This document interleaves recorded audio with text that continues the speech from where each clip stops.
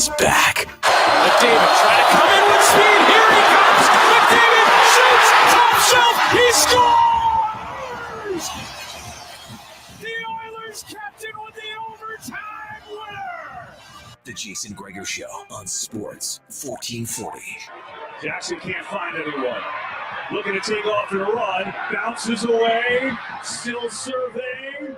Still erotic. Rolling end zone. Caught for the touchdown. Nelson Aguilar. Presented by PlayAlberta.ca, Alberta's only regulated online gambling website. The ninth, Stanix 1-1. It's drilled on a line. Left field and gone! Adolis Garcia makes his statement. And the Rangers have their sights set on Game 7.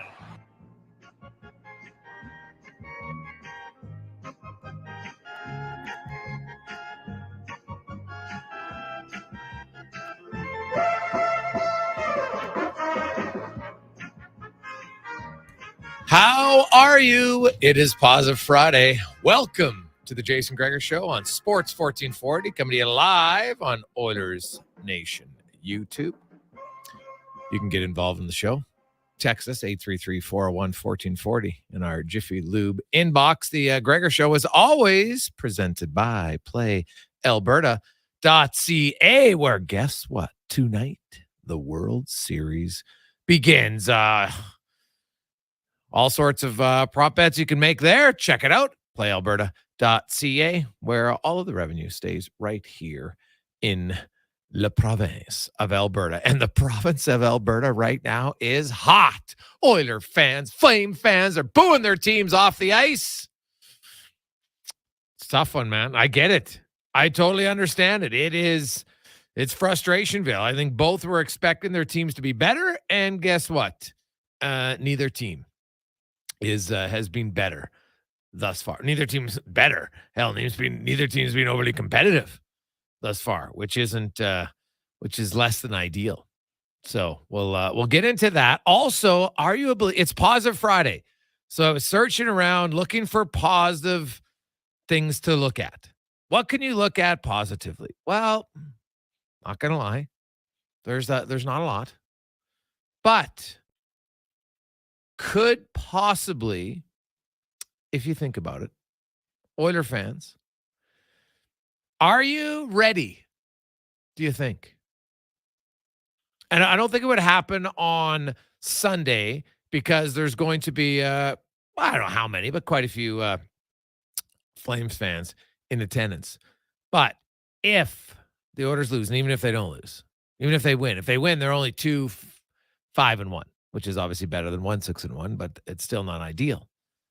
But do you recall Connor Halley back in the summertime, late fall? The Philadelphia Phillies were in the stretch run of the playoffs, and Trey Turner, one of their best players, was struggling, like mightily. The guy couldn't get a hit to save his life. He had just finished going 0 for 5 in a 12-inning loss, and they were coming home to Philly. And Philly fans who have a reputation of being pretty hard, right? They threw snowballs at Santa Claus once.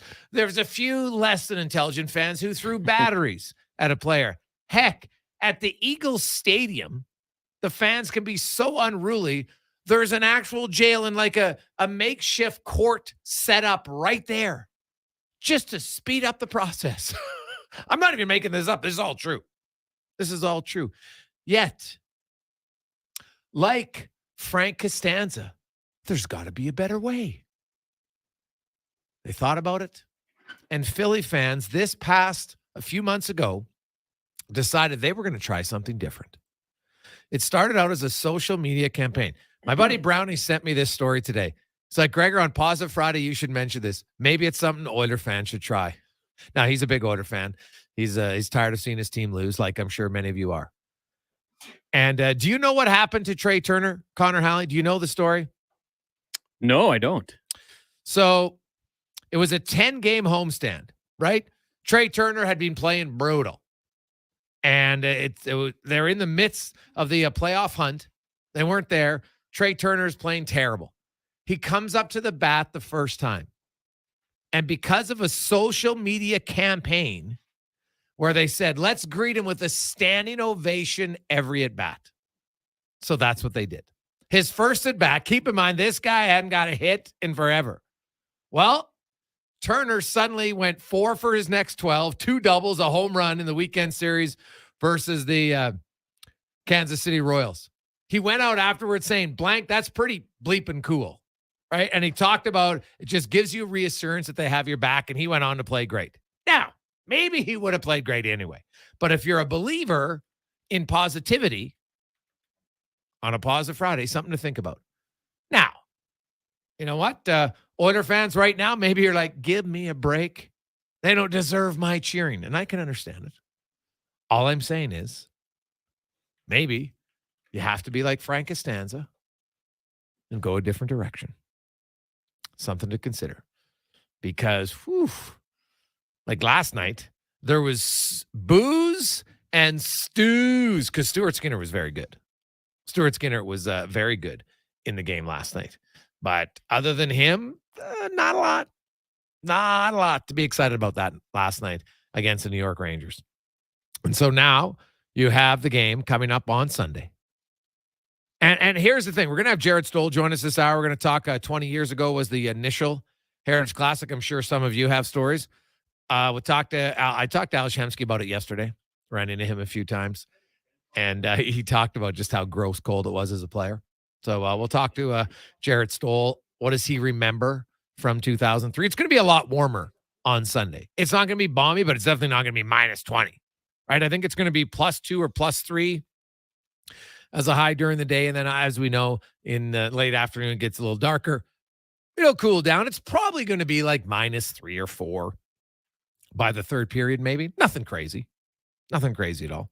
So you definitely won't have to bundle up as much. So we'll talk about that. Wanye Gretz, Craig Button will be by. You know what? The Oilers are wearing in honor of the Edmonton Mercuries. Well, we're going to have Randall Purvis join us in studio today, talking about the history of the Mercuries with some really cool photos that you'll be able to see if you're watching on Oilers Nation YouTube. So that's all coming up. But first, we're going to get to our big guest of the day, brought to you by the Spruce Grove Saints. Exciting AJHL action. Get your tickets at sprucegrovesaints.ca. The Saints are rolling after a little bit slow start. They've wheeled off 3 wins in a row. Get your tickets, cheer on the Saints at the Grant Fuhr Arena. Our next guest, of course, many of you watch him every night on Rogers Sportsnet, recapping the highlights of the day. Pretty funny guy. He's an author, and he's also someone who I learned today prefers cabs over Uber. Ken Reid joins us. Ken, how you doing? Gregor, fake news, buddy. I prefer Uber over cabs. They just don't have Uber in Thunder Bay. They don't have Uber in Thunder Bay. Okay. They all don't right. have Uber in Thunder Bay, and it cost me big time, brother. I'm supposed to be in studio with you. My cab to pick me up at the airport was half an hour late, and I could not check in online for some strange reason. So I've been in Thunder Bay an extra 12 hours, currently stranded at the airport waiting for a delayed flight to Winnipeg. That'll get me to Edmonton tonight, buddy. Tonight. Oh, jeez. Yeah, you're doing the little – well, because don't you have a book signing? Yeah, buddy. I got a book signing tomorrow, 2:00 at Indigo at the West Edmonton Mall. So I'm hoping I get there in time for it. I might have to start portaging or something. Now, this is for your new book, Hometown Hockey Heroes. Give us the premise. Hometown Hockey Heroes. The premise is simple. I grew up in a small town. We didn't have the NHL, but we had local legends, and a lot of them are still legends for the hockey they played in front of us. I grew up watching the Pictou Junior C Mariners. Yeah. My hero was a guy named Teapot, and he's still the hero of the town. And I thought, there's got to be other towns out there with local legends like Teapot, who I should know had the softest hands east of Montreal. And it turns out there are guys all over Canada just like T. So I made a book to pay tribute to the local legends of our great game. Oh, buddy, I tell you right, the minute you said, so I'm from a very small town. You got a guy. Who is it? It's not even a town. It's not even a village anymore. It's a hamlet of New Sarepta. And I remember very specifically as a child, I can still I close my eyes. I remember that game. It sold out in the New Sarepta barn. And Bernie O'Dwyer, who was a redhead, so that's another reason why I don't forget him. And it turns out Bernie from center ice, Ken, and you would love this story. He ended up running the goalie, and it was pandemonium. And I'm like a 7-year-old kid, and hockey was just different then. This is I was like late 70s, early 80s. And I remember vividly, like there's a line brawl, and it was all started from Bernie O'Dwyer running the goal. Now, he scored a lot of goals. He's a very good player. So there was a lot of highlights. But yes, from that was in senior hockey, I'm pretty sure it was. Might have been called juvenile back then, if I'm not mistaken. And the curly red rocket Bernie O'Dwyer from New Sarepta would have been the guy. The curly red rocket Bernie O'Dwyer made an impact on you, whether he knew it or not, right? I'm sure you would have loved to gone into the Coliseum and saw the Oilers and the WHA, and maybe you did some days. But Bernie O'Dwyer was right in front of you. He was right in your town, right? And that's why Bernie O'Dwyer maybe doesn't even know he made an impact on you. Oh, no. But he did. Right. Yeah. What's funny, Ken, is actually I got to know Bernie well. I know their family quite well. They're close to my parents, so I think that's like I'd met Bernie a few times as a kid, but obviously I'd never really seen him play hockey. And I remember my dad taking me and my brother that game, and man, it's unbelievable. But there's lots of those. You go around like in junior towns, every town. Yeah, like young kids in Spruce Grove or Sherwood Park right now. It's like the Crusaders and the Saints. Those are their guys that they want to be first, because you can't get to the NHL if you don't play junior first. Exactly. And at any Saints or Crusaders game, you can run right down by where the players come out, give them a high five, pat them on the shoulders. That's what me and my buddies used to do with the junior C team, right? So the closest arena to me was the Montreal Forum, which was 14 hours away. And I wasn't going to get there, but I could go down on a Saturday night, spend $1 to get in, 50 cents on a program, buy 2 packs of OPG hockey cards, and pat my heroes on the back as they came out. And so it's about the impact these heroes made on me, like Teapot, like Bernie O'Dwyer, you got the red hair. Teapot had the long black mane, softest hands, east of Montreal. He's the best lobster fisherman in town. He wins the golf championship every year. He wins the pool championship at the tavern. He wins the darts championship at the tavern. He's our local legend. So I grew up, Gregor, loving this guy as much as I did Gretzky or Lafleur. So he made a huge impact on me, and clearly Bernie did on you. And there's tons of people just like you and I who grew up watching hockey that kind of pure way who have stories like this. So did you interview like people like me and why that guy was the hero to them and them the hero, or did you just interview the hero like Teapot and those guys? No. So the way I did it exactly, I interviewed guys like you. So what I did was I put it out on Twitter. Who's your hockey hero? So people would put it out there, and I'd interview them first, because for so many of these guys, like if I try to get information on Bernie O'Dwyer, he's probably not on Hockey DB. There's probably not a ton of them. So I would get information from these guys. Then I would call the hero, maybe comb through some old newspapers, bring up some memories. And most of these guys were just uber flattered that I called them. Yeah. But the guys who kind of looked up to these guys, they talked about these guys in such reverence. It was as if they were talking about Bobby Orr. It was awesome. It was awesome to find out that I wasn't alone. Like I wasn't the only guy going to my local rink hoping to play for the Pictou Mariners one day, along with the Montreal Canadiens. There was other people out there like me. Ken Reid joins us. So Ken, how many hours of conversation do you have for this? How long did it take you to put this book together? Well, it took 2 years, so it took a year to write, a year to edit. I'd say I probably have, if there's 18 guys in the book, I probably had 40 to 60 hours on audio recordings. Transcribe it all, write it into stories, which I love to do. You know me, buddy, we can sit around and tell stories all night. So I like to think that my book's just like me sitting around having a beer with somebody. You're not going to need a thesaurus or a dictionary if you read this. So it was fun. It was such a fun project. Like I love learning about these guys. I love playing detective, tracking them down, seeing where they are now. And so it was like Richie Perot from St. Albert, who's in the book. Okay. Guys would walk around, and Troy Murray told me, growing up in St. Albert, the place to be was a Comets game on a Saturday night. And then you could see Richie around town. He was the hero on the ice. We went to see him on Saturday, but then you'd see him working around town during the week, and you could go talk to him, or you could go like, oh my God, there's Richie Perot. Like I remember going around Pictou going, oh, there's Teapot. Wow, Teapot's playing a video game. It would be like seeing Wanye Gretz riding his bicycle. It was so cool. So did you have somebody from every province? Yeah, we did. Somebody from every province. There's actually a couple from Alberta. I got Randy Keller from Claresholm as well.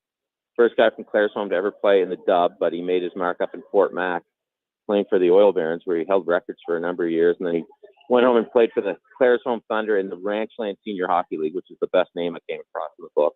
Nice. So yeah, the guys from every province, and I had to go to Newfoundland because I love my Newfoundland senior hockey. Oh yeah. So yeah, got her coast to coast, buddy. Did Terry Ryan wasn't a local legend in this book? Terry was not a local legend in the book because he made it too far. He made it to the NHL. But Terry tells me the story of his hero, who was Robbie Forbes. who was the best player in the Newfoundland Senior League in '86, helped Corner Brook win the title.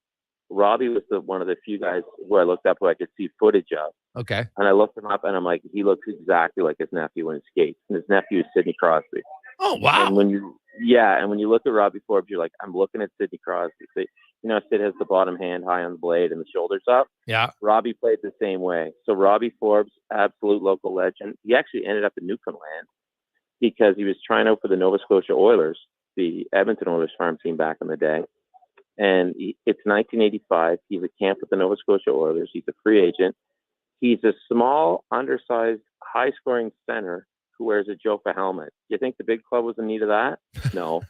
So I think they sent Max Middendorf down. That cost Robbie a spot, and he ended up in Newfoundland. Max Middendorf. Oh, there's a blast in the past. That's a good one, for Oiler yeah, fans. Yeah, I like it a lot. Ken Reid joins. So you're in town tomorrow at the Indigo here in West Edmonton, tomorrow, right where the Sports 1440. It's actually really close to us, if I'm not mistaken. Really close to you. Yeah, really close to you. Yeah, 2:00, Indigo. Be there. 2:00. Now, do you also, Ken? Do you have do you have a bed or a couch where Oilers and Flames fans could come and talk to you and get a short session on what's up with their teams? I think I'm not going to have a bed. I don't know if I have a couch. What I'm going to do is I'm going to stand there. I'm going to hug everyone that comes up. I'm just going to give everyone a good, heartfelt hug, because I think sometimes a good hug can show you care and can mean more than words can. Extreme, more than words. I'm there for a hug. What is going on with these teams? It's just awful. Oh, dude, they are struggling right now. You got fans booing them off the ice in both cities. You got the D-men on each team ripping them. We got to be better. Yep. They're dropping F-bombs, and it's F-bombs 7 games into the season. Yeah, I know. But as you and I know, you can't make the playoffs in October, November, but you can sure as hell miss them. You don't want to get too deep in a hole. The good news on Sunday is somebody's got to win, I think, unless it's going to be the first tie in 25 years. Yeah. It's the way these teams are playing as possible. Yeah, they'll tie, and then they'll be like, "Oh, sorry, lights went out. Game over. No shootout. Just give everybody a point." Oh my goodness, that would be unreal. Everyone wins. Everyone wins. Yeah, it's bad, buddy. I can't believe it. Now you mentioned there's 18 guys in the book. Who is the biggest character? For me, the biggest character is Teapot, my local hero, just because we grew up watching him play fastball. He was the best third baseman. Golf, he was the golf champion. Lobster banding, which is, look, I can put elastics on a lobster's claws. He was the best at that. And he's always kind of been folklore to me. Okay. When I'd see Teapot around town, I'd kind of talk to him like he was Wayne Gretzky. You know how you don't want to get too close? So Teapot to me is folklore. So in the book, what's kind of cool is I love me some folklore, and all this is kind of folklore because you're talking about local legends, right? Paul Bunyan type stuff. There's no footage of most of these guys, and that's what I find kind of interesting. But another great character in the book was a guy named Paul Polillo. So most famous hockey player from Brantford, Ontario, of course, is Wayne Gretzky. But I got a couple guys from Brantford get a hold of me for the book, and they go, "You got to do Paul Polillo." I said, "Who's Paul Polillo?" They go, "If you go into a Tim Hortons in Brantford, the old timers will talk about Wayne, but they'll also talk about Paul Polillo." Paul Polillo was a late bloomer in Brantford. He ends up playing junior B, gets a scholarship to, I think it was Northern Michigan or Western Michigan, drafted by the Pens in what was then the supplemental draft, where they drafted undrafted college free agents. Penguins want to bring him to camp. They won't offer him a contract. He shows me the letter he wrote to the Pens saying, "Yeah, thanks, but no thanks. I'm going to play in Italy." He goes to play in Italy, lights it up. All of a sudden, back in his hometown of Brantford, they start up a team in the Colonial League, low-level minors, right? Ron McLean used to ref in it. And Polillo grows up worshiping Wayne Gretzky. He grows up friends with Keith. Polillo has the Jofa, the Titan, the Daewoo, the long gloves, the jersey tucked in, and he goes on to be the Wayne Gretzky of the Colonial League, where he's scoring 160, 180 points a season. Mm. He's offered to go to higher levels. He's like, "You know what? I'm cool. Dad's got a good company here. I'll help Dad." So Paul Polillo, that guy was a character to me as well. And it's got a great Edmonton connection. And where can people get the book, Kenny? People can get the book online, Amazon.ca, chaptersindigo.ca, but please come out, get the book in person. Saturday, 2:00, Indigo, West Edmonton Mall. Books, I think, are going to be $24.95. Hugs are free. Hugs are free. And you're for sure going to get here. There's no cab delay between here and Winnipeg. I'm getting there, baby. Whether I got to drive or not, I'll be there, Gregor. It's a long day, buddy, but I'll be there. I will be there. Well, yeah. Now, are you staying? And are you going to the Heritage Classic on Sunday? I was supposed to, but you'll love this. My flight got changed again, so I have to leave early Sunday morning now. This is an adventure, buddy.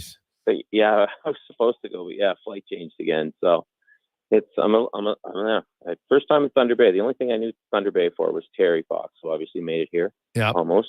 And Racky, right, from Youngblood. Oh yes. But I've been looking for Racky everywhere. I've been calling the local. Not around. Regions. I've been looking to fight Racky. Mm-hmm. Not around. I think he's living in the woods somewhere. Well, ever since Youngblood tuned him in, he doesn't want to show his face. He's lost all his confidence. That changed him as a man. That changed him as a man. I could see that, man. It would change him, man. He needs a hug. If I see him, I'll give Racky a hug. Oh, yeah. You lose to a pretty boy like that, it's hard to come back from it. Let's go, pretty boy.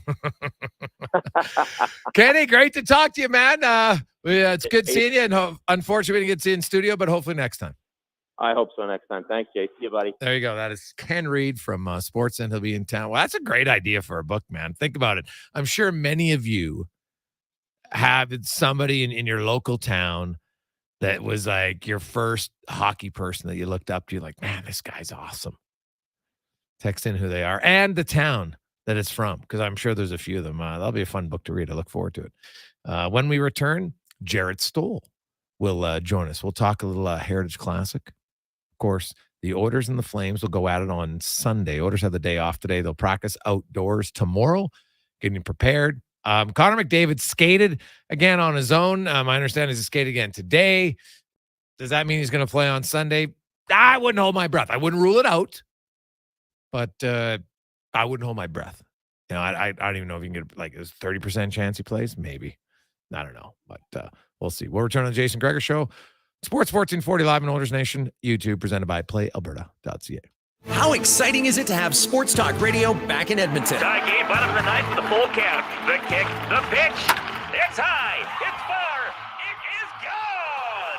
Walk-off home run. Yeah, it's pretty much like that. Edmonton Kubota is excited to welcome back Sports Talk Radio, Sports 1440. We'll be dialed in for every minute. Get it done, and then some at Edmonton Kubota. All compact BX tractors on sale with 0% financing for 84 months. Stop by on 128th Ave or visit EdmontonKubota.com. Corporate Business Solutions is celebrating 22 years of local service, local support, local always. Established in 2001, Corporate Business Solutions has grown to become the largest Konica Minolta digital office equipment dealer in Western Canada. When you call CBS, you'll always speak with a live person, just like you and your business deserve. Thank you to our loyal customers for their 22 years of continued support. Our success is owed to you. For local service, local support, local always. Call 780-490-5600 or visit cbsca.com. Some things just work together. Sticks and pucks, cleats and AstroTurf. Your love for the game and Papa John's passion for better ingredients, better pizza. Nothing pairs with the game like Papa John's. Crafted with signature sauce, toppings, and original fresh dough. They're the champion of pizza. And now you're the champion of winning deals. Just order at papajohns.ca. Use promo code SPORTS20 and score 20% off any regular menu price order. Better ingredients, better pizza. Papa John's. That's SPORTS20. One call does it all. Action Electrical is proud to celebrate 50 years of providing complete electrical services and a full circle of care, including projects, service, TAG, and energy. From humble beginnings in a small Sherwood Park basement to a family-run business, the Action Electrical stamp can be found on some of the most iconic schools, office buildings, and warehouses across Canada. From conception to completion and beyond, contact The professionals at actionelectrical.net today. Any team looking to trade up is wise to wait for the right conditions. Right now at Volvo Cars Edmonton, they've got some exceptional offers to help move the remaining 2023 inventory. So whether your team wants to head to the game in the sporty XC60 or the spacious XC90, you'll get up to $5,000 off or finance rates from 2.49%. Volvo Cars Edmonton is Canada's only 12-time Volvo Excellence Award winner. Visit 1205 101st Street Southwest or chat online at volvocarsedmonton.com.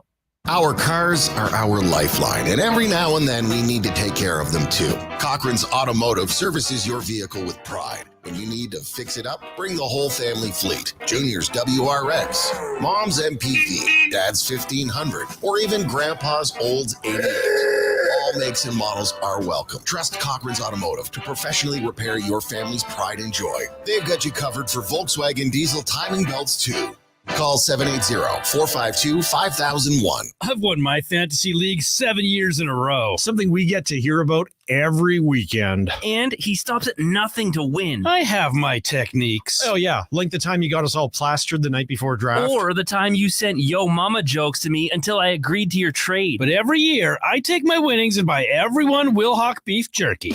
Wilhauk beef jerky, because you don't win friends with salad. It's the only reason why I'm still talking to you. Yo mama still talks to me too. In Leduc, Spruce Grove, and West Edmonton Mall. Your old furnace can die in the blink of an eye. So why take that chance this winter?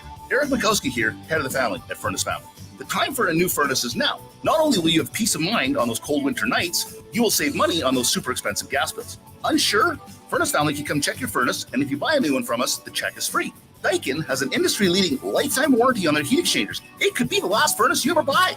Visit furnacefamily.com. Jingle time. Done right, day or night, furnacefamily.com. Drive into fall with some sweet savings at Cross Mitsubishi. Right now, get the best rate in the country, 1.99% on select Mitsubishis. And to make things even better, get up to $1,800 in free accessories or no payments for 6 months, and Cross will take care of your first 3 payments. Plus, get a trade-in bonus for $2,000 and free winter tires on all new Mitsubishis. Find these great deals and so many more at Cross Mitsubishi, 34th Avenue and 96th Street, or cross with a K, Mitsubishi.ca.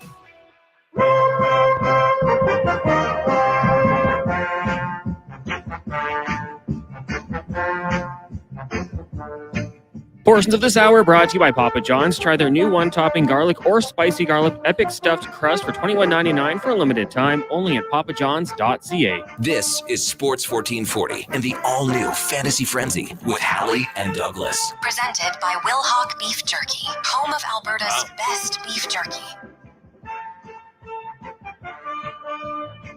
Con's really promoting a show. Monday to Friday. Yeah. 11 to noon on Sports 1440. There you go. We have a ghost system. Yeah. I stopped it and it kept running, but yeah. It's a Gregor Show, presented by PlayAlberta.ca.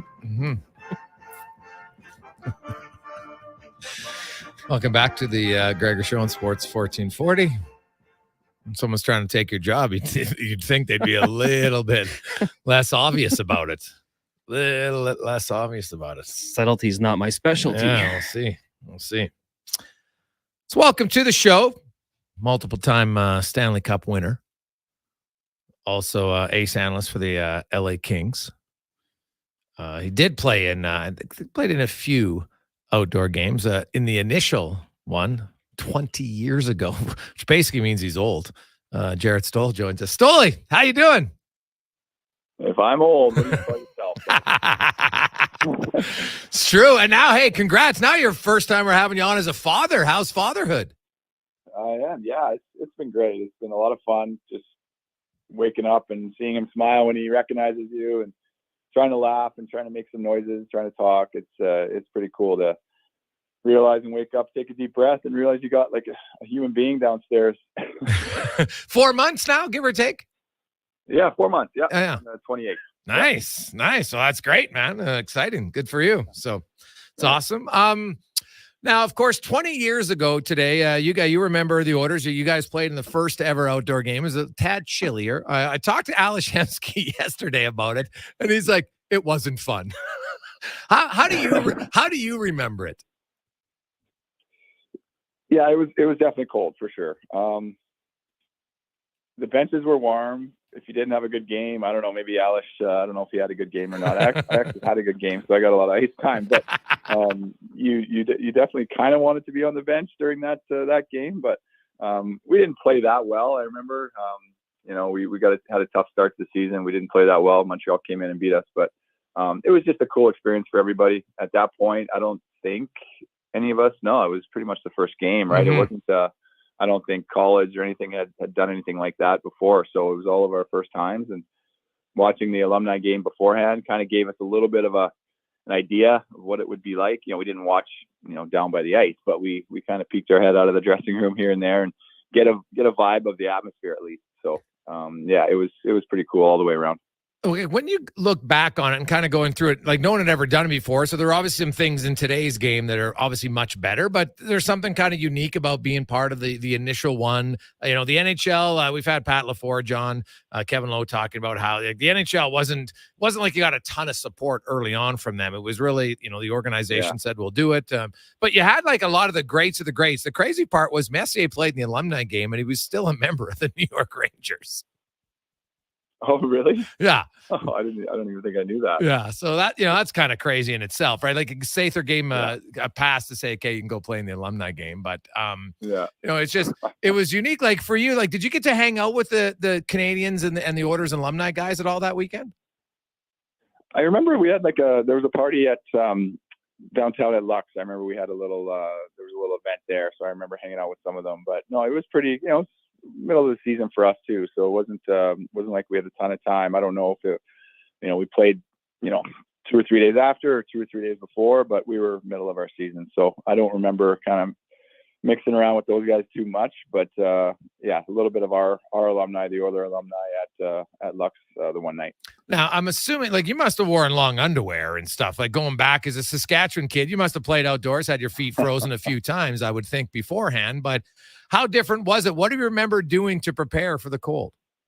Yeah, I think we wore some Eskimo long underwear, the long johns or whatever we called them back then. But they helped. They helped, but the wind still gets you, right? There was a little bit of a wind chill that day, so that's the killer. That's the kicker right there. So I think it's supposed to be what, -3, -5, something like that for Sunday, which is great if there's no howling winds. But that's what I remember. We weren't bad. It wasn't the ice was a little crackly, a little. There were some chunks out of the ice, I remember, but that's just something that you got to deal with. Both teams played on it. So, it was, I think it went off without a hitch. I wouldn't have, I didn't hear otherwise. So it was one of those things where it was just a good time. All your buddies come in, your family's in. It's just the buzz around Edmonton was something different, right? Something different. And then all the alumni coming back, that's obviously the big thing there. And then we actually played an NHL regular season game that meant something too. So it was a great weekend. Well, it was unique. Like you never played in front of that many fans either, right? Like you played at sold out rinks before, but never like that. Yeah. You just don't know what the atmosphere is going to be like, how loud is it going to be. It was loud, but it was kind of weird too. You hear the roars 3 or 4 seconds later. Okay. It's your first row or first 10 rows in the bottom bowl there, and you're kind of, they're okay seats, but you'd rather be up a little bit, right? You'd rather be up to see the actual ice surface and watch the game a little bit better. But I know our family and friends, we had that. There's a little section there right beside the ice on the one end, so it was a little bit. They had a little bit better of an experience than I think just people sitting in section 333 up top. Oh God, people sitting way up there, man. Like I sat out. My buddy, one of my buddies, he couldn't get no Ubers back then, but tough getting a taxi. So he my buddy Vito. You remember Vito? Oh yeah, right? Yeah. He paid a pizza delivery guy $100 to get him bring him back to the hotel. So he was. He got out of there pretty quick. Oh, hey, it's a smart decision. Vito is he's always thick and quick and on his feet type of guy. That's for sure. Yeah, so, because in a crowd, dude, there's no way he's hailing down a crowd. There's no way the cab's seeing him. So he's got to get out in front of it. That's for sure. Yeah, exactly. Yeah, he's got no patience. Jarett Stoll joins us. The game itself, though, I was listening to Mike Rupp earlier, and he's saying how for him when he played, now granted it's a little bit later on, but he said, man, like the emotion from winning or losing that game was different because it was such a bigger event. Did you feel the same?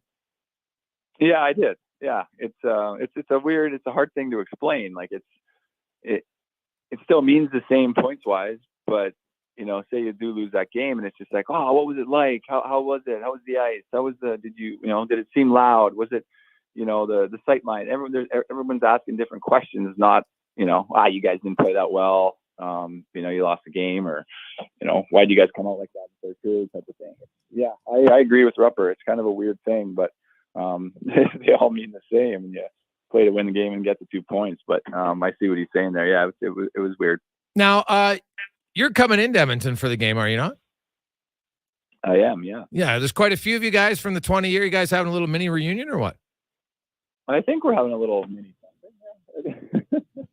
I'm actually out east in Boston right now, just watching some of our college kids. So I'm flying tomorrow, and then I know Henry's already there, and I think Rafi's coming in. I think Marty Reisner's coming in. Don't quote me on all this, but yeah. It should be fun to see everybody again, and back at Commonwealth too. I don't think I've been there since. Probably, I don't think so. Now, will you be sitting outdoors for the game? Are you bringing your long johns, or are you going to be inside? You know what? As we just started this interview, I missed a call from one of the ladies with the Oilers at the office, and that was one of the questions I was going to ask her. Okay. Well, you got to come prepared, right? You're a Saskatchewan guy. Like, it's not like -2. Like, I know you've been living in LA for a long time, so maybe it's different, but -2 isn't that bad. No, it's not bad. I got a couple different jacket options here. I'm set. I've been looking at the weather for the last week, so yeah, we're good. And now you mentioned, so you're on the East Coast, you're watching some of your young prospects, and you guys got a pretty deep prospect pool in LA. How are you enjoying the scouting part, kind of the player development still? It's great. It's good to build relationships with our players right from day one of draft day, pretty much when we draft them. So meet them and their families, and figure out and realize what types of players they are, and what type of player can they be at the NHL level, at the pro level. NHL, I'm kind of getting ahead of myself here, but hopefully they can turn pro and and make it. But a lot of guys put up points in junior, a lot of guys put up points in college, and that's not what they're going to be at the next level. So got to figure out how they're going to make it, how they're going to have long careers. And it's great. It's awesome having the relationships with those guys and working with them, keeping tabs on them. Come out and see every player probably 2 or 3 times over the course of the hockey season. So we got one kid at Boston University and one kid at UMass here tonight. So get to double dip a little bit, see both of those guys and hang out. Take them for dinner. You just kind of go for coffee, just kind of, be a friend. We're not a coach, we're development staff, but we're not coaches, and we make sure they know that, they realize that. We're not going to talk about what were they doing on the forecheck or what were they doing on the power play breakout, stuff like that. So it's just basically fundamental stuff that they need to get better at to make it to the next level. Yeah, and that's always the key, right, Jarett? And everybody develops. I'm sure you've probably learned even more now when you watch it, how you think a guy, oh, geez, early on, hey, this guy will be here in a year or 2. And then sometimes it takes 3 or 4, right? Like it's difficult to kind of know from player to player when they're going to be ready, if they'll ever be ready. Very difficult. I think I'm maybe 6 years into it now. And I've been wrong on certain guys. Like I long enough now to realize, well, like, oh, this guy, like I had him pegged at scoring 20 or scoring 25 within the next 3 years, and now he's not even playing in the NHL. So no, you realize, like, you just don't know when guys are gonna have they peaked. Are they still growing? A lot of these kids are, they got so much more weight to put on, so much more strength to put on, and you just don't know. And it's weird. Some guys 26, 27 will figure it out. Some guys, a lot of first round picks, as we know, right, never figured out. So even top 10 picks, some of them never figured out, and that's just it's too bad, really, because teams put a lot into those picks, and the scouts put a lot of time into drafting these kids. So it's tough. It's not easy, but it's definitely fun staying in the game, watching hockey, seeing how the game is played now too. Like 20 years ago at Commonwealth, there was a lot less skill on the ice than there will be on Sunday. That's just the bottom line. So it's a fun game to watch now. There's a lot of beautiful goals.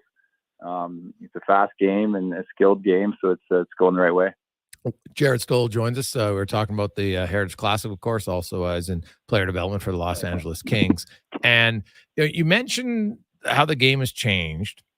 And do you think it's changing how you evaluate players? Because there are fewer players, Jarett, who can change the momentum physically nowadays. Like, there's lots of skill in the game, no question. But sometimes, to find those guys who can skill and grind and, bring a little bit of juice, it just seems harder to find those type of players. They were always at a premium, and there seems to be fewer of them now. Yeah, maybe. The physicality in the game. Like once playoffs comes around, once the playoffs come, it's you see it again. And you see guys that you're not used to or accustomed to seeing finish their checks all game long and get into scrums and play a little bit tougher, play a little bit dirtier, a little bit with more juice, like you said. I think that's why playoffs are so good. That's why they're so exciting to watch. And there's scrums. There's not many fights anymore. We all know that, but you don't have the third or fourth line guys that just run around and have 6-8 hits a night. You got three lines on a very, very good team, a championship team. Your three lines got to score. You got to produce, I think. And your fourth line has to be able to play 10 to 12 minutes and be effective and have a guy or two on there that penalty kill and take some of the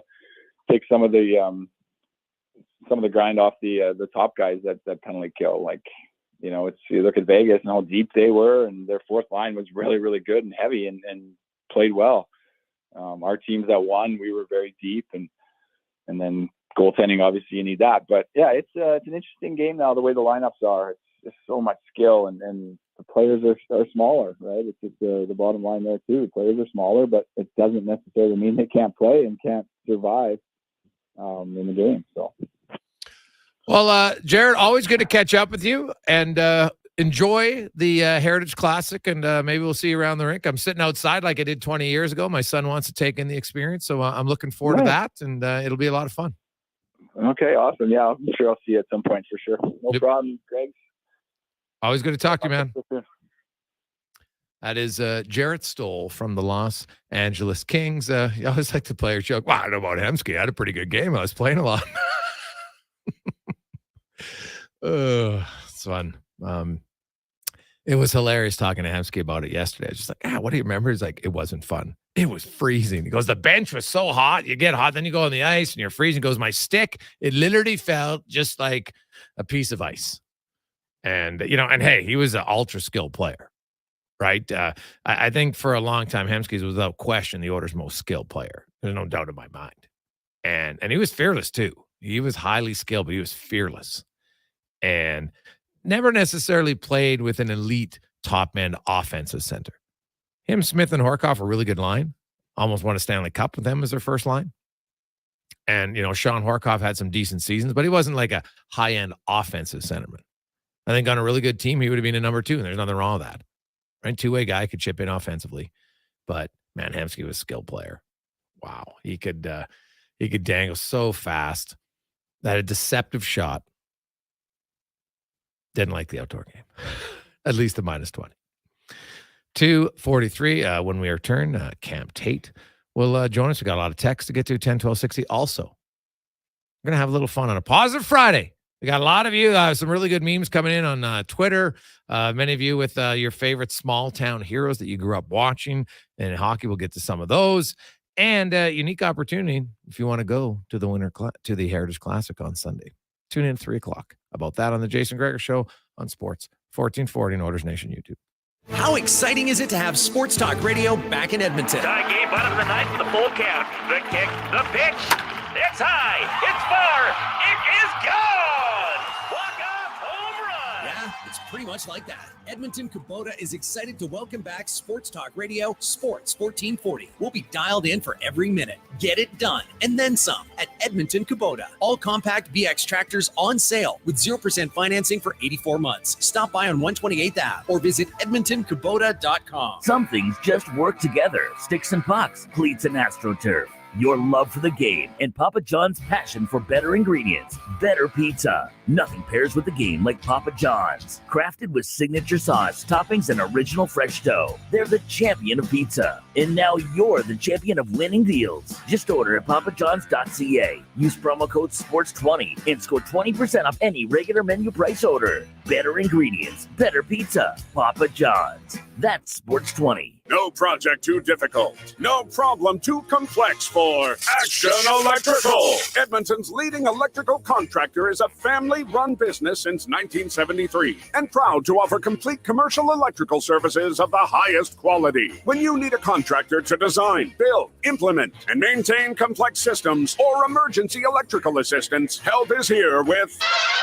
the professionals. Book a service call at actionelectrical.net today. That's actionelectrical.net. Hey everyone, it's Kelly here from United Sport and Cycle. United's annual Hockey Days sale is on now. Save up to 20% off on skates, 25% off on equipment, and 35% off on all Pro Stock sticks. United Sport and Cycle, your home of hockey for over 95 years. Japa Machinery Group knows that XCMG may not roll off the tongue, but Japa's team will help keep your construction jobs rolling on time and on budget with heavy equipment sales and rentals. Visit japamachinery.com to find out more. Corporate Business Solutions will keep your multifunction office equipment happy. But don't take our word for it. Toner cartridges from far and wide have been raving. Well, I like it when they give me a shake, shake, shake. 500 out of every 500 sheets of paper say they love their experience in a new Konica Minolta office solution. Get tickled as I flow through the machine. With regular preventative maintenance, Corporate Business Solutions will keep your office equipment up and running by fixing your device before it breaks down. Call 780-490-5600 or visit cbsca.com. Legacy Heating and Cooling is the #1 place for people who want heating and cooling, because you'll save a bundle and get both with a heat pump. Then you can use hot, cold, hot, cold. Come on, thermostat, do what you're told. Turn up the heat, turn up the cold, so the vents start pushing out tornadoes. Time for a heat pump, bring it to me! Gonna get a deal from Legacy! Your heat pump from Legacy will heat and cool while saving you a bundle in energy costs. Plus, you'll get a rebate up to $5,000 and no payments, no interest for 1 year. Legacy Heating and Cooling. Rodeo clowning felt like an exciting opportunity. Boy, was I ever wrong. The Bulls. So predictable. But you know what's exciting and unpredictable? PlayAlberta.ca. I can bet on any sports game, play online casino games anytime, and buy lottery tickets anywhere. PlayAlberta.ca. Go all in on excitement. Sign up today and get over $100 in welcome bonuses. Remember, if you gamble, use your game sense. There's nothing like having a little skin in the game to make things interesting. But when a little skin becomes more than you can afford to lose, it's time to take a break from sports betting. Set a budget and stick to it. If you gamble, use your game sense. Portions of this hour brought to you by On the Rocks. There's something going on every day at OTR on Monday, Bingo Tunes, Taco Tuesday, Karaoke on Wednesdays, Salsa Night Thursdays, and live music every weekend on the OTR stage with DJ Kenny K, On the Rocks, Jasper Ave, and 118. Sports Radio is back. The Jason Gregor Show on Sports 1440. Presented by PlayAlberta.ca, Alberta's only regulated online gambling website.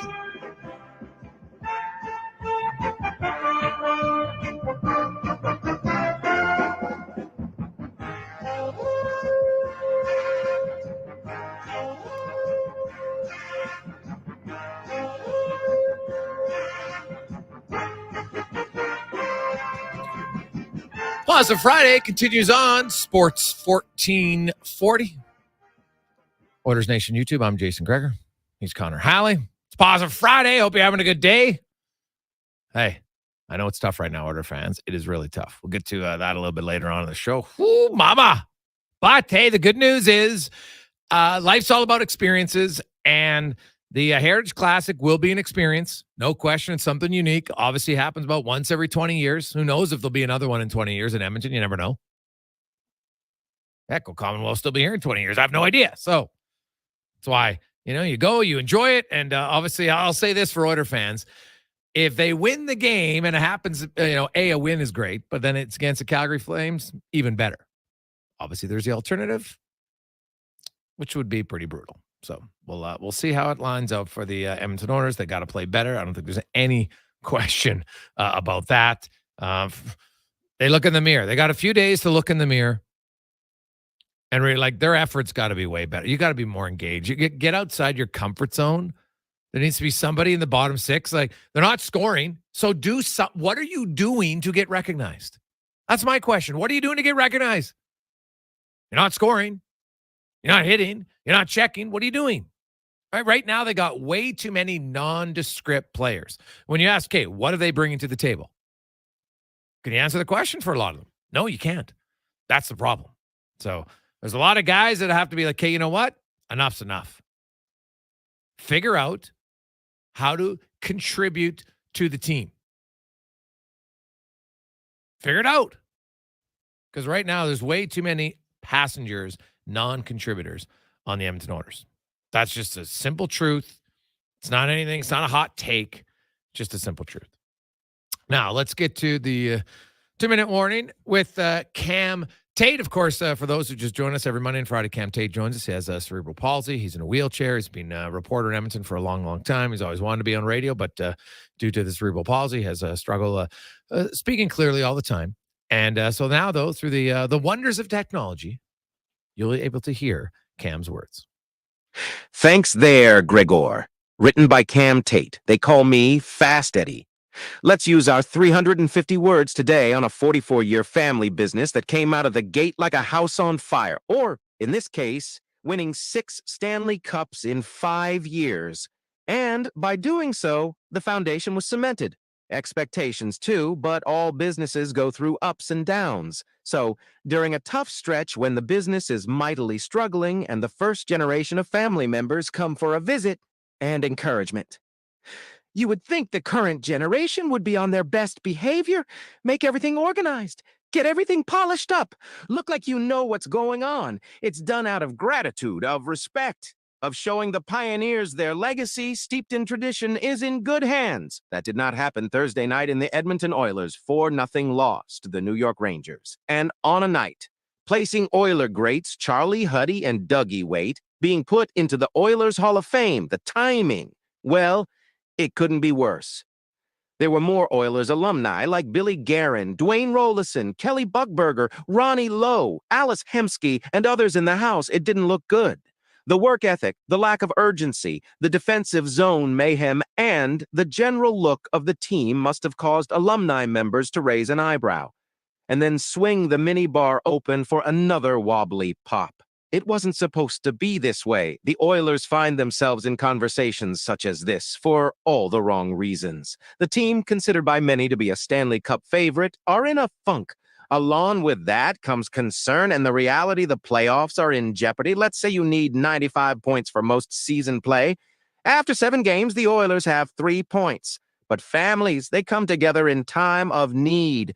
And the Edmonton Oilers family will undoubtedly do whatever they can to help. The 2-minute warning with Cam Tate joins the Jason Gregor Show Mondays and Fridays on Sports 1440. Well, there you go, Cam Tate's fired up, man. Fired up. And, hey, I think he speaks for many people. The Edmonton Oilers simply have to play a lot better. Last night, Stuart Skinner, he played better. Much better. Stuart Skinner kept that game a lot closer than 3-0, I'll tell you right now. He made some huge, timely saves in that game. And you know what? As individuals, you really can only worry about yourself. Know what your responsibility is, defensively, offensively, wherever you're at, and then find a way to impact the game. Because right now, how many players on this team, it's 0 across the boards when it comes to goals, assists, point. Like Nugent Hopkins doesn't have a point in 4 games, right? They're in a 4-game losing streak. He's got nothing in 4 games other than a minus, like a lot of the other players. Right? That's a big issue. You've got Fogle, Draisaitl, Kane lately in the last few games scoring. That's it. I guess Zach Hyman. But no one else. None of the 4s are not contributing offensively. Not really contributing defensively. How many of them have thrown a hit? How many of them have changed the momentum of the game in any fashion? That, to me, is the big issue right now. Way too many players that are doing virtually nothing that helps the team win. Nothing.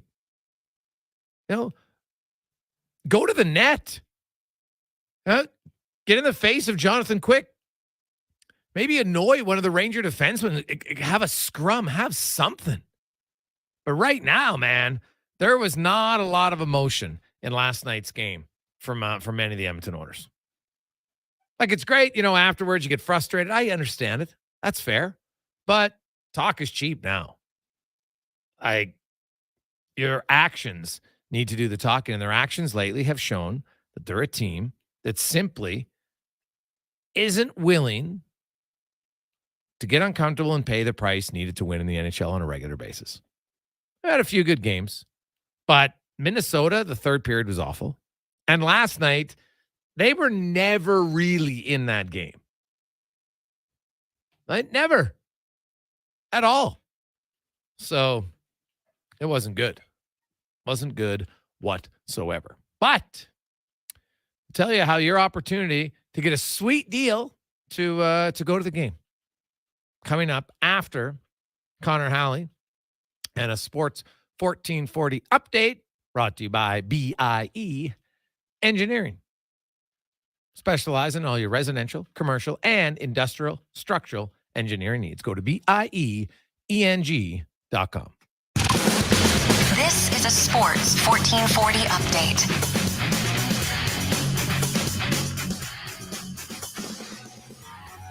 Six games on the ice tonight in the NHL. It all gets going at 4 o'clock when the Blackhawks travel to Sin City, taking on the Vegas Golden Knights. You also have the Devils hosting the Sabres, the Wild in Washington. Hurricanes host the Sharks, the Blues taking on the Canucks, and the Kings in the desert to battle the Coyotes in the association. The Pistons up against the Hornets, the Raptors. They're in action in Chicago, looking to improve their record to 2-0 on the season.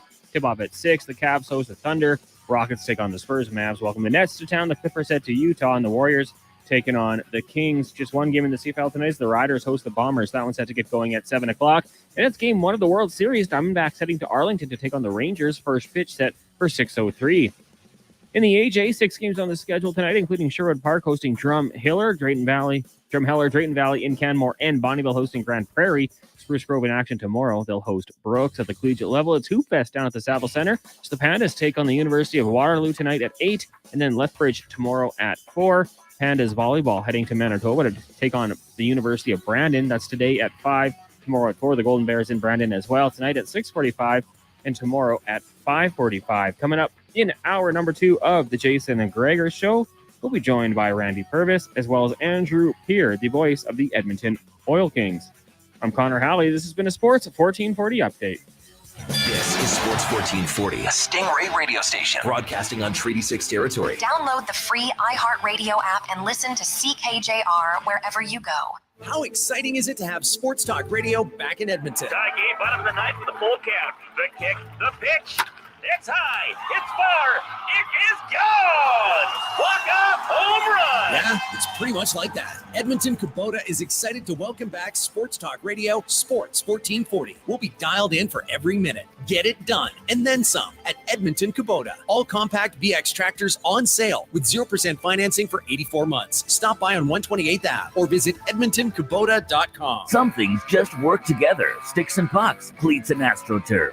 Your love for the game and Papa John's passion for better ingredients, better pizza. Nothing pairs with the game like Papa John's. Crafted with signature sauce, toppings, and original fresh dough. They're the champion of pizza. And now you're the champion of winning deals. Just order at papajohns.ca. Use promo code SPORTS20 and score 20% off any regular menu price order. Better ingredients, better pizza. Papa John's. That's SPORTS20. Action Electrical is expanding throughout Alberta. With the recent acquisition of Big Hill Electrical Services in Cochrane, Action Electrical is the most diversified electrical contractor in Alberta. What does this mean for Action Electrical and Big Hill Electrical Services? It means that they are able to support their clientele all over Alberta with the same high level of professionalism and integrity. From conception to completion and beyond, throughout Alberta, contact the professionals at actionelectrical.net today. That's actionelectrical.net. Any team looking to trade up is wise to wait for the right conditions. Right now at Volvo Cars Edmonton, they've got some exceptional offers to help move the remaining 2023 inventory. So whether your team wants to head to the game in the sporty XC60 or the spacious XC90, you'll get up to $5,000 off or finance rates from 2.49%. Volvo Cars Edmonton is Canada's only 12-time Volvo Excellence Award winner. Visit 1205 101st Street Southwest or chat online at volvocarsedmonton.com. There's 2 seasons in Alberta, winter and construction.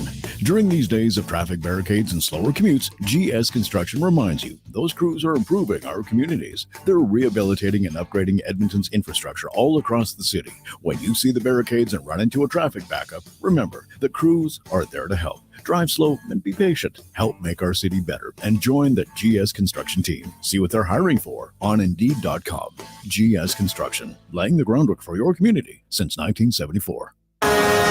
The Canadian Boo House is back with its frightfully delightful with fun foolery and the finest Halloween hijinks. Boo House GCs to be won. $100, $250, even $500 as we ignite your fright night with shot specials of Jack Daniels and $1.50 off tankards of Blue Moon. Plus, freakishly delicious newfangled Frankendangle, only $5.99 all night long. The Boo Crew awaits you at your favorite haunt, the Canadian Brew House. Hey guys, prostate cancer can show no symptoms, but is treatable when caught early. Come to the Man Van for a fast, free PSA blood test. No appointments needed. Join us today 10 till 2 at William Lutsky YMCA and tomorrow 11:30 till 4:30 at Kingsway Mall.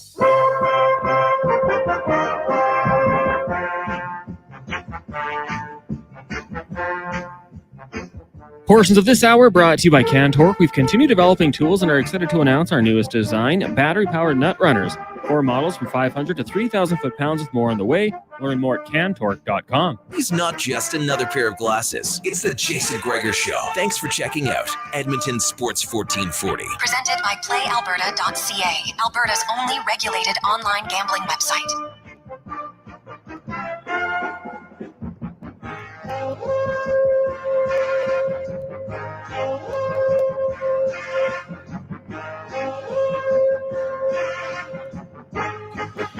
We continue on Positive Friday on Sports 1440. Jason Gregor, Connor Halley with you. Of course, it is the Heritage Classic this weekend, Sunday, Edmonton and Calgary. Of course, 20 years ago, it was actually in November. Many of you were there. Many of you watched it. A little chillier. It's not going to be as cold. It's not going to be balmy, but it's not going to be that cold on Sunday. Right now, the temperature in both cities, in the hearts of Oilers and Flames fans, is maybe a little bit chillier than you would like, as both teams are off to a struggling start. The Oilers with another loss last night. Now that is 4 consecutive losses. I know one was in overtime against Winnipeg, but they don't have any wins. So to me, 4-game winless streak, 4-game losing streak. Call whatever you want. They don't have a win in 4 games. The Flames struggling. They got spanked by the Blues last night. Both teams, home fans, were booing them off the ice, so not ideal. So we'll see. They should be fired up coming in on Sunday, and I think many fans will be fired up because the history of it. The Oilers, they got very special jerseys in honor of the Edmonton Mercuries. And the Edmonton Mercuries, of course, won the Olympics in 1952. They also won the World Championships in 1950. And I didn't really realize that until our next guest came in studio. And he's got this unbelievable scrapbook. And I'll show some of the pictures for those of you watching on Oilers Nation YouTube so you can see it. And we'll take pictures. I'll put them up online a little bit later on. Randall Purvis joins us. Of course, your father played on the Mercuries. The Waterloo Mercuries, correct? Right. Randall? That's right. what it was, the Waterloo It was Mercuries? the Waterloo Mercuries and the Edmonton Mercuries when they traveled abroad. Oh, okay. Yeah. So when they traveled abroad, it was the Edmonton Mercuries. Yeah. Now is that just so they kind of had a city in it? Well, it's the way it works. Yeah. Okay. Yeah. So your dad played for how many years? I don't know exactly how many years he played, but I know that it was one of the most important things of his whole life and his most proud moment. Well, they winning the Olympics, pretty big deal, of course. Pretty big right? deal. Now, but it was because you were born in 1951. You were Right. telling me this. So you were born in 1951. They left. And then because the Olympics happened in 52 around February. So they were gone because there's a picture you showed me when they come back, they land on the plane. Everyone greets them at the plane. You're not like 7 or 8 months old. Exactly. So my mom was alone while that all happened. In those days, there was, TV coverage was different. And you'd hear it on the radio and you'd hear lots of stories about it. But and there's a great picture in that book of the outdoor rinks that they played in. Yeah, and he would tell some interesting stories, Well, so what's kind of, give us our listeners kind of a little viewpoint of what it was like in the 1950s on the Mercuries. Well, what it was like was they were treated like gold for the time. Okay. They represented Canada and they represented their hockey prowess. But I think it's important to find out how they were hired. So the visionary who set the whole thing in motion hired a whole bunch of hockey players, and they would come to Edmonton. They would work at Waterloo Mercury in the day. Okay. And they would play hockey on his team whenever he wanted them to. And he trained them. He played them. He played hockey, and they worked in the car dealership. And Dad was a lot boy. Dad was a used car salesman. Dad was a sales manager, and then he became vice chairman, and then the owner eventually after decades of being there. I think he was there at Waterloo all 56 years or something. And so Waterloo began in 1945. 1945. Right? And now are you the GM now? No, I've sold a lot of the shares, and I'm just a shareholder. Just a shareholder, but you ran it for quite a while. Many years. And so, you kind of kept the name of Waterloo right on 107th Avenue, correct? 107th, 114th Street? Exactly. Okay, Yeah. perfect. And so I just put the picture up showing it, and your dad was assistant captain, Al Purvis. Yeah. Al Purvis. So when you talk to your father later on, what mattered so much about him for those teams in the specifically the Olympic team? Well, he became, in those days, we didn't have, the heroes were different. So those days when they'd have a parade down Jasper Avenue, and they were well respected, they had dinners, and it was something that was a different kind of hero than we have today. That wasn't a Connor McDavid type of environment, but it was a really respected member of society, and people, autographs. I'd go to hockey games with him in the old gardens, and he'd be watching every play and watching every moment of it, and people would come and shake his hand. And it lasted for a long time, actually. Randall Purvis joins us. His father, Al, played on the 1952 Mercury. So I'm looking at their jersey right now, and the emblem on the inside, that's really on the front of the Oilers logo when they go to the game on Sunday. That's what they're doing. How cool is that to see? Because you have all these pictures in your house of this, and now the modern day Oilers are honoring them. Well, it is cool. And it's funny because we have the old gloves, which were ridiculous. Oh, yeah. They're huge. And the sweaters were this thick wool, man. These were not a lot of fun. I mean, they were outside, so they had to be. So, yeah, it's a big deal. I'm really happy that the Oilers chose to do that and honor that history of the Edmonton Mercuries. I see there's a letter here from the mayor, Mr. Horlock. Yep. Back in April of 1952. It's written to your dad, Al, just saying, your victories brought the community lots of attention. Thousands of people know about Edmonton, right? Because it kind of put him on the map a little bit. Absolutely. Yeah. It's, it is really unique to look at it. And that team, basically, they played hockey, and then they trained together, and they worked at all the car dealerships. So so did they bring in guys from across the country, and they all just lived here? Mostly Alberta. Oh, it was mostly Alberta guys. Mostly Alberta. Oh, yeah. Dad was in Calgary when he was solicited because he was a baseball player and a hockey player, and he got the job. He was in Calgary, and he's moved to Edmonton. So after the 50s, was he close? Did NHL? Because back then, that's the original 6 days. Right. So were they looking to go play for the Flyers, the farm teams, and different things? How'd it work? There is a story that I heard, fact or fiction, that Dad was asked to go to Chicago. Okay. So to the training camp, and I think he may have chosen not to go. And there was a couple other guys that had sort of small invitations to go there, but none of them really made it in the show. Yeah. And it was a very different time back then, right? Going to the NHL, while it was great, was a big risk. And if you had a good job and you were playing, on the local hockey team, sometimes it really wasn't financially worth it to do it. No, exactly right. Yeah. So what do you think people maybe in Edmonton listening right now don't know about? What don't they know about the Mercuries that might surprise them? Wow. What don't they know? What they don't know is that this is a group of people that stayed together as friends and working partners for decades. Remember when Canada won the gold medal in Salt Lake City? Mm-hmm. So that was 50 years to the day that the Mercury. So a bunch of the older guys went down there. Dad chose not to go. So there was a core group of them that remained friends. And friendships come and go. People move away. But it was... they kept in touch for a long, long time. As far as I know, they've all passed away. And you mentioned that your father passed away in 2011. He was 85 years of age. So, had an exceptional life. And what was it? You mentioned it was the best time of his life. How come?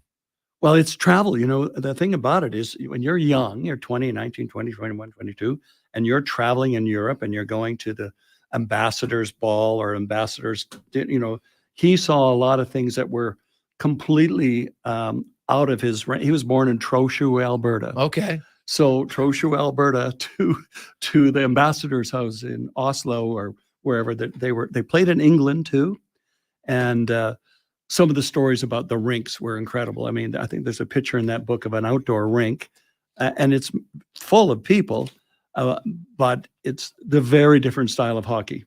And I'm not sure if they had the larger size arenas, which I assume larger ice surfaces. Yeah. I'm assuming they did. Yeah, Olympic size ice, so Yeah. that would make sense. Yeah. Yeah. Yeah, well, you look at so you've had this, and they've been honored, at the Order Games a few times. They brought them out because it is really a big deal, I think. And some people kind of forget, it's always important to know the history of it. Winning the World Championships in the 50s, then, of course, the Olympics in 1952. And it is funny how 2002, 50 years to the day between Canada winning Olympics again. Exactly. Right. And some people in this era maybe don't understand it. Like, hockey is...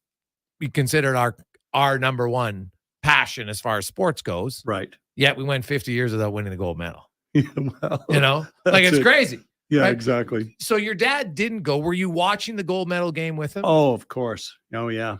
Yeah, that was a big deal. That was amazing. So I'm assuming was he regaling you guys with stories of 52, kind of comparing it? This is what we did at this time. He would have stories about the referees. And he would fake a shot and he'd get a penalty or something like that. He would tell these stories, he would tell these, the officiating was terrible and certain refs were on one side or the other. Not much has changed. I was just going to say, Randall, that sounds like most fans right now. These refs are brutal.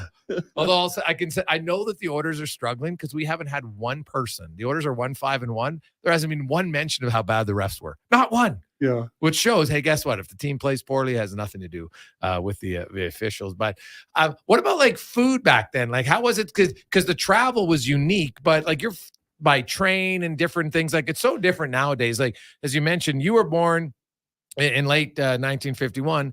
And then, your dad, when they left to go on this tour for the Olympics, they were over in Europe for like 6 months. They were. And I have several scrapbooks, and they're not as organized as these two. I actually have another one that's a little bit less organized. And there's a picture of their bus that went off the road. And here's these hockey players pushing it back on the road. The roads weren't great those days, and their transportation wasn't first class. Yeah, I never really talked about the accommodations or anything like that. Just the events themselves. Now, they were in Europe. Did they ever go to Russia or any other place? Not that I'm aware of. No, But so it's funny that it was like England because, hockey's never really caught on there. Like, at least at the elite level, like the Brits have not, they'll bounce around in Division 2 and stuff like that. But it is kind of funny that even dating back that far, right? And hockey really has never, like, soccer is obviously their main thing, right? Absolutely. Yeah. And so when you mentioned watching the Olympics with him, even 50 years later when he's watching it, like, what did the 2002, what did it mean to him? Did he feel like a connection to that group at all? Sort of. Yeah, sort of. It was a bit of a disconnect. It was mostly his heart was just proud of Canada. And that's one thing he always said. He said, when that Canada flag goes up, your heart is pumping and you are so proud. When you win the medal and the Canadian anthem is played, that's the moment you've done something. Now, Randall, before I let you go, this is a pretty cool story with the 52 Mercuries, but also you and your wife have a foundation, No Stone Left Alone, where it focuses around Remembrance Day. It's coming up quickly here and remember. So can you give it a little to our listeners, because it's such a unique. And what I love about this charity is it started here, and now it's gone across Canada, and it's actually over in Europe now too. Yes. Started in 2011. And we did some historical data this last couple of days, and we've placed over 500,000 poppies in the 12 years we've done this. Okay. And this year it looks like we'll be in 225 or 230 locations across Canada. We've already done one in Krakow, Poland. We've done one in Antioch, BC, which is they take a helicopter across the straits, these rangers, and they honor 4 soldiers. The amount of effort that people do to do these ceremonies, we are so thankful. And then there's the students. Like, we should have about 13,000 students placing these poppies this year. And so they place a poppy on the grave of a fallen soldier. Right. The instructions are, first of all, you say their name, John Smith, Gunner, thank you for your service, and you place a poppy. And then we ask the children to write reflection letters of how it made them feel. And the reflection letters, we have several thousand of them, tell them that moment, they understand maybe the freedoms we have in Canada, but they really understand the service of the Canadian Armed Forces. And I think we all should do the same. Well, I think the other thing that's unique about this, anytime you get the opportunity to put an action towards something, I think it resonates more with people. Absolutely. Right? And so you have children in junior high, some in high school, and they go to the grave the first time, and all of a sudden they're 15, and they're looking, and they're like, hey, wait a sec. You do the math in your head. This guy was 17. Yeah. He was 18. And all of a sudden it kind of puts into context that just how young they were when they paid the ultimate sacrifice. Jason, that's well said. And it's not only how young they were, but they become people. Yeah. They're an aunt or an uncle or a brother or a son or however they were, they become real people that served. And we've had children that have come, and we've had teachers and children say this, that the teachers are they're rambunctious on the way to the cemetery. They do their ceremony, and on the way back to the school, they're quiet. They're quiet. They're kind of reflecting. Yeah. So they've had a moment. How can people get involved if they want to help out? So we are donor supported. NoStoneLeftAlone.ca. You'll find that we have several events that you can attend. You can support us in any way you want. We're at the JW Marriott on November the 4th for our black tie dinner. Love to see you all there. Maybe not all of you, but many of you. And a young gentleman on my left is going to be working with us that day. What are you doing there, Jason? Yeah, you know what? I'm not exactly sure, but no, I think I'm helping out with the auction and doing some stuff. I did last year, and it was interesting because I had the pleasure last year of sitting at a table with many current people in the military and a few past, and it's a lifestyle that I don't really know anything about. Right. And I'm always intrigued to learn more. And kind of get somebody's. It's always fun to me when you can have a beer with someone or a vodka, whatever you're having, or a glass of water, and kind of hear about their story when they've done things that you've never done, and really not even considered doing. Right? Like it was never something that there was never a point in my life where I was growing up where I said, you know what, I think I want to go into the service. It just wasn't an option for me. I thought about being a policeman, right? And I actually looked into it when I was, as late in, I think I was 19 when I actually went through looked at the course and stuff. And then I was like, nah, I don't think so. But that was something I'd never been interested in doing. Now I have a few uncles who served in the war and different things like that. So I respect it. It's just never something. So it's always interesting to me when you get to kind of hear their story about it. And for a lot of the family members, this action by the young kids of remembering their son or daughter, even if it's only for that day and saying their name, it really means a lot to the families. That's very, again, well said, because they know that their service is going to be remembered, not by their family, but by someone else. Yeah. It's Maureen's parents. Both of her parents served, and that's how this started. Yeah. Well, your wife, Maureen, she's a great lady, and she puts a lot of work into this. Thousands of hours and several years. Like I said, this is our 13th year. Yeah, well, it's great that it's grown probably way bigger than you expected, that now it's not just across Canada. You have lots of countries have reached out to you, and they do the same ceremony because of your idea. Well, and it's really Maureen's idea, and our daughters sort of spearheaded it.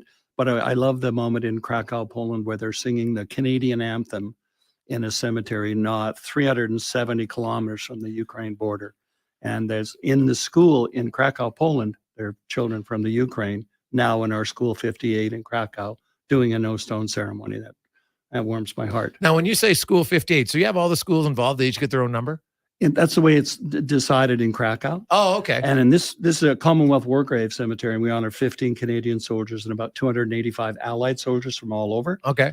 And it's extraordinarily special. Actually. Have you been to some of these cemeteries? I've been to that one twice. Oh, wow. And Maureen and I were there. Our first overseas ceremony was in that cemetery. Oh, wow. Dude, that must be, how would you describe when you go there and you see that? It's profound, because in that soil, in their lifetimes, their grandpas have seen war in that community. Okay. So it's very close to them. And we asked the kids to write reflection letters. In Krakow, they seem to do more graphic pictures of a Canadian pilot and an Allied pilot versus a German pilot, and the bullets are shooting back and forth, and that's how they see it, and it's very close to them, and even more so today around the world. What's going on in Israel? I mean, what's going on all over the world right now? It's rather important and rather present in our minds. Yeah, it's definitely. I think we have a total different. When we talk about it, it's not right on our land. Like, you know, God love Canadians, outside. And I think, with the one war, a little bit with the U.S. where we had it on our soil, but for the most part, we've never had that. And I think that does make a profound difference. It does. Yeah. Profound difference. So, Randall, thanks so much. I know we wanted to talk about the Mercuries, but I didn't want to forget No Stone Left Alone. And this is a fantastic notebook. I think Min Darwell did a story for people who want to see it, but we put the picture up. We'll take some pictures and put them up on our socials about the Mercuries. So when you're going to the game, just remember the 1952 Mercuries. That's who they're honoring. And the jersey and the logo, everything is because of them winning the Olympics back in 1952. A group of young men who were stationed in Edmonton, worked at the Waterloo Mercury. Waterloo Mercury, right? Yep. And worked there and then played hockey kind of for fun. So it's a great story. Thanks for your time. Thanks for having me. Take a quick break. We'll return on Jason Gregor Show on Sports 1440 live and Owners Nation YouTube. What you eating there? Oh, just a Leon's $10,000 shopping spree in a Chevy Colorado. And how do you plan to get all that from a Big Mac? Monopoly Double Play. Monopoly Double Play? First, I peel on pack, then I peel an app. 2 ways to play and win. So basically, you're potentially holding the most lucrative Big Mac ever? No, I'm potentially eating the most lucrative Big Mac ever. Now you can double play at McDonald's for more ways to win millions of prizes. While supplies last, chances of winning change as prizes are claimed. Chances of winning McD's app prizes based on time of code entry. See rules at participating McDonald's in Canada or at mcdpromotion.ca. That's awesome. Thanks, Franco. You're a lifesaver. So when's the photocopier going to be fixed? Today. Really? That's impossible. Nobody does same-day service. Corporate Business Solutions does. Nobody believes it, but it's true. Corporate Business Solutions provides guaranteed same-day service to all CBS customers. CBS is your industry leader in sales, leasing, and service of multifunctional office equipment. Call Franco Sorgiovanni's team of sales professionals at CBS for all your office equipment needs. Call 780-490-5600 or visit cbsca.com. At Toyota, we build quality trucks with you in mind. Because everyone loves a friend with a truck, especially a Toyota, winner of the Canadian Black Book Award for Best Residual Value. So when that inevitable ring-a-ding-ding for help comes, you're there, rolling up in an award-winning truck because you're an award-worthy friend. It's time to Toyota. Finance a 2024 Tundra 4x4 double cab SR5 from $190 weekly for 84 months at 7.39% APR with $7,999 down. Hybrid also available. Visit shoptoyota.ca or your local Prairie Toyota dealer today. There's nothing like having a little skin in the game to make things interesting. But when a little skin becomes more than you can afford to lose, it's time to take a break from sports betting. Set a budget and stick to it. If you gamble, use your game sense.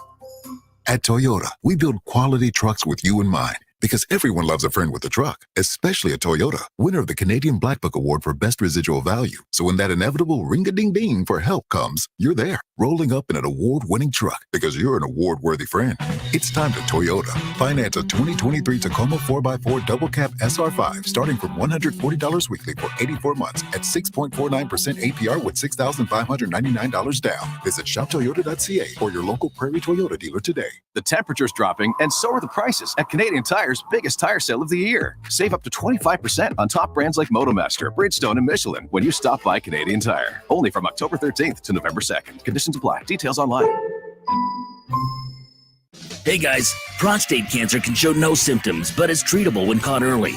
Come to the Man Van for a fast, free PSA blood test. No appointments needed. Join us today 10 till 2 at William Lutsky YMCA and tomorrow 11:30 till 4:30 at Kingsway Mall.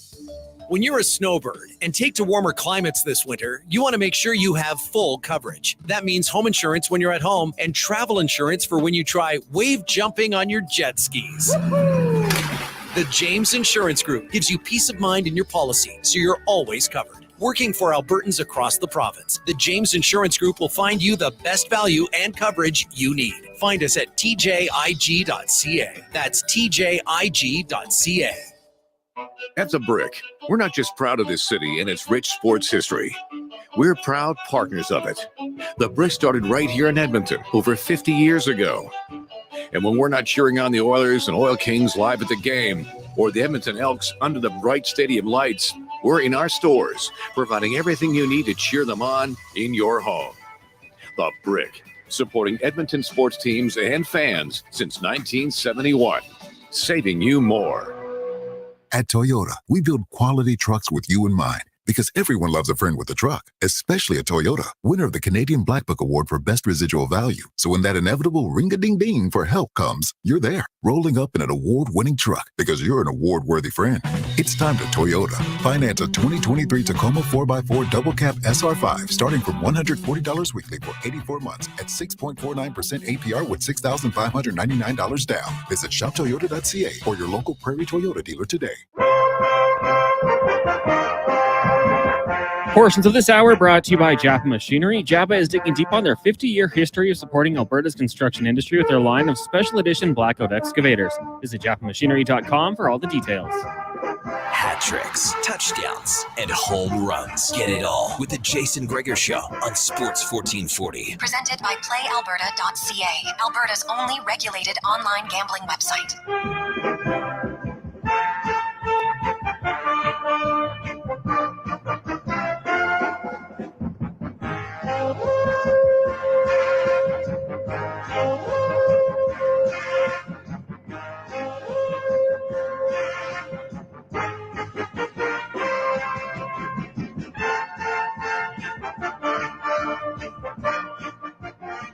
Positive Friday. Welcome back to the Jason Gregor Show on Sports 1440, presented by PlayAlberta.ca, Alberta's only regulated online gambling website where all the revenue stays right here in the province. Of course, tonight, World Series. So lots of different action now you can have some fun with at PlayAlberta.ca. And then, of course, Sunday has the Edmonton Oilers and the Calgary Flames and the Heritage Classic, 20 years after the inaugural one. And who knew back then that it would become such a massive event for the National Hockey League? And make no mistake, the NHL, this became a success story despite the NHL. They didn't want it. This was really all the Edmonton Oilers organization, and they should get a lot of credit for it because the league didn't really want to help them. There's lots of people thought it was a dumb idea. And then once they saw it once, and then I was like, oh, geez. And then it still took a few years before it really caught on. So we'll see. Now, do you want to go to the game on Sunday? We're going to do a fun little auction. We have a pair of sweet seats in the lower bowl on Sunday to go to the game. I got to get the exact seats here because I don't want to mess it up. And they are in Section K. So that's it's a pretty good seat on the what would that be? The west side of the west side of the stadium. Okay. So you can go there if you want. And I want to get the exact seat here. Where are they? Yes, row 26. So high enough that you're going to be you're not going to be kind of getting the glass reflection or anything like that. So row 26 in Section K, seat 15 and 16. Okay. So here's how we're going to do it. We're going to do it very quickly. If we thought about this, so I think maximum of 10 people at $100 each. So for $100, you go on the draw. You'll get the 2 seats for the game.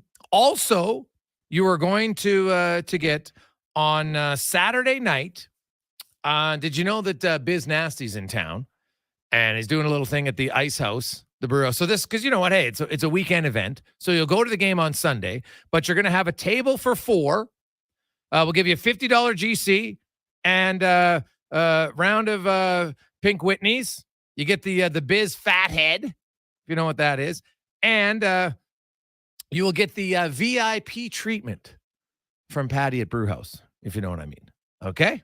So if you're interested, we'll do 10 people. You make a $100 donation, and then we'll do a draw, 1 out of 10 chance. And you'll get the pair of seats for $100, and that's on Sunday. And you'll get to go out on Saturday, have some fun. So at the Ice House, beforehand. They're having a little party there, do the shots and everything like that.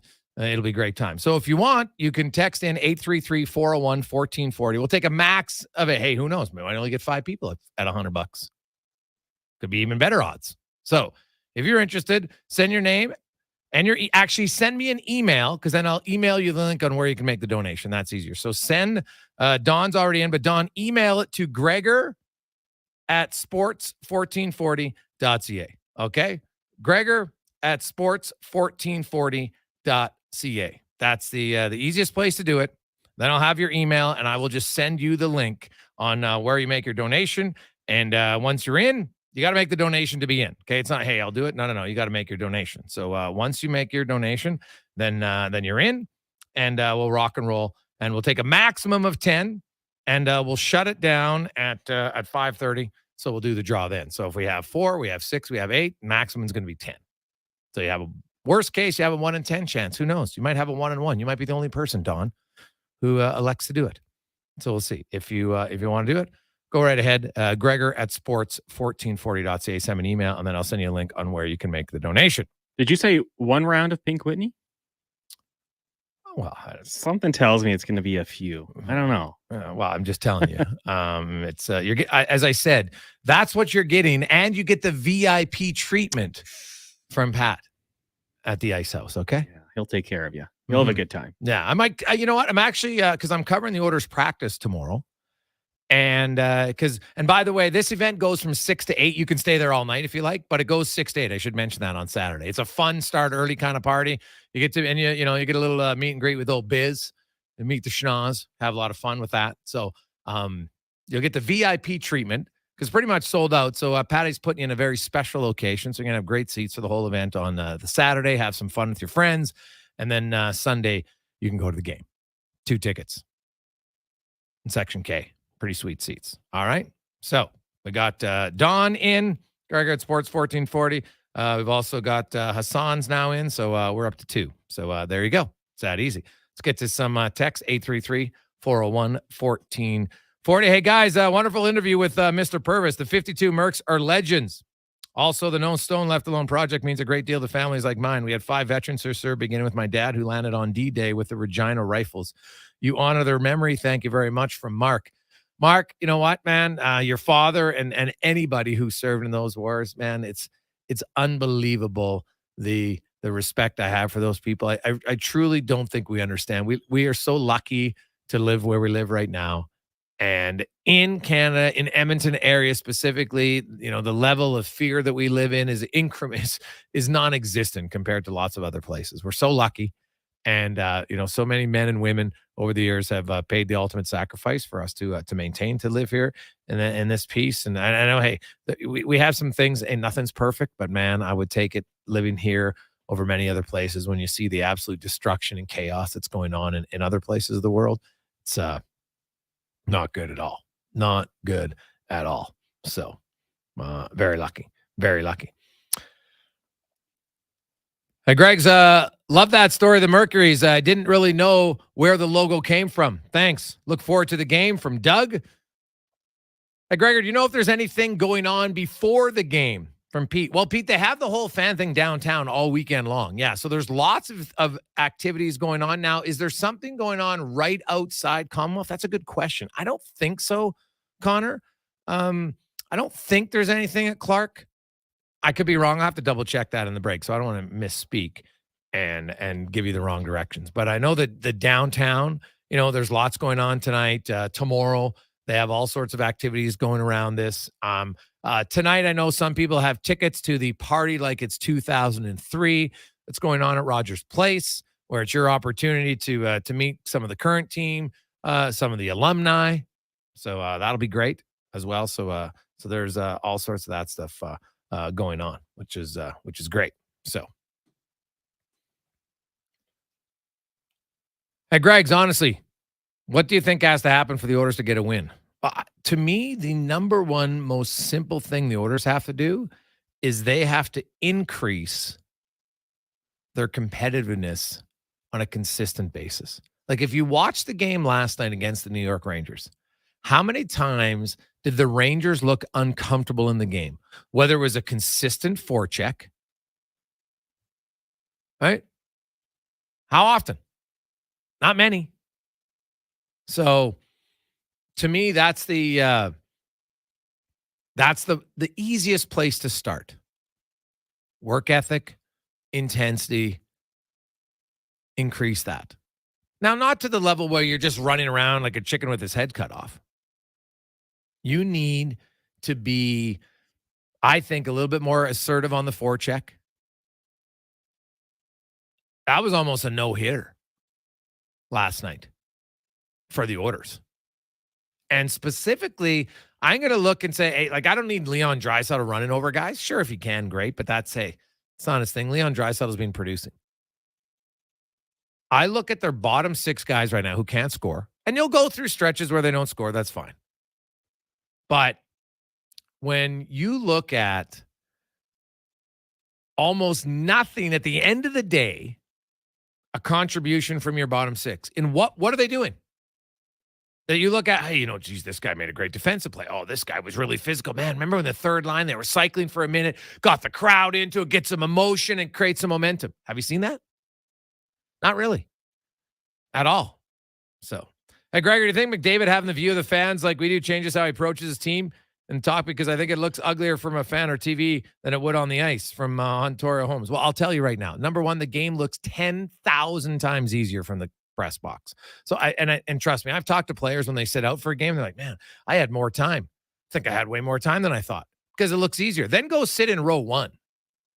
Right. So I never, and that's why I always make sure I go sit in my seats that we have a few times a year to remind myself of how difficult and how fast the game is. Because on TV, even on TV, it doesn't do it justice.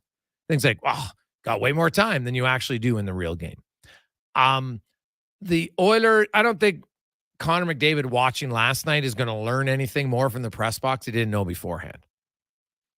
The Edmonton Oilers simply they got outworked last night. They got outworked in the third period by Minnesota.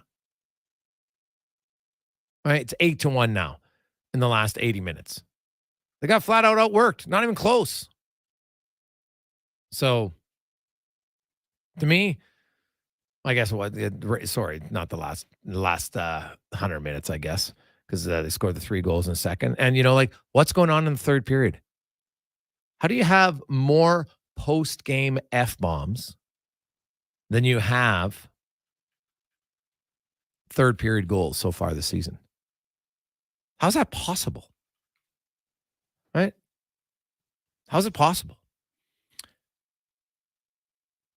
Hey, Gregor, would you trade Skinner and Bouchard for Carter Hart? Would Philly? Ask yourself that. Would Philadelphia do it? And no, I wouldn't do it. I wouldn't do that. That's Edmonton right now. So you're gonna get Carter Hart. Great. Now you have it. What are you gonna do on your right side on defense?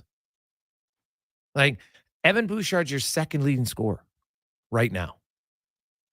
I get that Evan Bouchard has some tough stretches. Last night I thought Bouchard was okay. I didn't see Bouchard stand out in a negative way last night.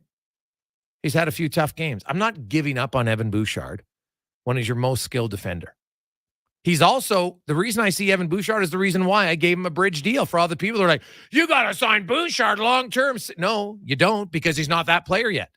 He might be that player. He's not there yet. So don't do it.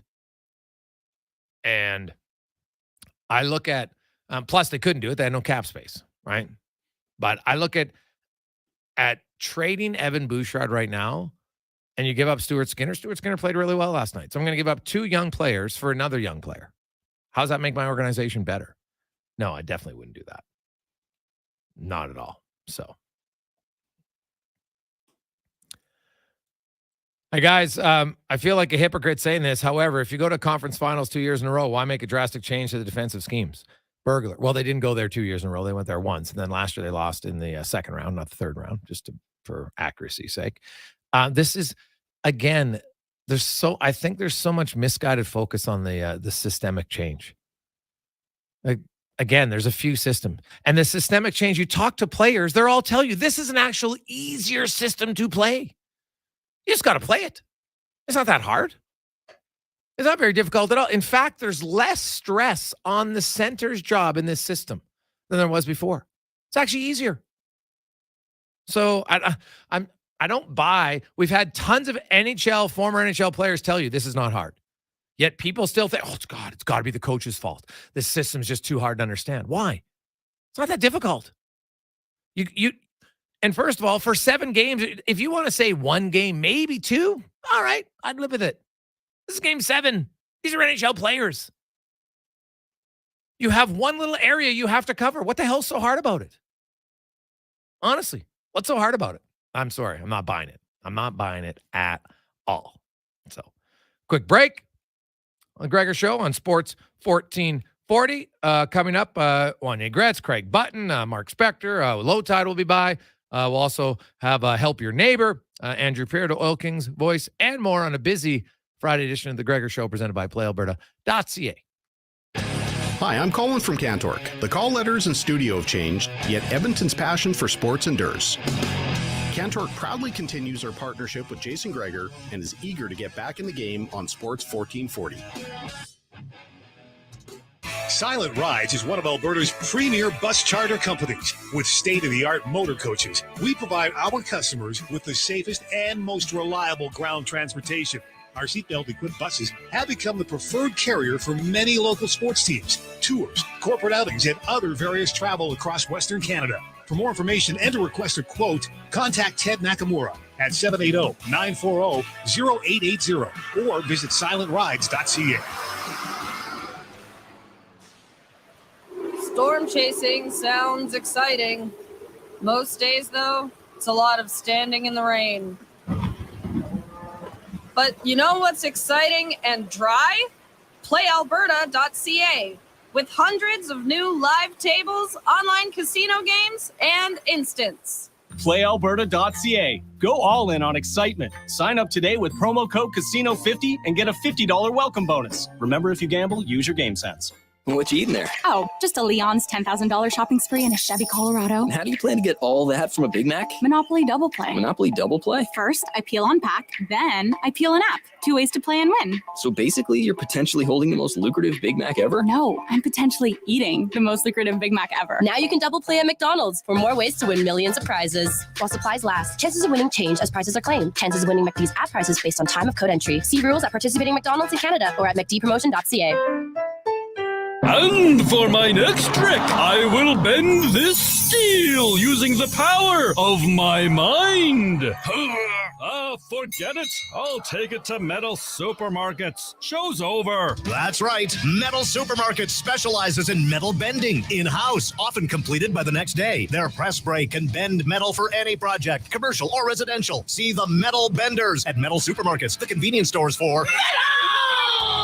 Southside, West End, metalsupermarkets.com. Universal Rewind is the go-to electric motor sales and service company for Western Canada's industrial sector. Your time is precious. Every hour and every minute of downtime cuts into your productivity and profits. Don't waste another minute shopping around for replacement motors and repairs. Trust Universal Rewind's experienced team to find out what you need, when you need it, and at a fair price. Check out their new logo and website at universalrewind.com. Choose experience, expertise, and quality. Choose Universal Rewind. The Wolfpack is out this month at Wolf GMC Buick, and the deals on Denali's are spectacular. Every in-stock 2023 GMC Denali is on sale. Terrain, Acadia, Sierra, Yukon. If it's a Denali, it's on sale. Special 0% financing for 48 months on remaining Sierra Denali half tons. Discounts on all Denalis. Hurry in for best selection and Denali deals that will take your breath away. The exclusive Denali sale on now.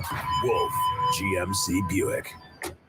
We're making it easy. Being on this road together means saving twice during the Fountain Tire Road Ready sales event. Save up to $225 on a set of 4 select tires. Plus, get a bonus $50 off any service until December 16th. Book your appointment at fountaintire.com. Restrictions apply. Financing available. Ugh, fine print.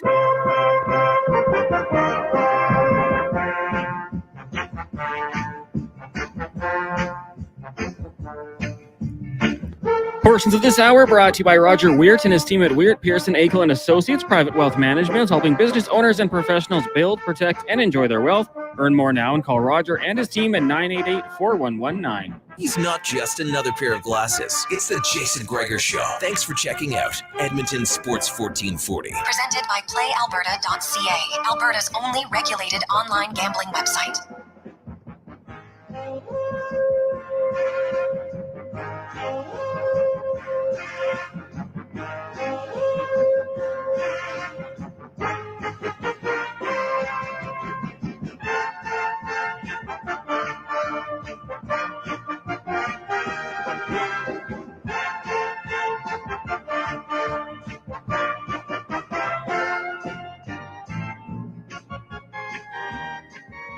All right, here we go.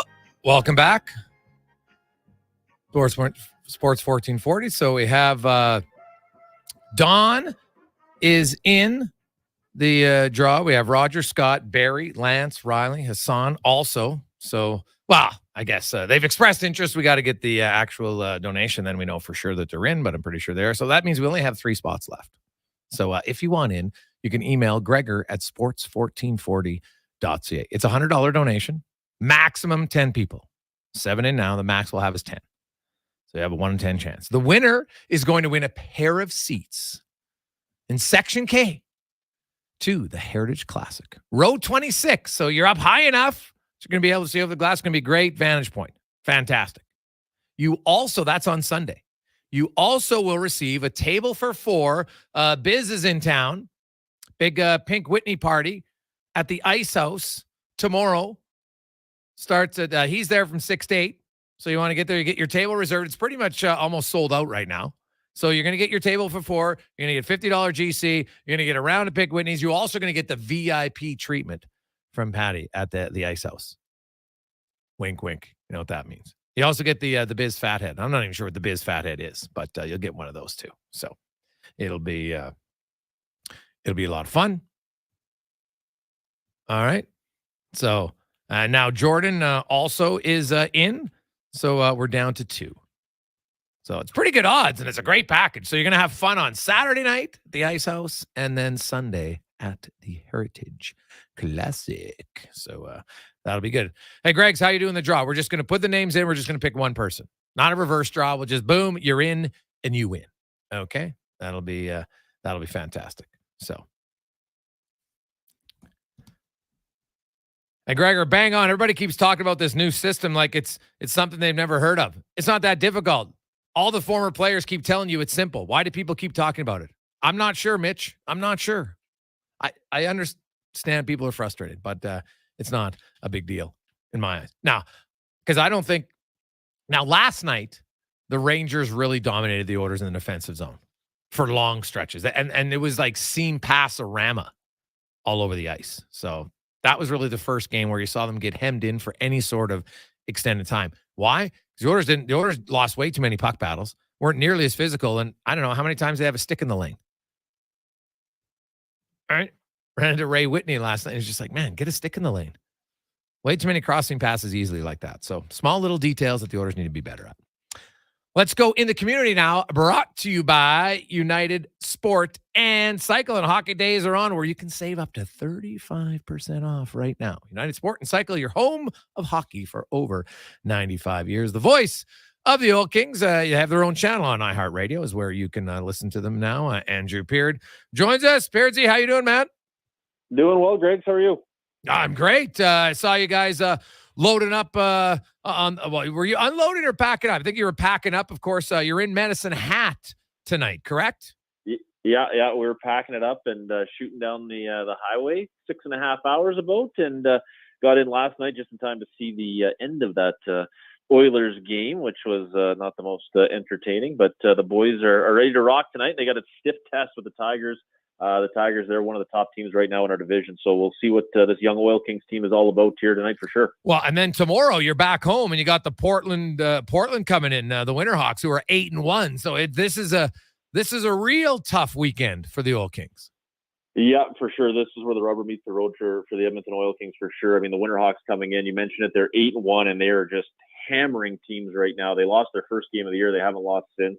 They are considered right now the class of the Western Hockey League. So, and it's travel-wise too, it's going to be tough for the Oil Kings, obviously being here in Medicine Hat and then, racing home through the night and trying to get as much sleep as possible before taking on the Winterhawks, who I think tonight they are in Red Deer. So they're actually going to be in Edmonton before the Oil Kings are. So advantage Portland there. But, this is good. This is what a young hockey team needs, specifically early on in the season. You get a look at what a couple of teams that you're trying to become eventually are all about, right? The Medicine Hat Tigers, that's more the here and now. For the Oil Kings, that's a team that went from being dead last a couple of years ago to being in the playoffs last year to now being a Central Division favorite this year. And of course, the Portland Winterhawks, they are a championship contender this year. And, 2-3 years down the road, that's where the Oil Kings want to be. So it's a great opportunity this weekend for the Oil Kings.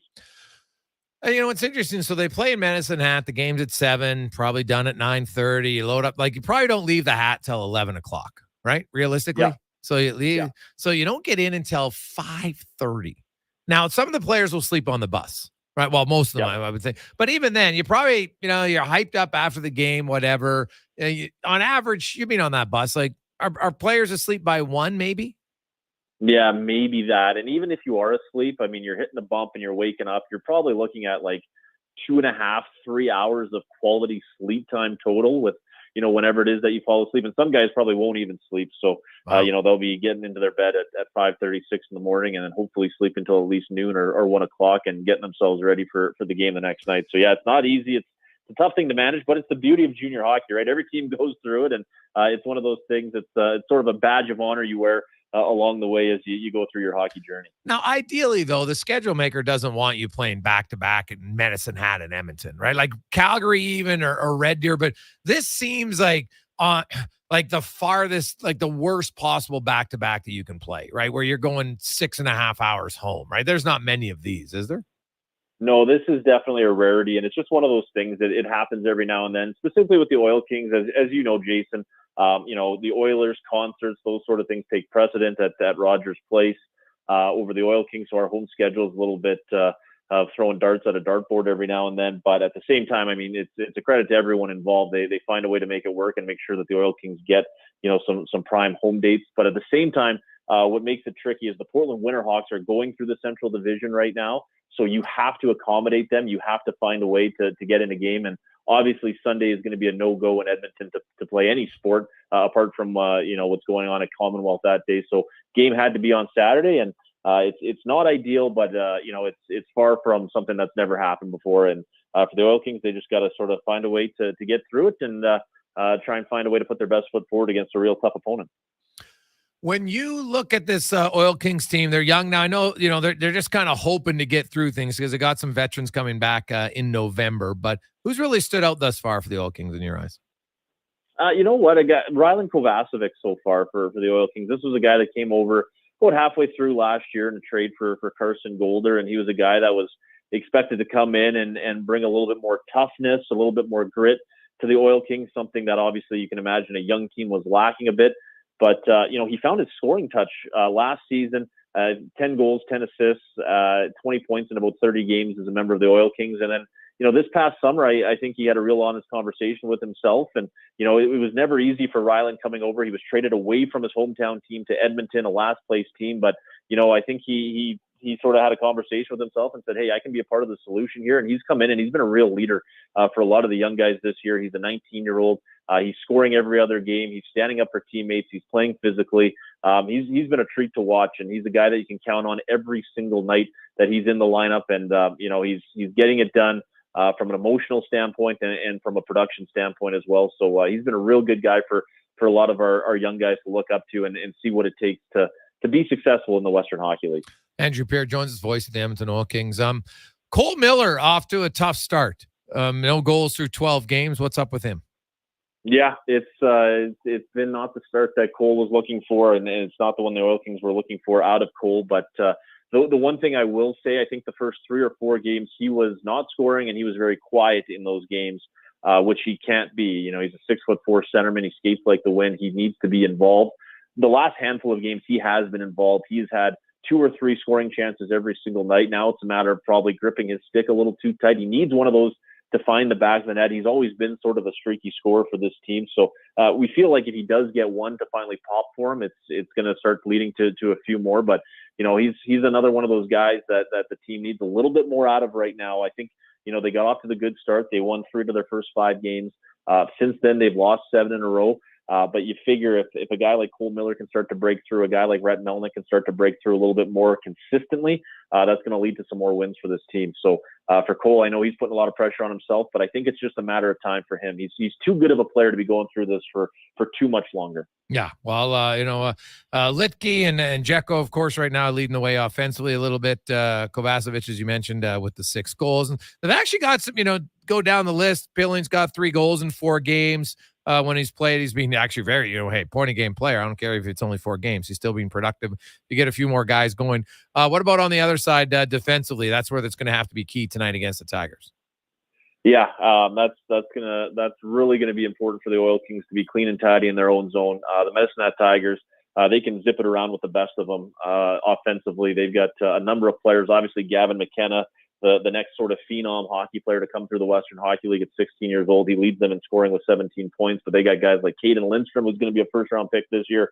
Shane Smith has been piling up the goals. So for Edmonton, it's going to be, the veteran guys, Mark Lajoie, Wojtek Port on the back end. Those guys have to be on their toes tonight and making sure they're keeping everybody to the outside. They're not allowing those seam passes at 5-on-5 to creep through the slot area for the Oil Kings. And some of the young guys as well are going to need to step up or continue to step up, because I think if you're Luke Pierce right now, you're really happy with what you've seen out of a lot of the young guys on the back end, that being, Blake Fiddler in his first year here in the WHL, who's probably playing more minutes than was anticipated just because of the injuries, like you mentioned, that this team has suffered. So he's been playing a pretty regular shift right from opening night. And Parker Alkos, who was just named to NHL Central Scouting's watch list for the upcoming draft. This is an undrafted player in the WHL. And he's done nothing but improve over the last couple of years, and at a pretty sizable rate as well. So those guys are going to be key here tonight, and it's going to be Logan Cunningham getting the start in net. So Logan's been good this year. He's still looking for one of those great performances that we came to expect out of him last year, and I think for Logan, a real good opportunity tonight against a real tough offensive team. Awesome stuff, Peardsy. Have a good trip home, and best of luck tonight and tomorrow. Hey, appreciate it, Jason. All right, appreciate it. There you go. That is Andrew Peard, voice of the Edmonton Oil Kings and Medicine Hat tonight. And then home tomorrow to take on the Portland Winterhawks. The Winterhawks are really good. So Oil King fans looking for some excitement, get down there tomorrow night to check out the Oil Kings and the Winterhawks. Jason Gregor, Connor Halley with you on Sports 1440. It's time for a Sports 1440 update brought to you by our good friends at Fountain Tire. Right now, the Road Ready Sale event is on. You can save up to $225 on select tires and a bonus of $50 off any service until December 16th. Book your appointment today at fountaintire.com. This is a Sports 1440 update.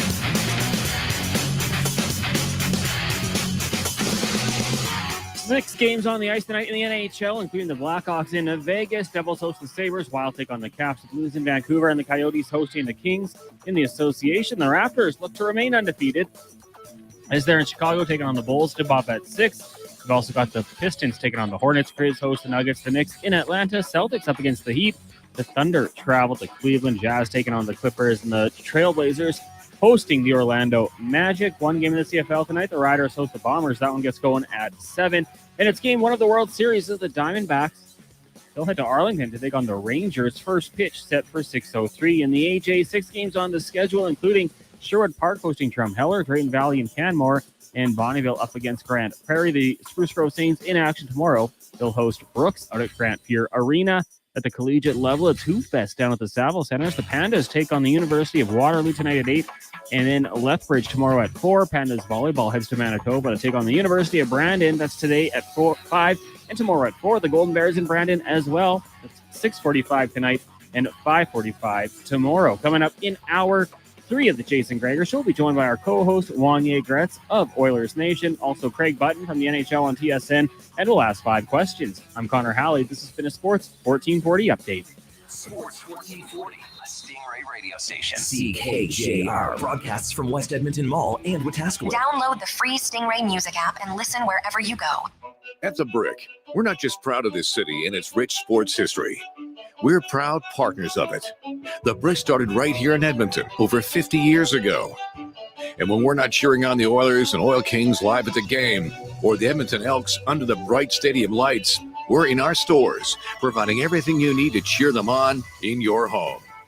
The Brick, supporting Edmonton sports teams and fans since 1971, saving you more. You know, I got into reffing for the excitement. He's going for the chair. Turns out wrestling is completely scripted. But you know what's exciting and unscripted? PlayAlberta.ca. With an all-new sportsbook, odds boosts, and betting on any game. PlayAlberta.ca. Go all in on excitement. Sign up today with promo code SPORTS50 and get a $50 free bet. Official gaming partner of the Edmonton Oilers. Remember, if you gamble, use your game sense. Are you ready to light up your game like Edmonton lights up the ice? Then choose Ewell. Electrical Wholesalers Edmonton Limited offers lightning fast service. Just like your favorite forward, they deliver your electrical supplies in record time. Plus winning quality. They only stock the best. And don't forget about their all-star support. When it comes to customer service, they're the playmakers. So don't sit in the dark. Make the power play and visit Ewell today. Online at ewel.ca, where excellence in electrical meets the heart of hockey. First Round is Edmonton's NFL headquarters. Get in the game and watch NFL football this season at First Round. And you'll have a chance to win a trip to your favorite NFL city to watch a game in person next season. And the hits keep on coming with food and drink specials, big screen TVs, and more. Catch the Pro Bowl brunch every Sunday, Monday Night Football, and head in Thursdays for your chance to win an NFL replica helmet. NFL at First Round. Burgers, beer, sports. Downtown West Edmonton Mall and at 1strmd.ca. When Ottawa's proposed electricity regulations make electricity unreliable, the things you rely on won't work when needed. Your hot water, computer, washer and dryer, electric car, TV, lights, mobile phone, stove, your heat in -30. Visit tellthefeds.ca to learn why Canada's power grid will be unreliable. And tell the feds, reliable and affordable electricity matters. A message from the Government of Alberta. Are you ready? If you're a member of Vision Credit Union, it's time to get your share of the profits. Join us at your local branch on Friday, November 3rd for Member Appreciation Day. We'll be returning millions in profit shares to our members via account deposit or check. If you're a Vision member, get ready to enjoy your annual cash payout. Not a member? Find out how to get your share of the profits with Vision Credit Union. Learn more at visioncu.ca. You can't predict exactly how your harvest will go. So here's the next best thing, InVigorResults.ca. Featuring localized and replicated trial results, you can see how InVigor canola hybrids could perform in your fields. But more importantly, the results demonstrate our consistent track record and undisputed leadership, giving you the confidence to flex your harvest muscle season after season. Go to InVigorResults.ca to see results in your area today.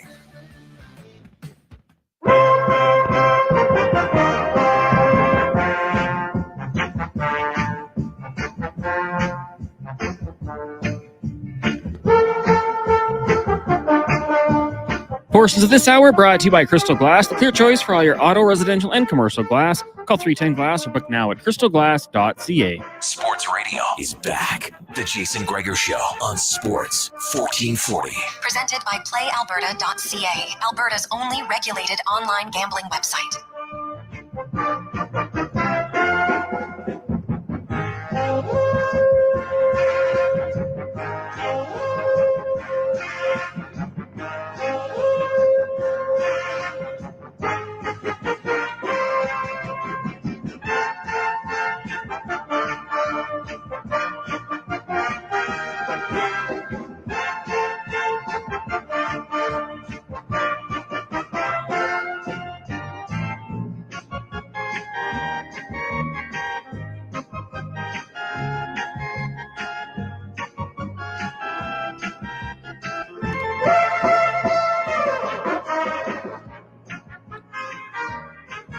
Positive Friday. How are you? Welcome back.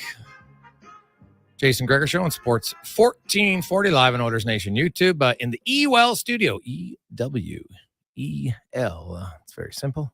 It's very easy. And of course, EWEL, that's your one-stop shop for all things electrical, all the premium electrical products. They have it all. They'll even help you elevate your project. So if you want help, go to ewel.ca.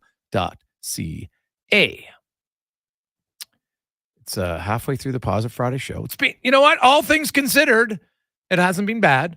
People are a little fired up, as you should be. The Oilers last night, that was a stink-orama, I would say. Like, there's been games they've lost where you're like, okay, they played well here, and geez, they just had two bad mistakes costing the game. Last night, not the case. Last night was a good old-fashioned ass kicking by the New York Rangers. They were the better team.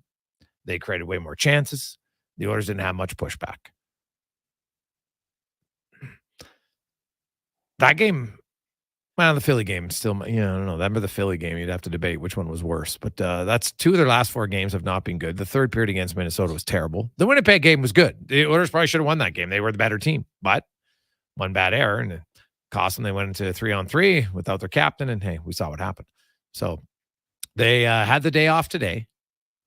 They will practice outdoors tomorrow, which who knows? Like maybe that gives them a little spark, a little rethinking of their youth on the ODR. And then they got to come out with a much better effort. The only good news is the team on the other side is licking their wounds equally as bad as the Oilers right now. The Oilers and the Flames both stink. They're both off to terrible starts. Both fan bases were booing their teams respectively last night. So we'll see. I'll say this, though. I think it's going to be a raucous atmosphere. People get there. It's such a unique venue. You don't get to see an outdoor game in the NHL very often, let's be honest. So it'll still be a lot of fun as we welcome in our weekly Friday co-host from Oilers Nation, Wanye Gretz. Joins us. Wanye, how are you doing? Well, I've been in a medically induced coma for 24 hours and just woke up about 15 minutes ago. So I choose not to listen to what you're talking about. I'm trying to move forward with my life. Okay, nice. Yeah. Nice. So you just blacked it out. I have no idea. Mm-hmm. I went to the doctor. I said, I don't have a good feeling about tonight's game. What can you do for me? He said, sir, we'll knock you out tomorrow morning right before Gregor's show. You'll wake up. You don't even need to know what's about to happen. I certainly didn't watch the others get shut out on Charlie Huddy night. That never happened. No. Doug Waite night. No. But not in front of them. No. And lots of other alumni. They must have been shaking their heads. Well, you know what's interesting? Because I'm on the committee, I got invited to a few of the other events, which is quite nice. And so they had a pregame event, and you're in there, and you just kind of sit back and listen. Obviously, I'm not an alumni, so I just kind of sit back on the outside. And any one of them, when they were speaking in there, they're all talking about how great it would be. They still want the Oilers to win bad, right? They're now fans like everybody else. It's an organization they played for, and they want them to win. And I'm sure that last night's game would have been frustrating for a player because the players, not necessarily more, but they can see it equally when a team's not coming close to working to their hardest. They're playing up to their capabilities. And last night, I don't think Edmonton came close playing to their capabilities. Like a lot of the New York Ranger players could have skated through that entire game with an egg in their pants and it wouldn't have broke. I thought the Doug Waite speech was great last night. I think it was a window on a time for the Oilers that we don't talk about as much as we do the 80s Oilers. Yeah. And having him there and talking about what it meant to him to be an Oiler, it was really kind of bittersweet, I felt, because it was an era that was never really allowed to fully mature, right? Him and Bill Guerin, kind of like an old school Connor and Leon, just lesser than a little bit, right? And they were never able to have their careers go the distance together because of money. So bringing back Doug Waite and having him make that speech and having Bill Guerin refer to him and, being the GM of the Wild and whatnot, they've gone on to do such great things. It was great to see them back. Yeah. Well, you know what? Mention that point because you're right. I think for a lot of fans of that era, there was something to be said about cheering for a team knowing it was the clear underdog, right? They were at a financial disadvantage compared to New York and some of the other teams. Well, I say New York, but they were never the team. Detroit, Dallas, right? Like those teams spent a lot. Now, just because you spent a lot, ask the Rangers in that era. It didn't mean you won, right? But when you get into the playoffs in Colorado and Dallas and Colorado, and they've always got $40 or $30 million more in payroll, you're going to have a deeper team. It's just a fact. That's not the case now. Like today's Oiler fans are like, hey, our owner will spend just as much as any other owner. Right? Now you can debate about how if they're spending it all wisely, that's a whole other conversation. But at least we're in the game. Yes, exactly. So there is something to be said. It was different for sure. Now in the 80s, there wasn't a gross difference in spending. Right? It wasn't as, that would be a fascinating book is to look to say, okay, when did this switch change? When all of a sudden Detroit and Colorado and New York and Toronto makes sense. When did they suddenly decide, well, now we're just going to spend like crazy? Right. It's amazing to think about how like Oilers. I remember David Oliver, and he left to the Rangers, and I believe it was over $100,000 over 2 years. Like if a guy even scored 18, 19, 20 goals, we couldn't afford him even. It was a crazy time to be an Oilers fan. And when Doug Weight put up that 104-point season, that to me is almost more remarkable than the Oilers doing it now, Connor and Leon, because they're such and the Nudes are such insane talents. But Doug Weight putting up 104 points back then, not only was the league scoring less, and you didn't expect to see 100-point players, I never thought I'd see another Oiler make 100 points. And there he was. I'll never forget when he got his 100th and he did the big celly. It was such a great moment. Well, and there's Wayne Gretzky and Messi and them Hall of Famers. Then there's Doug Weight. And then you had to wait until there was McDavid and Draisaitl, who are likely Hall of Famers. Yep. Right? Like it's very symbolic of the time. Like Doug Weight had an exceptional career. I don't think he's ever going to be in the NHL Hall of Fame. He's in the Oilers Hall of Fame, and rightfully so, very deserving of it. But it's a good point. It stands out at that time for sure. And Oilers fans, I think, too, had a good reminder that not only was Doug Weight a talent, but he was also a beauty. Like the guy's a twinkle in his eye. And last night when he was talking and he made the joke about his dad not being able to make it because when Connor was out of the lineup, he pulled shoot. Yeah.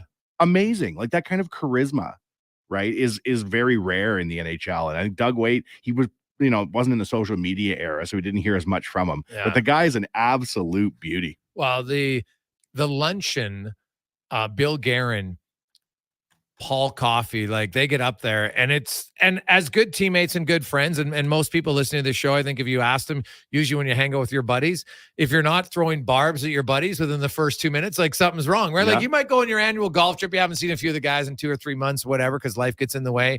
And within 2 minutes, somebody's ripping on someone right away. Right. And of course you're laughing. And that's how it was. Like Bill Guerin was all over Doug Weight. Right. He's just like, oh man, I remember, Doug Weight and, me setting him up for tap-in goals. And then I remember Doug Weight being such a strong forechecker, like just juicing him right away. And, same thing with Coffey. So Doug Weight, of course, the minute he got his opportunity, he gives it right back. Right. Like his line to Kelly Buchberger. I don't know if you heard it. He goes, yeah, like I remember Kelly was talking about how because someone asked him about, because he bled Oiler, like he still felt like he was an Edmonton Oiler. Like who did? Doug Weight. Like really? So in 2006, when he's playing for Carolina, he goes like, it was hard for him emotionally because like Edmonton was the place that he loved for a long time. And then he got injured. So when they came back for game 6, he knew he wasn't playing. He just was like, God, I gotta. So Kelly Buchberger took him to his lake. And Doug Weight goes like, what was it? Like Pigeon Lake? And Buchberger's in the crowd and he nods. He goes, yeah. And then Doug Weight just pauses. Fitting. Basically calling him a pigeon. Like it was like, just like funny in the spur of the moment. He's a very witty guy. It's 8 seasons he said he played, right? Almost 9. Yeah. Amazing, because it seemed to go by in a flash. Like I remember when he came from New York and he was very unheralded, right? Like there was no expectation he was going to be. He was a young player that everybody thought was going to be. He hadn't gotten the opportunity in a deep New York team. But there was no expectation he was going to be a 100-point man. No. Like, he definitely blossomed when he got here, right? Yeah. And like last night in his speech when he thanked Glenn Sather for trading for him, he meant it. Yes. And it was a wonderful moment. I thought it was just a great ceremony. And then the 2023 Oilers, who are laden with firepower, decided to take the night off. Yeah. Fantastic news. It was a frustrating because last night they were never really in that game. There wasn't at any point, like I know in the third period, they came a little bit, but not any glorious chances. Like quick, like early on, there was 2 chances in the first period. Matthias Janmark, the one-time pass, if he's a scorer, he probably scores there. Because you look at New York's first goal, one-timer cross goes inside the post goal. Janmark, when he gets his one-timer, misses the net. Now, he's not Zibanejad. Number one different. And then Fogle has his chance, and he hits it off the goalpost. If that scores, maybe it gives them some life. But other than that, they were never really close in the game. It really was a disappointment. Yeah. So, we'll see. It's funny yet disappointing, I would think, as an Oiler fan, that through 7 games, the Oilers have more post-game F-bombs. I don't think they had one last year, like other than Draisaitl when he calls the fans, you know what? And it's kind of like in a positive way. So there's already been Woodcroft and now Darnell Nurse, 2 F-bombs in post-game press conferences, which is more than third period goals that the Oilers have scored on the ice. Makes sense that the like best power play in the modern era and such a strong third period team this year is just laying eggs. I do not get it. I do not get it. Well, it was 28% until last night, right? And obviously, no, but just no third period goals. Yeah, Just no to me third period blows goals. my mind. Like, Yeah. how are you not able to score any goals in the third period? yeah, it is. Well, it just shows you to me that right now there's a lot of things going wrong with this team. What do you think's happening, Gregor? What's the deal? Well, confidence is a powerful beast. But right now, to me, I think the Oilers have too many players who have yet to be willing to step outside their comfort zone. And like, look at their bottom 6 players. They're goose eggs across the board, right? Goose eggs across the board. So tell me, what are you doing to impact the game? Because it's not scoring, and they're not supposed to score all the time, right? That's a fact. But no one's scoring. So what are they doing? Are they hitting? Are they fighting? Are they blocking key shots? Are they at least having shifts that extended offensive zone time that create momentum for your other lines? No, they're not doing anything, right? Like, they're out there. They're not getting scored on a ton, right? But they're not scoring at all. So they're still all good. They've all been outscored 5-on-5, not by massive amounts, 3 goals here in 7 games, whatever. If you chip in something, it would be better, but they've chipped in nothing. And last night was a perfect example of you barely notice them. And that, to me, is a big issue right now. And I said at the start of the season, the one concern I had was Edmonton was they had too many similar style players, right? Now, I get that it's a playoffs and you can't play a playoff style all 82 games. I totally understand it. Physically, it's too difficult. No team in the league does it. However, you can do it once or twice out of every 7 games. And right now, they got way too many players in the bottom 6 who, if I quiz you and say, okay, what did this guy do? What did that guy? It'd be, well, I don't know. Did you notice him? No, I didn't notice him. Like, you're not noticing him for gross, glaring errors, okay? But you're not noticing for anything that contributes to a victory or contributes to keep the momentum on their side, and that's a problem. First thing we need to do, overreact, right? Second thing we need to do, sacrificial lamb. We need to pick an Oiler. We need to blame it all on him, whether it's his fault or not. Overreact. Get him out of town. What are your thoughts, Gregor? Who's the sacrificial lamb? Who do we decide to railroad out of town for this start? I'm not that guy. No? You're not going to hang it on something? I know who it is. Right now, it's the system. The system has become the sacrificial lamb. Everybody's blaming the system. Oh, it's the system. The system. What number is he wearing? Sucks. Well, you know what? You know what's crazy about the system? It's so powerful that you don't even know. People just say this. Well, what's this? I don't know what the system is. It's like a write-off right now for most people. They just read it off? They're just saying it. The system. It's the system's fault. Who? The system. Well, what's the system doing? I don't know, but it's not doing anything. So whoever's in charge of the system right now is they're the out. sacrificial lamb. Yep. Yes. I'm with you. So it's there you go. Hey, Gregor, 20 years ago, the Oilers were playing well, lost to Montreal in that classic, and then went to tank and missed the playoffs. Hopefully this year will be the reverse from Barry. Hey, Barry's positive Friday. There you go. You never know. You never know. Now, that happened in late November, 2003, 2004. And outside of 2006, I was like a 15-year stretch of not a lot of fun for Oilers fans. This team, I do think, is more competitive, but they got to start playing.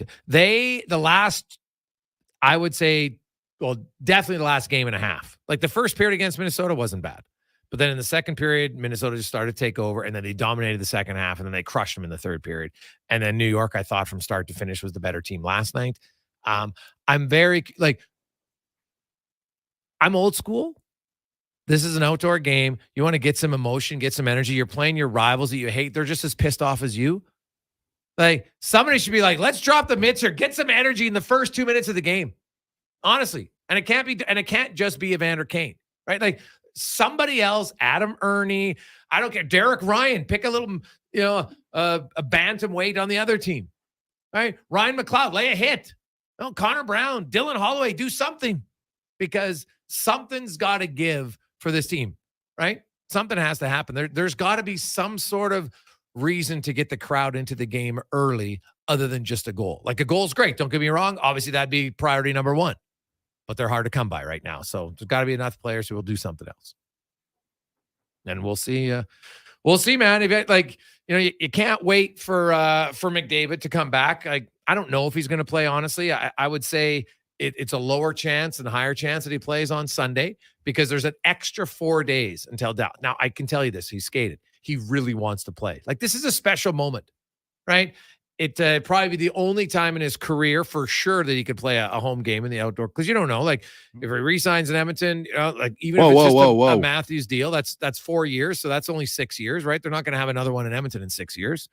So then if he goes somewhere else in 7 years, well, you don't know if that team's going to have one. So this might be the only time he gets a home outdoor game. So I get why he wants to play in it, but I also understand the doctors and McDavid rationalizing and say, okay, yeah, as much as I want to play in it, I'm not rushing back and then aggravating it and be on it longer. So it is it's a tough one. I think he's close, but I would probably lean to him not playing. If he does play, that'll add a lot of energy into the building. There's no question, but there's got to be more than McDavid, because remember, they were 1-4-1 with him in the lineup. There's lots more players who need to do more. It can't just be wait till 97 returns. On behalf of myself and the doctors taking care of me, Gregor, could we not look at scenarios where Connor McDavid is leaving town? That'd be fantastic. Why do we even need to think about it? Well, hey, I'm just saying it's a possibility. And I think him and Draisaitl will resign when their current contracts are done, but I don't think it'll be a 7 or 8 year deal. I think it'll be more like Austin Matthews. And I think that's going to become the new trend. And I don't think fans should be scared of that. No. At all. But I don't want to sit here thinking about scenarios where Connor's playing outdoor games somewhere else. Puts onus on your team to be better when you have your star players. Nothing wrong with that. Nope. 420 in the Gregor Show on Sports 1440. A lot of texts coming in at 833-401-1440 in our Jiffy Lube inbox. We'll get to lots of those and more. We also have Craig Button coming up next. At The Brick, we're not just proud of this city and its rich sports history. We're proud partners of it. The Brick started right here in Edmonton over 50 years ago. And when we're not cheering on the Oilers and Oil Kings live at the game, or the Edmonton Elks under the bright stadium lights, we're in our stores, providing everything you need to cheer them on in your home. The Brick, supporting Edmonton sports teams and fans since 1971, saving you more. You've got a go-to coffee spot, a trusted barber, even a lucky game day jersey. But when it's about looking your absolute best, there's only one name you need: Mr. Dirk. Family run since 1939, we're experts in crafting impeccable tailor-made suits and offering a wide variety of everyday styles. Pair that with personalized one-on-one fittings and the convenience of on-site tailoring. Mr. Dirk elevates your style game. Visit our Edmonton store or explore MrDirk.com. Score big on style with Mr. Dirk. Any team looking to trade up is wise to wait for the right conditions. Right now at Volvo Cars Edmonton, they've got some exceptional offers to help move the remaining 2023 inventory. So whether your team wants to head to the game in the sporty XC60 or the spacious XC90, you'll get up to $5,000 off or finance rates from 2.49%. Volvo Cars Edmonton is Canada's only 12-time Volvo Excellence Award winner. Visit 1205 101st Street Southwest or chat online at volvocarsedmonton.com. What you eating there? Oh, just a Leon's $10,000 shopping spree in a Chevy Colorado. And how do you plan to get all that from a Big Mac? Monopoly Double Play. Monopoly Double Play? First, I peel on pack, then I peel an app. 2 ways to play and win. So basically, you're potentially holding the most lucrative Big Mac ever? No, I'm potentially eating the most lucrative Big Mac ever. Now you can double play at McDonald's for more ways to win millions of prizes. While supplies last, chances of winning change as prizes are claimed. Chances of winning McD's app prizes based on time of code entry. See rules at participating McDonald's in Canada or at McDpromotion.ca. With sport and group events returning, are you looking for safe and professional travel options? Look no further than Silent Rides, one of Alberta's premier bus charter companies. Whether your group is big or small, Silent Rides has you covered. We offer state-of-the-art motor coaches, first-class service, and affordable rates. Get your quote today. For more information, contact Ted Nakamura at 780-940-0880 or visit silentrides.ca. Hey, sports fans, we've got a clear choice for you. At Crystal Glass, we provide customers with the perfect glass for any job. From home to auto and even commercial, installation or repairs, we're your team. Call 310-GLASS or visit crystalglass.ca. Crystal Glass. Since 1987, Ram Elevators and Lifts has been raising the bar and more by manufacturing superior elevators for both residential and low-rise commercial buildings. What drives them? A vision of accessibility, because they know that an elevator or lift is more than just a mechanical device. It's the freedom to go where you want. Ram's North American-made elevators, starting as low as $32,900, are rated as the best residential elevators by Forbes magazine. Grounded simplicity, elevated design. Click on trustram.com.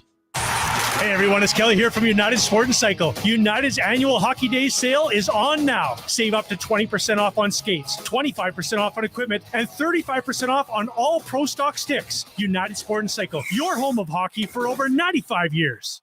Hey guys, prostate cancer can show no symptoms, but is treatable when caught early. Come to the Man Van for a fast, free PSA blood test. No appointments needed. Join us today 10 till 2 at William Lutsky YMCA and tomorrow 11:30 till 4:30 at Kingsway Mall. Portions of this hour brought to you by Cantork. We've continued developing tools and are excited to announce our newest design, battery-powered nut runners. 4 models from 500 to 3,000 foot-pounds with more on the way. Learn more at cantork.com. Hat tricks, touchdowns, and home runs. Get it all with the Jason Gregor Show on Sports 1440. Presented by PlayAlberta.ca, Alberta's only regulated online gambling website.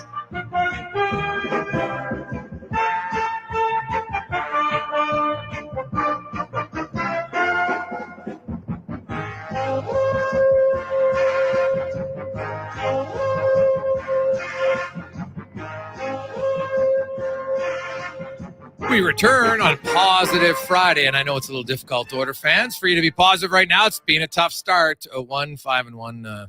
Been a while since orders have been this bad out of the gate, but hey, they've had stretches like this though before, where they won 2 out of 15 games and then went to the conference final. It just happens to have that it's at the worst possible time because it's the start of the year, and that's all you know for this season. And you're just like, oh my goodness, this is how the season's going to be. It's going to be terrible. So I understand it. I totally understand it. And eventually you got to start winning. You can't say, well, it's only 6 games. It's only 7. Well, the next thing you know, it's only 12. And then, now it's only 20. Well, you know, at this point, the Oilers, just to get back to 500, which is they were after 20 games last year, will be an accomplishment, right? So think about that. They have 13 games left. And because they have a tie, then we're going to argue that they're going to have 2 if they're going to be at 500, or I guess even above. So they could be 10-8-1. Well, if that's the case, they have to go 9-3. No, my math's terrible. 1-5-1. They have to go 9-4. All right. So not ideal, or 9-3-1 potentially. So either way, they're going to have to get on a roll here just to get to 500. Like, you dig yourself a hole, it just takes you a long time to crawl out of the hole. That's a challenge. As we go around the NHL now, brought to you by McDonald's, and baby, it's back. Monopoly, your chance with more chances to play. You can peel on your pack, on your favorite cheeseburger, fries, milkshake, and then you can peel on the app. All the rules are at mcdpromotion.ca. As we welcome in Craig Button from TSN. Butts, how you doing, my man? I am doing really well. I am doing a lot better than the fans in Edmonton and the fans in Calgary. That is there is nobody that could argue with that. Yeah, no, it is not. It has not been an ideal start for either team. They're booed off, and really, if I look at the last games for both teams, like the Edmonton Oilers, they didn't put up much of a fight against the New York Rangers. Stuart Skinner was the best Oiler on the ice by a mile in that game. And, you know, to me, that's always concerning for a team, Craig. Edmonton has more talent than the record shows, but right now they're not working remotely close to their talent. And, you know, it's up and down the lineup for different times. But I want to start in the bottom 6 because the Oilers' bottom 6 has goose eggs across the line. They got like 2 donut lines right now, which is not ideal when you're putting up goose eggs, donuts across the board. And I said at the start of the year, my one challenge about the Oilers was I felt like you got too much of the same guys in your bottom 6, right? Like, there's nobody who's overly physical. You know, there's nobody who's an ass. There's nobody who's even going to start a scrum. And to me, you need somebody to at least step out of their comfort zone and do something to try to at least change the momentum in your favor. Do you not? Yeah, I agree with you. And listen, if you got the 2 donut lines, the only time that's going to resonate with anybody is if Tim Hortons is behind it. And right now, the Oilers look like they are. The Oilers look like they are a team of Timbits. And let's just rewind to your comment about where they were at. So last year, they go through this stretch, right? Down the stretch, they get back home, they play pretty well, pretty good record, right? Then they lose in the playoffs.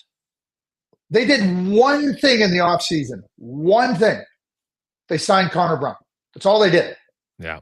And now all of a sudden they're the Stanley Cup favorites. I was never buying them in the summer. I wasn't buying them at the beginning of the year, and I certainly ain't buying them now.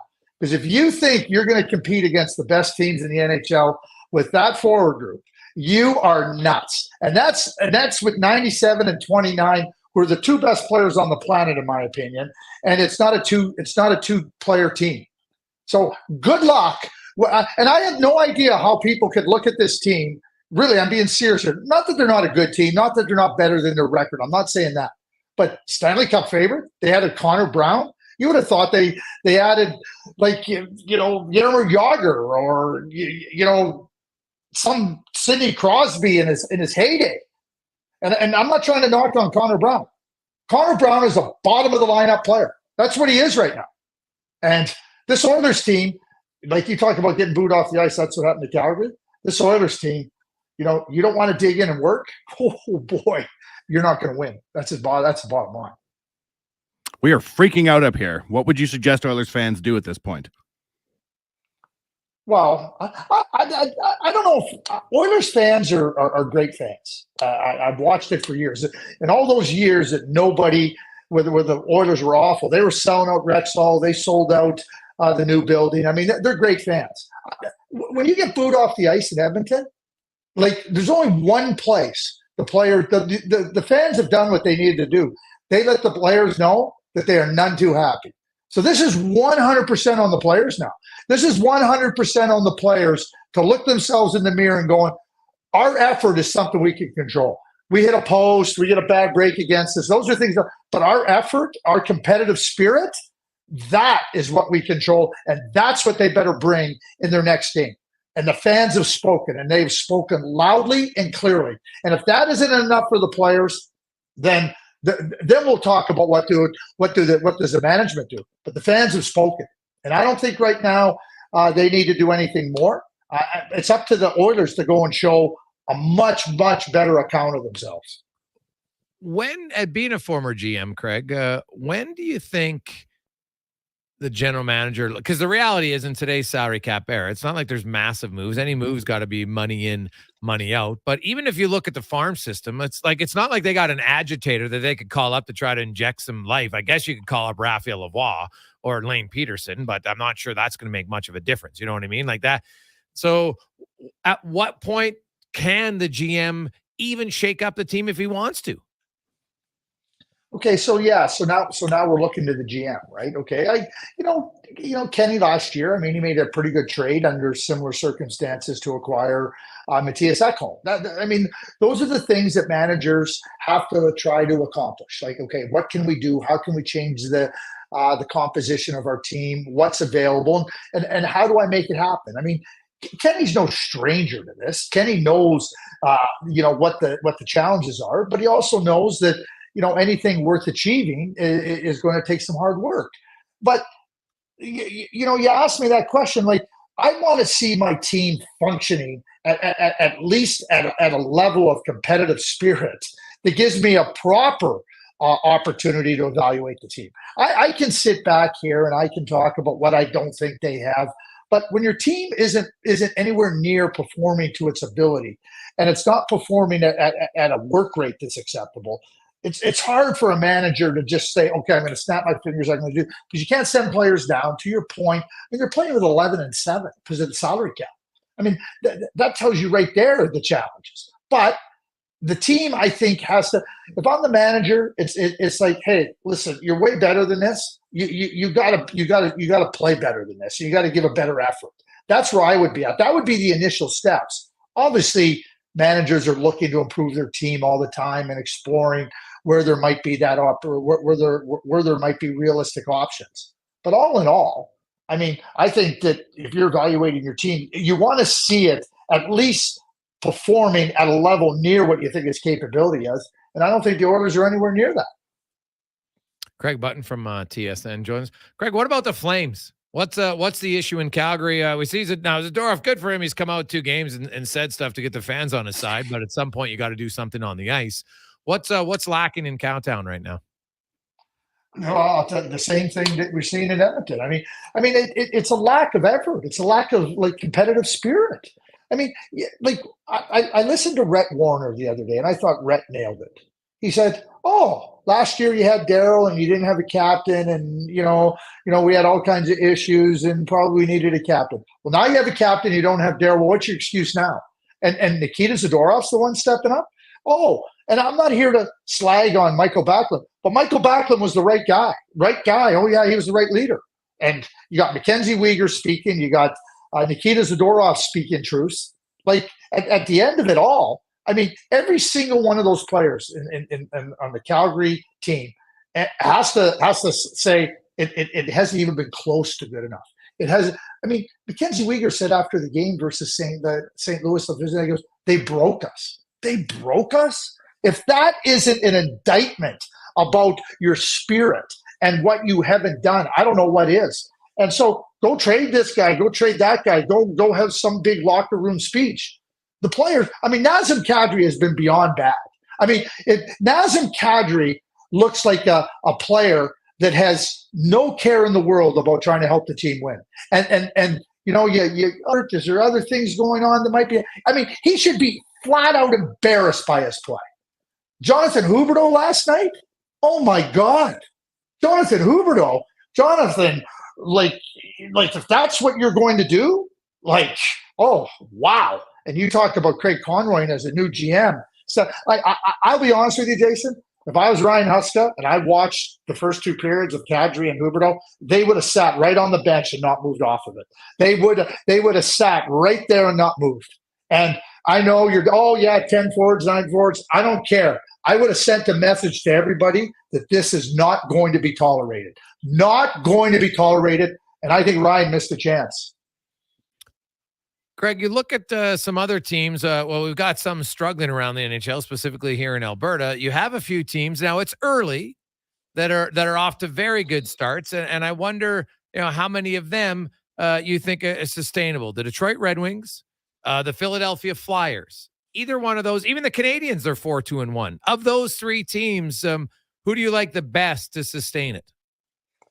Yeah, it's a great question. I mean, they were all non-playoff teams last year. I think Steve Yzerman in Detroit, he's brought in more skill. There's some experience that he's brought in the previous year, and obviously when you trade for DeBrincat and add that skill, it ups. I mean, I think that Detroit's a pretty good, solid team. I think Derek Lalonde, if people don't know, he's a real sharp coach.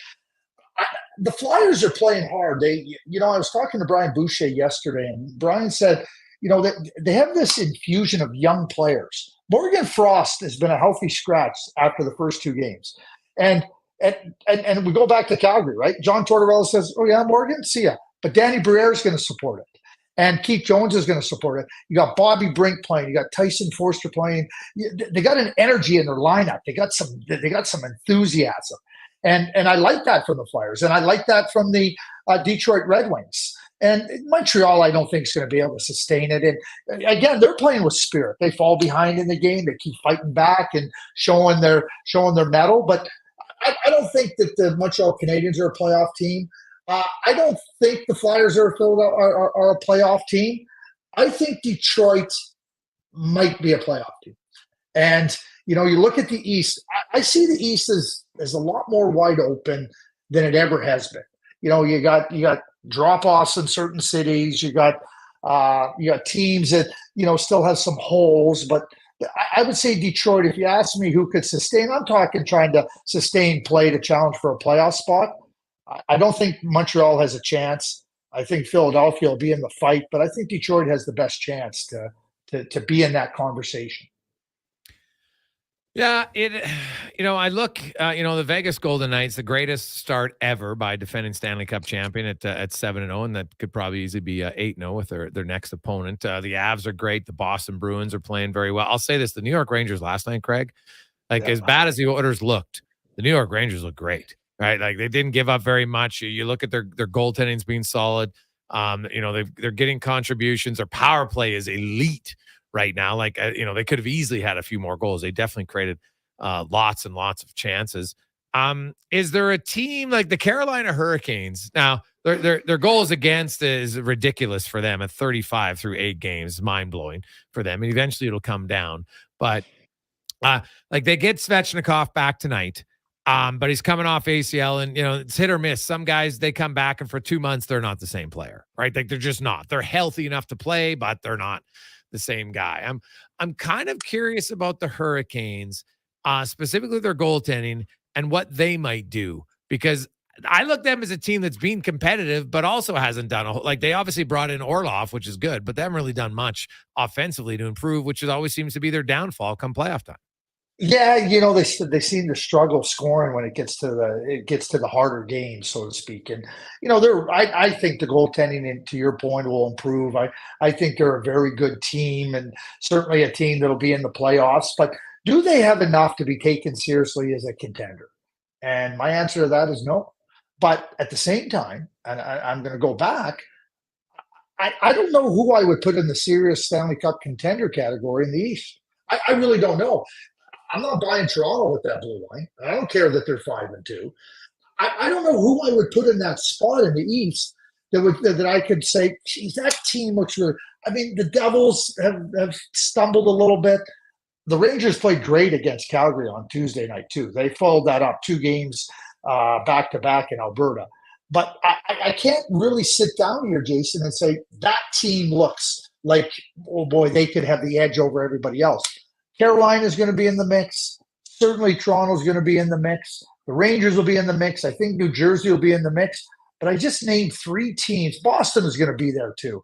But I just named 3 teams from the Metropolitan. And it's like only one of them's coming out of there, and I'm not sure who it is. And, and I still think the wagons in the West are in Denver and Las Vegas. They've separated themselves this early in the season. Greg, great job. We have a lot of people texting, wondering, did you purposely choose your shirt to match your wall when you came on the show today? It's a great question. I painted this wall, I don't know how many years ago. I had an orange rug. I'm just going to show you this, Jason. I do want to show you this, just so I'm not lying. There will be a new paint job on here. I picked out some colors. Okay, yeah. These are the colors these are the colors I'm going with. It'll be kind of a lighter shade because the orange just isn't doing it. It just isn't doing it. So all you viewers, I recognize it and I appreciate the nudge. Great stuff. Are you coming down on Sunday for the game? No, I got to go to Las Vegas and do Montreal Canadiens broadcast on Monday. I'm in Phoenix on next Thursday, and I might have an opportunity to take in a World Series game on either Tuesday or Wednesday. So to be determined, but yeah, you better do it. I'm trying to can. It just depends on what night. So it looks like I'll have that opportunity. All you can count on. I mean, it's flat out luck and fluke that I'm going to be there. So take advantage. Yeah, 100%, man. That'll be awesome. Awesome. Love it. Thanks, Craig. We'll talk about that next Friday. Yeah, we will. Thanks. Have a great weekend. Enjoy Sunday. You betcha. That is Craig Button from TSN. He's got a good sense of humor. And the viewers and Oilers Nation, and people texting on the show. Hey, what's up with Butt's shirt? It's matching as well. It's like you could barely see him. Someone actually, Declan's like, I didn't think Craig had a shirt on for a second. I'm like, whoa. He's not going. It's not summertime yet. It's not shirts off time just yet. I felt a little bit better when he was making fun of Calgary and saying how bad Huberdeau was. That made me feel a little bit better about myself. There's only maybe one thing as Oilers fans we can do right now. So you're saying crap on Calgary. Misery loves company? Is that what you're saying? There's always Calgary to crap on. Mm-hmm. It's true. We'll come back. We have 5 questions. We'll also get to help your neighbor. Actually, you know what? They're going to do help your neighbor right now. It's Positive Friday, Cons, and we're just going to do random caller number. Well, actually, I won't say the caller yet because I'll tell you what you can win. For Help Your Neighbor, courtesy of Legacy Heating and Cooling, they are going to supply a brand new high-efficiency furnace. Now, it's not going to be for you. You're going to win a prize. You're going to be the Echo Smart Bee. You're also going to get a pair of Oilers seats, lower bowl. Oilers attack twice in December on a Friday when they take on Minnesota. It's a great night. It's going to be a great game. Be fun. But the big prize, if your name, we call your name, you win your prize, which is the nominator prize. But then you are going to be able to gift a brand new high efficiency furnace to someone in your inner circle, a neighbor, family member who doesn't live with you. Can't be your spouse. You can't gift it to yourself. Okay. Oh, I'm giving it to Kathy. Who's Kathy? She's my wife. No, that's not how it works. Okay. It's somebody outside of your house. They have to own their own home and they have to live within 100 kilometers of Edmonton. All right. We'll do it right now. 833-401-1440. We're going to do caller number 5. 833-401-1440. Good luck. Building or renovating, you want to work with someone who sees and understands your vision. BIE Engineering is a family-owned, experienced structural engineering consulting firm serving commercial and residential clients in Edmonton and surrounding area. Homeowner or large company, they'll work with you to help see your ideas through. BIE Engineering can help prevent problems, deliver solutions, and minimize your risk. BIE Engineering. Request a quote for your project today. Visit BIEENG.com. At The Brick, we're not just proud of this city and its rich sports history. We're proud partners of it. The Brick started right here in Edmonton over 50 years ago. And when we're not cheering on the Oilers and Oil Kings live at the game, or the Edmonton Elks under the bright stadium lights, we're in our stores, providing everything you need to cheer them on in your home. The Brick, supporting Edmonton sports teams and fans since 1971, saving you more. Legacy Heating and Cooling is sounding the call. Don't struggle through winter with a furnace you can't trust. For maintenance before winter strikes, call Legacy. Call Legacy. For furnace tune-ups and repairs to give peace of mind. Call Legacy. Call Legacy. Or to scrap your old furnace for a brand new high-efficiency one. Call Legacy. Call Legacy. And with no payments, no interest for 1 year on your new furnace, it's gotta be Legacy Heating and Cooling. Rodeo clowning felt like an exciting opportunity. Boy, was I ever wrong. The bulls. So predictable. But you know what's exciting and unpredictable? PlayAlberta.ca. I can bet on any sports game, play online casino games anytime, and buy lottery tickets anywhere. PlayAlberta.ca. Go all in on excitement. Sign up today and get over $100 in welcome bonuses. Remember, if you gamble, use your game sense. You've got a go-to coffee spot, a trusted barber, even a lucky game day jersey.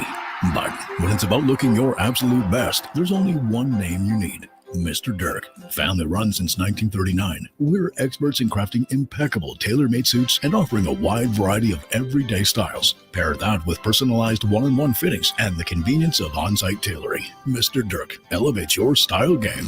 Visit our Edmonton store or explore MrDirk.com. Score big on style with Mr. Dirk.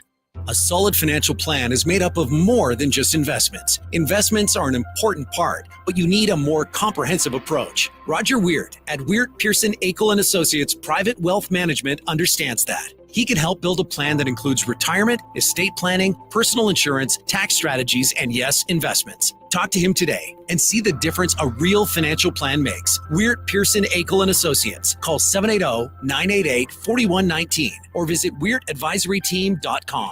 How do we do it? Well, at Leading Edge Physiotherapy, we invest. Our money and time goes right back into technology and training, and it's all designed to get you back into shape. We invest in people, the people who really care, and they understand how your body works. Then they combine their experience, training, and skills to work with you to help you solve your issues, be it pain in the back, neck, arm, shoulder, heel, literally head to toe.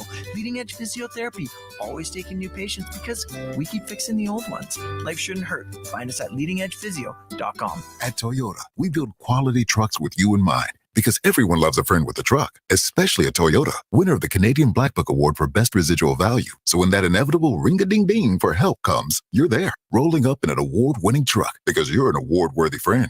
It's time to Toyota. Finance a 2024 Tundra 4x4 Double Cab SR5 from $190 weekly for 84 months at 7.39% APR with $7,999 down. Hybrid also available. Visit shoptoyota.ca or your local Prairie Toyota dealer today. Universal Rewind is the go-to electric motor sales sales and service company for Western Canada's industrial sector. From aggregate to manufacturing and food processing to oil and gas and agriculture, they keep your operation running like a well-oiled machine, offering a lineup of trusted brands of new motors and expert repair services to maintain your operation at peak efficiency. Family owned and operated since 1975. Check out their new logo and website at universalrewind.com. Choose experience, expertise, and quality. Choose Universal Rewind. Portions of this hour brought to you by EWELL. From LED lighting audits and retrofits to design-built distribution systems, EWELL services can help give you the edge you need to impress your clients. EWEL.ca. Sports Radio is back. The Jason Gregor Show on Sports 1440. Presented by PlayAlberta.ca, Alberta's only regulated online gambling website. We are back on the Gregor Show, presented by PlayAlberta.ca. Jason Gregor, Wanye Gretz, Connor Halley with you, and help your neighbor. We do it every day. And then we'll have the draw on November 20th, where somebody is going to win tickets to the Oilers game. They get their own Ecobee smart system for their own home. And then they will gift somebody a brand new high-efficiency furnace. Now, it comes with a thermostat.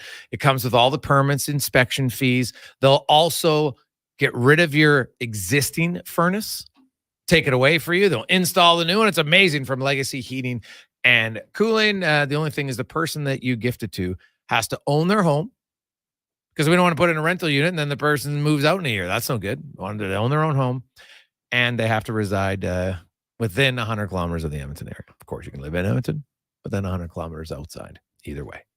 Can I keep my old furnace as a memento, or do they have to take it away to remember all the good times? Yeah, I'm pretty sure you're not. So, yes, that would condition of the contest. Yeah, no. If you want to keep it in your backyard, well, you can't win anyway, so it doesn't matter. Not in the backyard. I want to keep it in the front of the house. I want everyone to come in and they'll say, "Look at that, 12 good years of a furnace right there." 12. Jeez, what kind of rich guy are you that only does it every 12 years? Most people, you got to last at least 20. A furnace will last 20 years. Good one, yeah. I don't know enough about furnace maintenance, clearly. There you go. Going through one every 6 months. It should, yeah. Well, 2 a year. That's how I was raised, Gregor. Yeah, exactly. Why not? One furnace in the spring, one in the fall.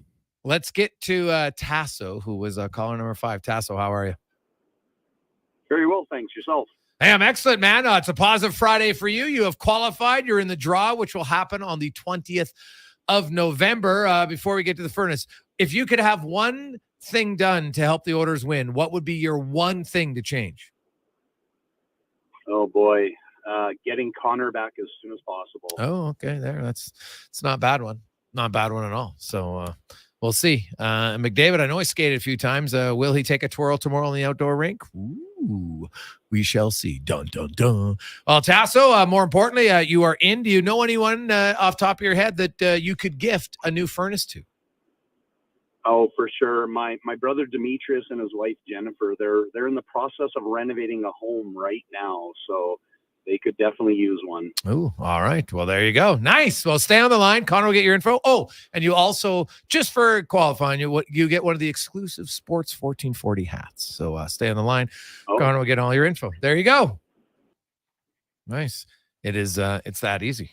All right. So I think Connor's will get all his info, and we will get to 5 questions now, brought to you by The Brick. And you know what's going on right now? This is the big one, the President's Sale.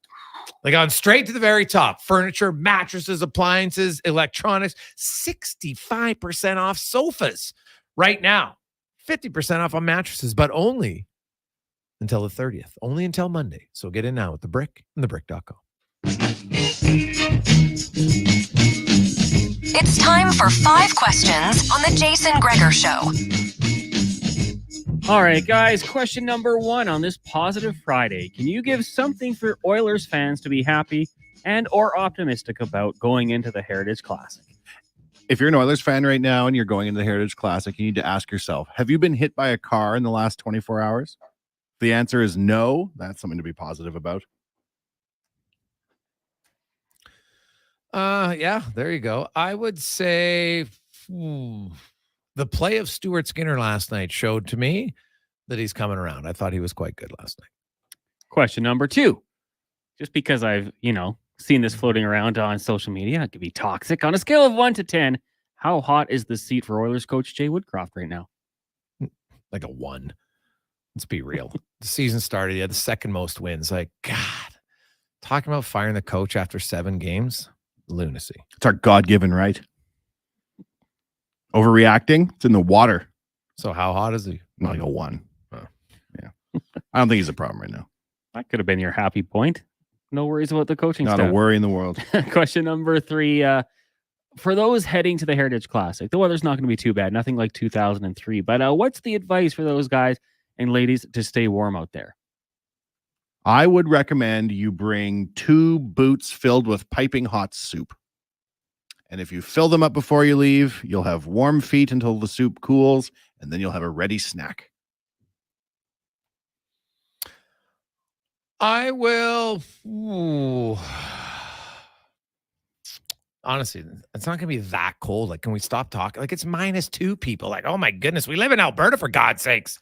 Like, what kind of, I get why I had to tell Frank Saravalli, who's never really been here, maybe what you have to wear. But if you're an Edmontonian, you're an Albertan, and you don't know how to dress, I can't help you, right? It's like telling the Oilers they have to work harder.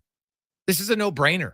You should know how to dress to go to the Heritage Classic, like the Oilers should know how to show up for a game. Question number 4. Who's winning the World Series? How many games? Oof. I'm going to go with the D-backs. It's a great story. Low payroll, high effort. You love to see it. Yeah, you know what? I was really rooting for the Rangers to beat Houston. And I like both the Phillies and D-backs. Like, I don't have anything against Texas or Arizona here in this one. So, but you know what? I'll go with the D-backs. Nice. It's kind of like an underdog story. Sure. Which means the Rangers are probably going to win, but I'll go with the D-backs. And final question, hypothetical for you on this Friday. Let's say you put on a Halloween costume and you instantly become that person. What costume are you putting on? I'm going to put me on a Coach Woodcroft costume and get a scapegoat off this lineup I can blame everything on and go into the Halloween break blaming somebody. That's a really good question. Whose life would I like? Do I have to be them forever or just for like a day? Nope, forever. Oh, good. Just a day. Oh, if it was a day, that's totally different. I respect that you like yourself so much you wouldn't trade. Well, I like my life. It's not so much I like myself. I like my life. So, you know what? Because if all of us now I don't have my wife and son anymore, well, that's no good. That's true. Right. So if it was for a day, I would say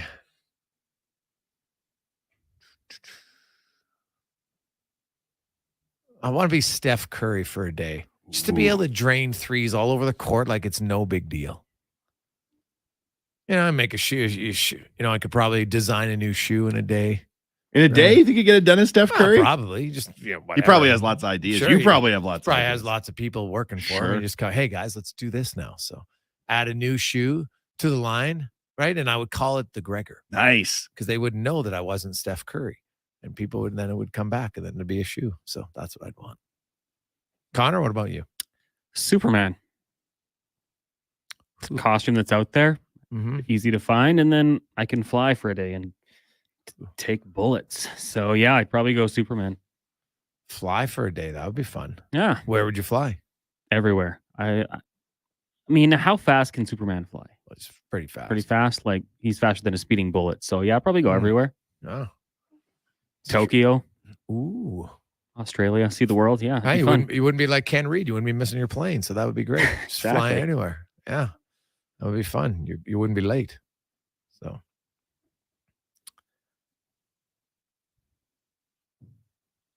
It's very interesting. Some of the responses coming in. Guys, I'd want to be The Rock. Just to be that strong, that happy. It's not bad. He's a big dude. Yeah. Eats a lot too, though. You got he's put it out there like how much he eats. You're just like, what? Some of those Sunday photos he puts on Instagram where he's eating like 30 pancakes simultaneously. What? Yeah, that is crazy, man. Gregor, would you do it on a game day to be Steph Curry? Well, yeah, 100%. I want to play in a game. How does this contest work, though? Would you go like 1 for 40 shooting because you're actually Jason Gregor and not Steph Curry? Oh no, I think I get to have all his powers for a day. Oh yeah, would you have all his memories? I don't care about that. I want to remember it that I was Steph Curry. I don't want him to remember it. Who cares about his memories? Well, I'm still myself. I remember Steph Curry's login for his bank account. Going in Touche. I don't want to steal. Now I'm a thief. I don't want to be a thief. You're Steph Curry. You're giving yourself money. No, but I want to be able to just have like rain threes for a game, man. Oh, it's so fun. Maybe I could be Wemby. And I'd also go in though, and I would dunk once because Steph doesn't really dunk very often. What's gotten into Steph Curry? The announcer would say. Yeah, exactly. He's got them Gregors on. Why He's is dunking. he dunking? I just wanted after the game. I'd say I just wanted people to show I could still do it. That's all I'd say. Got these Gregor shoes on and getting some hops in. Yeah, that would be classic. Really good. Let's get to quick Sports 1440 update with Connor Halley. We got Spec LT coming up. Also, we'll do the draw. Somebody's going to the game on Sunday and to the brew house on Saturday, the Ice House to be specific. Be a lot of fun. We'll do that right after Connor Halley. Sports 1440 update brought to you by Edmonton Kubota. You need a great tractor, compact BX tractor right now, 0% financing for 84 months. Shop online, EdmontonKubota.com, or go see them in person north of the Yellowhead on 156th Street. This is a Sports 1440 update. 6 games on the ice tonight in the NHL. After 20 minutes, the Blackhawks and Golden Knights tied at 2 apiece. Connor Bedard has his third of the season in that one. Later tonight, the Sabres in Jersey. Caps host the Wild Sharks, take on the Hurricanes. Canucks welcome the Blues to town, and the Kings head to the desert to take on the Coyotes. The Oilers, of course, off until Sunday, and it's the Heritage Classic taking on the Flames down at Commonwealth. That one gets going at 5. It is game 1 of the World Series, and that is the Diamondbacks head to Arlington to take on the Rangers. That one gets going in just over an hour. In the CFL tonight, the Riders host the Bombers. That one's set to start at 7 o'clock. The Toronto Raptors, they look to go 2-0, and they'll be in Chicago taking on the Bulls. Tip-off at 6. Elsewhere, you've got the Pistons taking on the Hornets out in Charlotte. Grizz host the Nuggets. Knicks in Atlanta. Celtics welcome the Heat to town. Clippers taking on the Jazz, and the Trailblazers up against the Magic. You've also got Steph Curry and the Warriors heading to Sacramento at 8. In the AJ, 6 games on the schedule, including Sherwood Park hosting Drumheller, Drayton Valley and Canmore, and Grand Prairie welcomes Bonnieville to town. Spruce Grove in action tomorrow. They'll host Brooks out at Grand Pier Arena. And at the collegiate level, a Tooth Fest down at the Saville Center. Pandas in action, taking on the University of Waterloo tonight at 8, and then the University of Lethbridge tomorrow at 4. Pandas volleyball heads to Manitoba, taking on the University of Brandon today at 5, tomorrow at 4. The Golden Bears also in Brandon. They'll be in action at 6:45 tonight and tomorrow at 5:45. Coming up in hour 4 of the Jason Gregor Show, we'll be joined by Mark Spector of Rogers Sportsnet, Alan Mitchell, the host of the Lowdown with Lowetide, and we'll hear another edition of Wanye's World. I'm Connor Halley. This has been a Sports 1440 update. Sports 1440 in West Edmonton Mall and Wetaskiwin. CKJR is a Stingray radio station. Download the free radio player app and listen wherever you go. Full service provider of heavy haul transportation and rigging at the highest level. Next Gen Transportation. We're developing new and innovative ways to transport oversized and overweight equipment to remote and challenging locations. Our Next Gen team leads with a wealth of experience and expertise. But most importantly, we put safety first so everyone gets home safely. We also take great pride in supporting our local community programs and teams. Good luck to everyone this season and in the year ahead. Visit nextgentransportation.com. Edmonton's premium live music and party venue is On the Rocks. Check out Bingo Tunes on Monday. Perform on the best stage in town with karaoke on Wednesdays. Learn how to salsa with Salsa Rocks on Thursdays. And every weekend, OTR goes live. With your favorite bands on the OTR stage and DJ Kenny K. For everything that's going on at On the Rocks, give us a follow. Facebook, Instagram, or Twitter. At On the Rocks, EDM. Eat well, party hard. On the Rocks. On the Rocks. On the Rocks. Open every day till 2 a.m. Get your vehicle ready for winter with Jiffy Lube. Drive-in, drive-out service with 25 extra air miles with your Shell Go Plus app. Be wise, winterize. Jiffy Lube, keeping you moving. We've got your local sports covered all day. Fox Sports has you covered tonight, after 9, and all weekend long. Be sure to check out the incredible NFL coverage on Sunday. Often imitated, never duplicated. We're Sports 1440. Mr. Rooter carves a pumpkin. What you thinking, Mr. Rooter? Something truly frightening. A clogged toilet is too easy. We did a blocked sewer line last year, but that scared the kids too much. Well, what keeps you up at night? What is it, Mr. Rooter? A sump pump. Okay. A sump pump with a faulty float switch. No, the horror. The horror! For a plumber who knows the tricks to treat your pipes, carve out time for Mr. Rooter. The job isn't done until the last load is hauled, and having a semi-trailer out of commission is not an option. Whether replacing or adding to your convoy, Edmonton Trailer has a huge inventory of new and used semi-trailers, trusted by the gravel, logging, oil field, fluids, and freight industries. Find a trailer right for you online or at one of their 3 locations. For sales, service, parts, rental, and finance, when you're in it for the long haul, Edmonton Trailer. Hey world, get ready to believe. At Oodle Noodle, we serve up world-class, worldwide flavors in our sweet, saucy, and fiery noodles. We believe in the power of nudes. We've got everything from saucy mac and cheese to sizzling pad thai to so many other unbelievable dishes sure to make you a noodle convert for life. You've got to taste them to believe it. Don't be a skeptic. The proof is in the noodles. Check us out at oodlenoodle.ca. Oodle Noodle. We believe in noodles.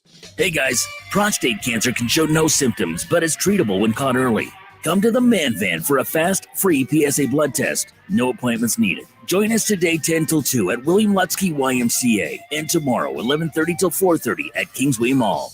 When you go home, tell them of us and say, for your tomorrow, we gave our today. In the hustle and bustle world of today, the James Insurance Group would like to take this time to honor the Royal Canadian Legion, who continue to make a difference in the lives of veterans and their families. Today and every day, we honor those who gave their hearts and lives for our todays, lest we forget. A message from the James Insurance Group, online at tjig.ca. That's tjig.ca.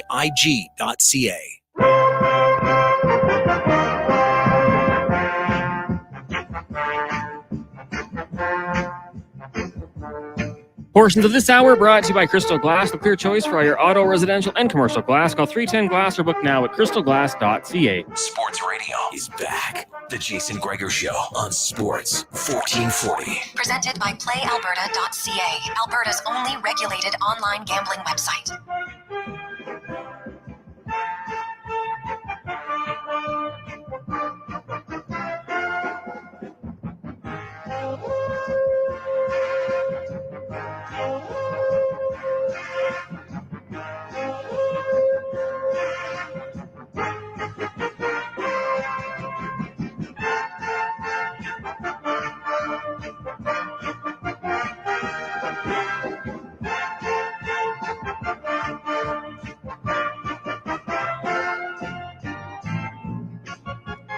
All right, everybody, welcome back.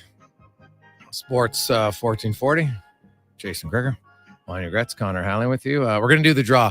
As Wanye is watching, he's like, wow, this is very sophisticated, right? We have all the little names on the piece of paper. Wanye is just like, wow, these are all the secrets of radio. High tech over here, right? To handwrite the names down on the piece of paper, cut them all up so they're even size because you don't want to have one that's a little bit bigger. I think that might be unfair. This is a legit draw. Like, as a UN observer sent here to make sure everything's legit, I can say this is a legit draw. Yeah, okay. So here we go. First name out, you will be winning. You got a pair of seats to the Heritage Classic on Sunday.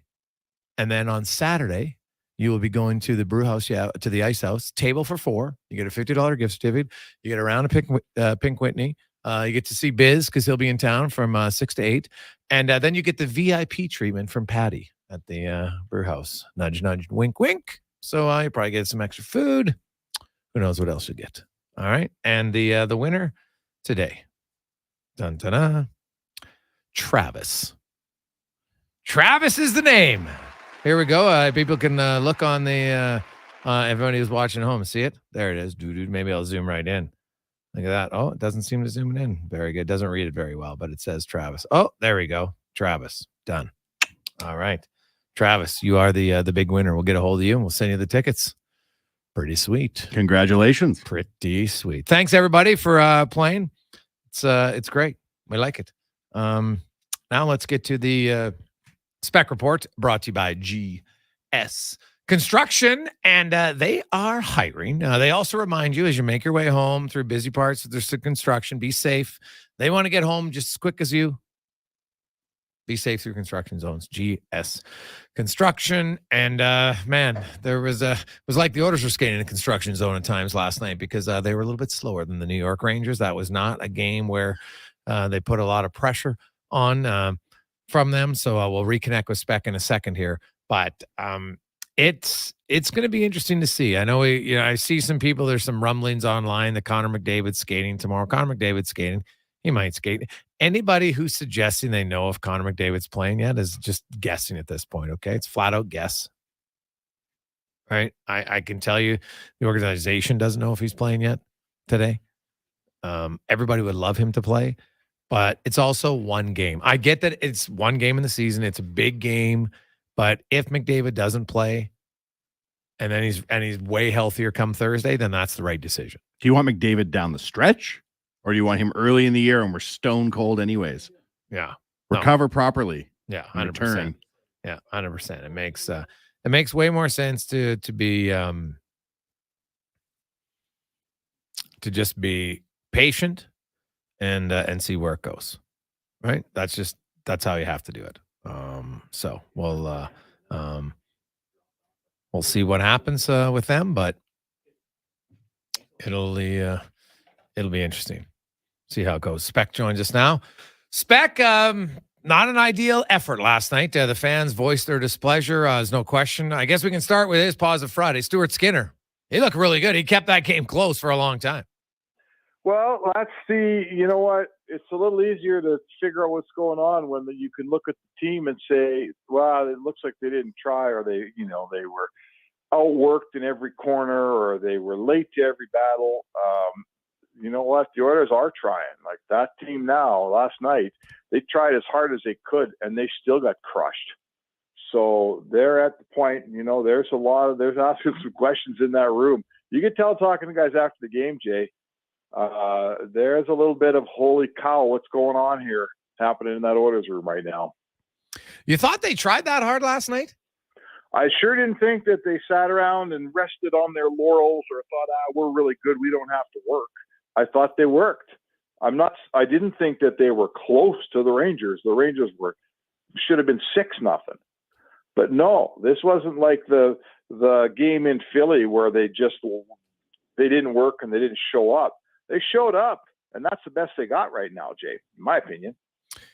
Yeah, I guess to me, when I looked at that game last night, I just felt there's so many guys that aren't doing much on the ice, and they're not doing anything to get noticed, any change of momentum. I get the bottom six isn't scoring a bunch right now, but man, there wasn't many momentum shifts where they're cycling the puck, they're getting on the forecheck and they're making them pay I didn't see much of that at all. So no momentum shift to shift. No. Like when your line came off the ice, the ball wasn't rolling for my line to jump on and keep it going, right? It was completely disconnected hockey, totally disjointed. One line didn't play the same way the next line played. No momentum shift to shift. And that's why you get beat 3-0. And they could have played another hour and it would have been 5-0.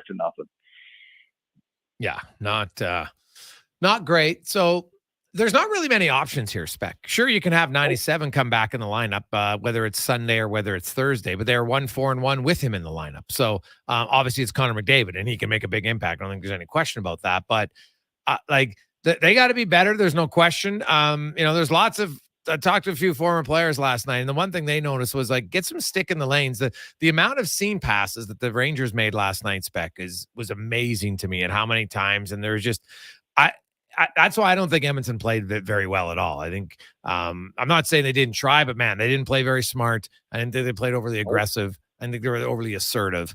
And you know what? It's got to come from within, because there's no one in the minors that they have that's going to come up here and suddenly add a jolt. You want to bring up Raphael Lavoie, great. But I don't think Raphael Lavoie is going to be the guy who turns your season around. No, this isn't about Raphael Lavoie or Adam Ernie or Matthias Janmark. It's not about those guys, right? It's not one of those guys isn't going to solve the problem here. It's about, first of all, it's about the whole group playing better. There's no question. It's about, if Draisaitl and Hyman and Bouchard and Nugent Hopkins and Kane. Like, those are top-end offensive guys. Why are we worrying about Janmark on the first line when all the other guys in the top six who are legit top six guys aren't getting anything done at all, right?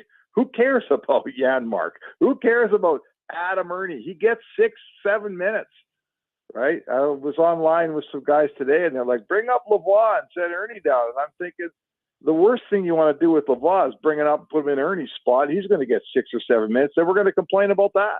So, no, they got enough guys that they should be able to score some goals and play better. They got a good team. This is about the good players, helping everybody back into it. It doesn't start with the bottom of your lineup. It starts with the top. More F-bombs than third period goals through the first 7 games. It's not a great stat, but post-game F-bombs from the Oilers. Like their third period spec, it's mind-blowing to me. They have 1 goal in 7 third periods. 1. This is that's a metaphor for what's going on in this inside the heads of these guys. Nobody can figure that stat out. This is the highest scoring team in the league, right? These guys, no one's going to debate whether this is a powerful offensive team. Of course it is. That's what they are. They got other issues. Scoring isn't one of them. So you tell me they've got 1 third period goal in 7 games. I can't even fathom that. Well, the guys in the dressing room they're sitting right next to us. They can't fathom it either. They can't figure it out. So, they're confused. Tell you what, man, nobody saw this coming. And at this rate, I'm not sure anyone really knows how to get out of it. Changing topic by 1 degree away from the tire fire spec. I was wondering if you had any Doug Waite memories that you'd like to share, considering he was named to the Ring of Honor. Doug Waite memories I'd like to share. You know what? I was there the day he got traded from the Rangers. They took the morning skate with the Rangers. They got traded in the afternoon and took the game with the Oilers. I guess I would just say, you know what? Dougie Waite was he was by far the best quote in the team for a long time. My boss once said to me, quit quoting that guy every day. You got to find other guys to quote. And I said, well, none of the other guys are anywhere close to as good as him. He's the reason the press corps in Edmonton had to get tape recorders. He spoke so fast and so eloquently. We all went to London Drugs and bought those little digital recorders because of Doug Waite. You know what? I don't know if I have any great stories on him. Just he was a quality guy. He is a quality guy. Like him and Billy Guerin, you guys, they're like a comedy duo. Hey, I guess on Gene's intermission last night, they were hilarious. Oh yeah, they're funny. Yeah, they love chirping each other. They obviously get along very well. Zingers back and forth, and it's interesting. The Minnesota Wild, they got pounded again last night too, and it was funny. Bill Guerin's like, "Oh, happy I'm here." Like he's got a good sense of humor. Yeah, but like that team, although they did score early tonight, but like the Edmonton Oilers spec, these like Calgary's in the same boat, but maybe similar. Or different, I should say, because like Edmonton, you still think because you have McDavid and Draisaitl that you should be able to find your way out of it. However, they had McDavid and Draisaitl in 18 and 19, then find themselves out of it. Right now, maybe we can argue that this team overall has more talent than when you go look at the 18-19 roster, and I think that's fair. But there does come a point where you can't just say, "Wow, they have McDavid and Draisaitl; they'll figure it out." Yeah, I don't think that. Like, sure, McDavid coming back is going to make it better. The whole team's going to get more confident. You know, McDavid he's a human momentum, right? He has the shift himself that gets you momentum. But no, I don't think that at all. I look at this roster. I'm not going to sway off the fact that when I look at the roster 1 to 20, sure, it's a cap system, you guys. They're not perfect. You know, Adam Ernie's on your fourth line and Ryan, they're okay players. They're fourth line guys. That's what they are. They're not all, you don't get all-stars on your third and fourth line. Third line's a little bit young. McLeod and Holloway skate around real fast. At some point, something's going to have to happen with those two guys, right? So I'm not saying they're perfect, but they got enough good players. I mean, look at Vegas's team. They're playing without, they've been playing without Martinez, without Pietrangelo, and without Whitecloud. That's half their defense, right? And they're unbeaten. Half their defense has been out, and they're unbeaten. They don't have a McDavid or a Draisaitl. They got good players, but they don't have a top 5 scorer in the league, and they're unbeaten. So this waiting around for McDavid and Draisaitl to save the day, it's getting awful old in this town. Let me tell you what. No, that's very fair. Very fair. Spec, what are you doing covering this weekend? What are you looking for the next few days? Well, what a time for an outdoor game. It's either the best thing that could happen or the worst thing that could happen. I'm not sure which. And Calgary's in exactly the same boat. Yeah. So, you know what? Like, I think it's time to step back a little and just let's not let the record ruin the weekend. These weekends are usually pretty fun, right? They're different. We get an outdoor game. There's lots of alumni in town, and we get to see some things we normally wouldn't. Let's not let the 1 and whatever the heck they are, 1-5-1 ruin this thing. And if you get a win on this thing, they're going to spin it like, oh boy, it's going to shoot us out of a cannon, and here we go. If the Oilers don't win this thing, don't ask me, pal. We'll have that conversation on Monday morning or afternoon, I should say. Spec, have a good weekend. Hopefully your work ethic is better at the bar than it was on the ice. How about that? Sounds good, partner. There you go. That's Mark Spector, Spec Report, brought to you by GS Construction. Now, how about this on a positive Friday? So Kyle just texted in, and he sent Connor and I a pair of tickets, row 30 in section K for Sunday's game. He can't make it. He wants auction off for charity. Oh. So we'll do this like a rapid fire. Somebody's going to get maybe a really good deal. Pair of seats, all for charity. If you want to go, text in your bid with your name, 833-401-1440. Row 30, section K for Kyle's tickets. 833-401-1440. Your name and your bid. And away we go. We'll return. Hey world, get ready to believe. At Oodle Noodle, we serve up world-class, worldwide flavors in our sweet, saucy, and fiery noodles. We believe in the power of nudes. We've got everything from saucy mac and cheese to sizzling pad thai to so many other unbelievable dishes sure to make you a noodle convert for life. You've got to taste them to believe it. Don't be a skeptic. The proof is in the noodles. Check us out at oodlenoodle.ca. Oodle Noodle. We believe in noodles. A full-service provider of heavy haul transportation and rigging at the highest level. Next Gen Transportation. We're developing new and innovative ways to transport oversized and overweight equipment to remote and challenging locations. Our Next Gen team leads with a wealth of experience and expertise. But most importantly, we put safety first, so everyone gets home safely. We also take great pride in supporting our local community programs and teams. Good luck to everyone this season and in the year ahead. Visit nextgentransportation.com. Building or renovating, you want to work with someone who sees and understands your vision.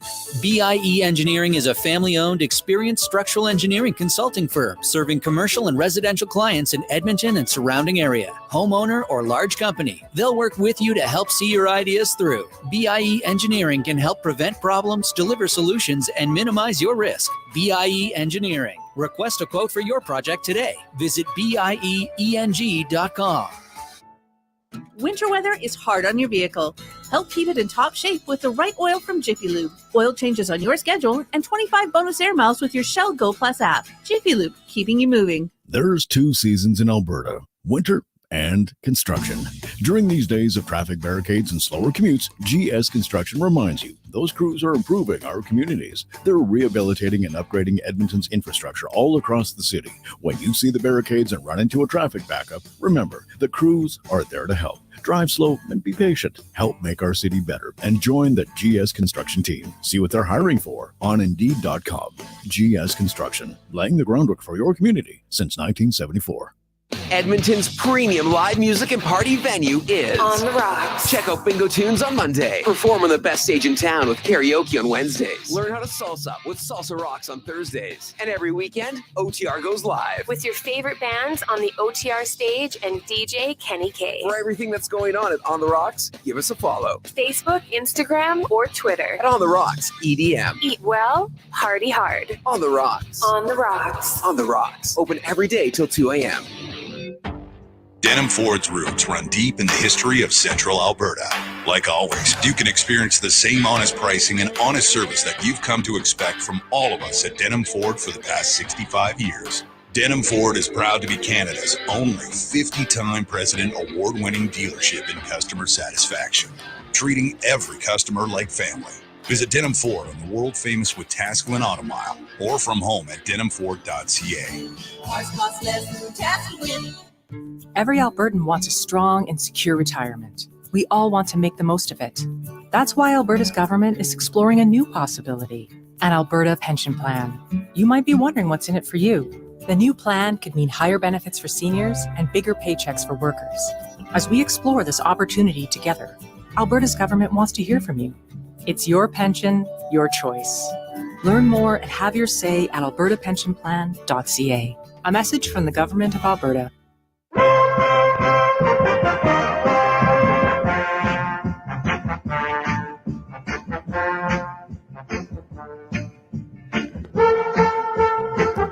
Portions of this hour brought to you by Christensen Communities. Have peace of mind knowing your loved one is in the best possible hands. Christensen Communities have safe retirement living options across the province and now welcoming new residents. Visit cdlhomes.com.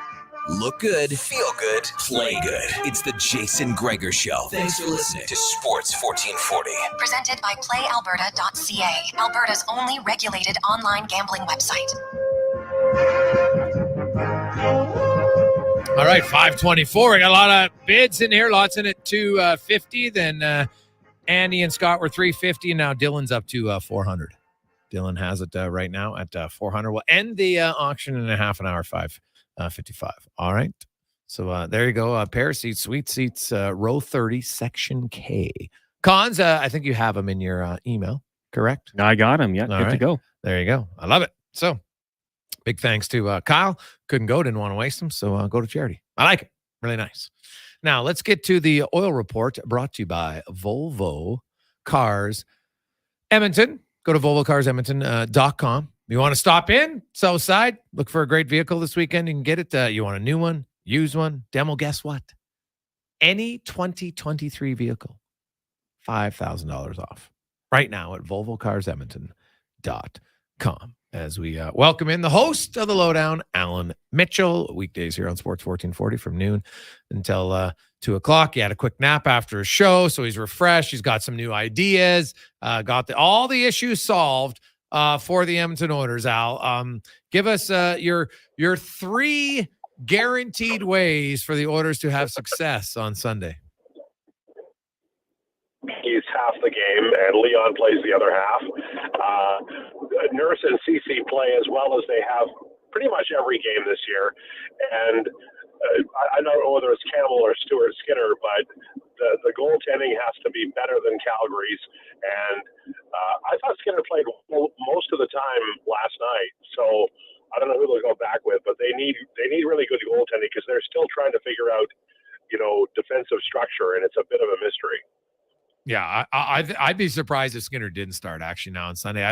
He made 4 or 5 unbelievable saves. I didn't blame him on either of the first 2 goals at all, and definitely not the third one. So I wouldn't be surprised. He got the pads specially made up for the game. Not that that's a reason why. If he was playing terrible, I don't think he'd play, but I think he's going to play in that game. I have no idea if Connor McDavid was going to play or not. But what did you make of Philip Broberg early on in that game? Well, I think he's, Broberg is at a point now where he can play top 6 minutes. He can play a depth role, and you want to see what he can do over at least a 20-game period where he's playing up, and that would be with Ekholm.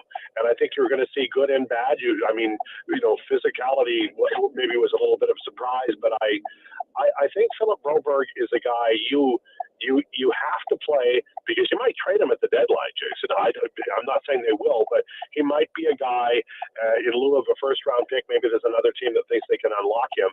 But right now with Bouchard struggling, and I thought Bouchard had a much better game playing depth minutes, then Broberg's the guy. Certainly not perfect. Certainly not a guy that you go, oh, well, that was a great outing. For me, it was kind of pedestrian, but he survived, and now you move on to the next.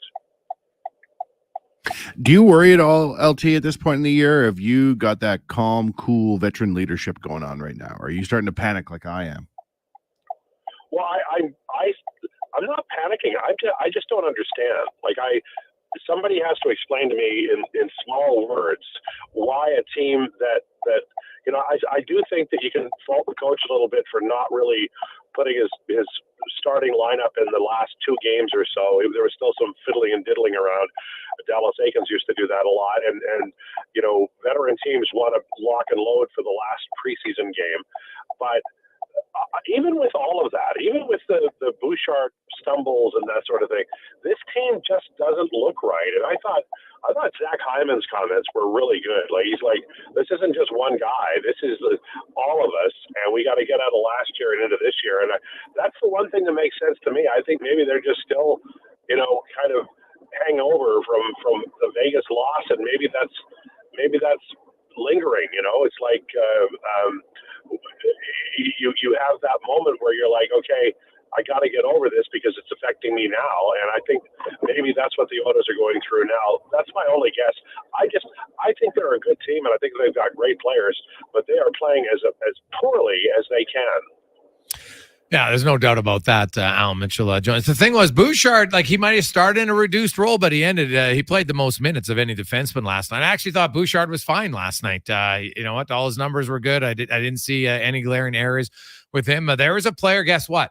So that's 2 guys now. When Evander Kane got dropped down to the third line, he responded right away. Evan Bouchard started the game in the third pair, played his way back. Then he was up with Ekholm again by the third period and was playing well. And that, to me, that's what you want as a coach. But you send them. I think there's some other guys you know what? At some point, Ryan McLeod, Brown, Holloway, you got to do something. I haven't really outside of scoring. You got to get something done offensively, don't you? I mean, just emotionally in the game, change the momentum with a game-changing shift where it's man, they're ferocious on the forecheck, creating turnovers, they get some good chances. I haven't seen any of that. No, and it's so important. The third line is going to get the soft parade, and you have to outscore. You just do. And McLeod, up until this point in his career, his line's been good. I just worry that he's still coming back from injury. I worry the same thing about Ekholm. And if this is McLeod, then he's pretty matzo balls. This is not an exciting player. I think he has more in him. I've always worried about Dylan Holloway's offense. I don't know if he has enough, really, guys. I don't know. And I do think Connor Brown will come around. But that line, they're getting softer minutes. They have to be able to outscore the opposition. And certainly they have to score a goal every 3 games. Yeah, you can't be goose eggs across the board. Last year, their bottom 6 contributed. Great. But that was last year. Last year means nothing now. Last year is irrelevant to the conversation. It's all about this season. And this season, they haven't been good enough flat out. The only saving grace for the Oilers is the team they're playing on Sunday is in the exact same boat, Al. So you would think there should be some desperation on both sides. I'm curious if we see, if that brings the rivalry out. Maybe these teams need line up 3. Let's have a line brawl to start the game and see if there gets some emotion. It's honestly couldn't hurt. I'll get the goalies involved too. That's always fun. Ooh, a goalie fight, LT. That's the idea. Now we're talking. Yeah. I watch outdoor games as a sort of an exhibition idea, and my theory on this, boys, is that whoever gets the first goal wins. Yeah. Could be wrong, but I always feel that one team is tentative. Sometimes it's the home team, and the other team is freewheeling, and you can almost sense it on the ice. But I'll say this: if McDavid plays, I don't think Edmonton loses. I just think he's going to set his jaw, say to hell with this noise, and just go out and obliterate Calgary, who are, they are they should be better too. They really should, but they don't have the elite talent the Oilers do. So, and Huberdeau, my God, I don't even know what to say about that contract. It's forever for nothing. Well, so far, yeah. The excuse and that Daryl Sutter. And I even said that at the start of the year. I said, stop thinking it's one person, right? It's like in Edmonton. Oh, the system. The system is the issue in Edmonton. I'm sorry. It's not. And just like Daryl Sutter might not have been the answer, but he wasn't the only issue. And I think that's been abundantly clear now in Calgary. There's lots of people who it's easy because sometimes it's, you know what? Yeah, let's just blame this one person. And that'll be it. And then I feel better and everything's hunky dory. Well, that's not the case, right? It's never, if it was only one thing, then I don't think your team's that good, right? If you're losing that often, it's one thing. Just like in Edmonton, I don't think the Oilers, like the system, whatever. And the funny thing is I've talked to so many former players like that system isn't even hard to play, right? Like that's not a very difficult system to execute if you actually want to execute it. Yeah, I think the thing about Sutter is I think he is a crusty bugger, and I think there's a sooner or later people get sick of him. Sure. And they want him gone, but that has nothing to do with coaching. He's a great coach, and I do think he'll get a job someday somewhere again if he wants it. But the thing about Jay Woodcroft is he is always, since he got here, around Valentine's Day in 2022, and then last year when he had to kind of tweak some things and Skinner had to emerge as a starter, he's pretty good at being MacGyver. That's one of the reasons why I'm just so flabbergasted by this team right now.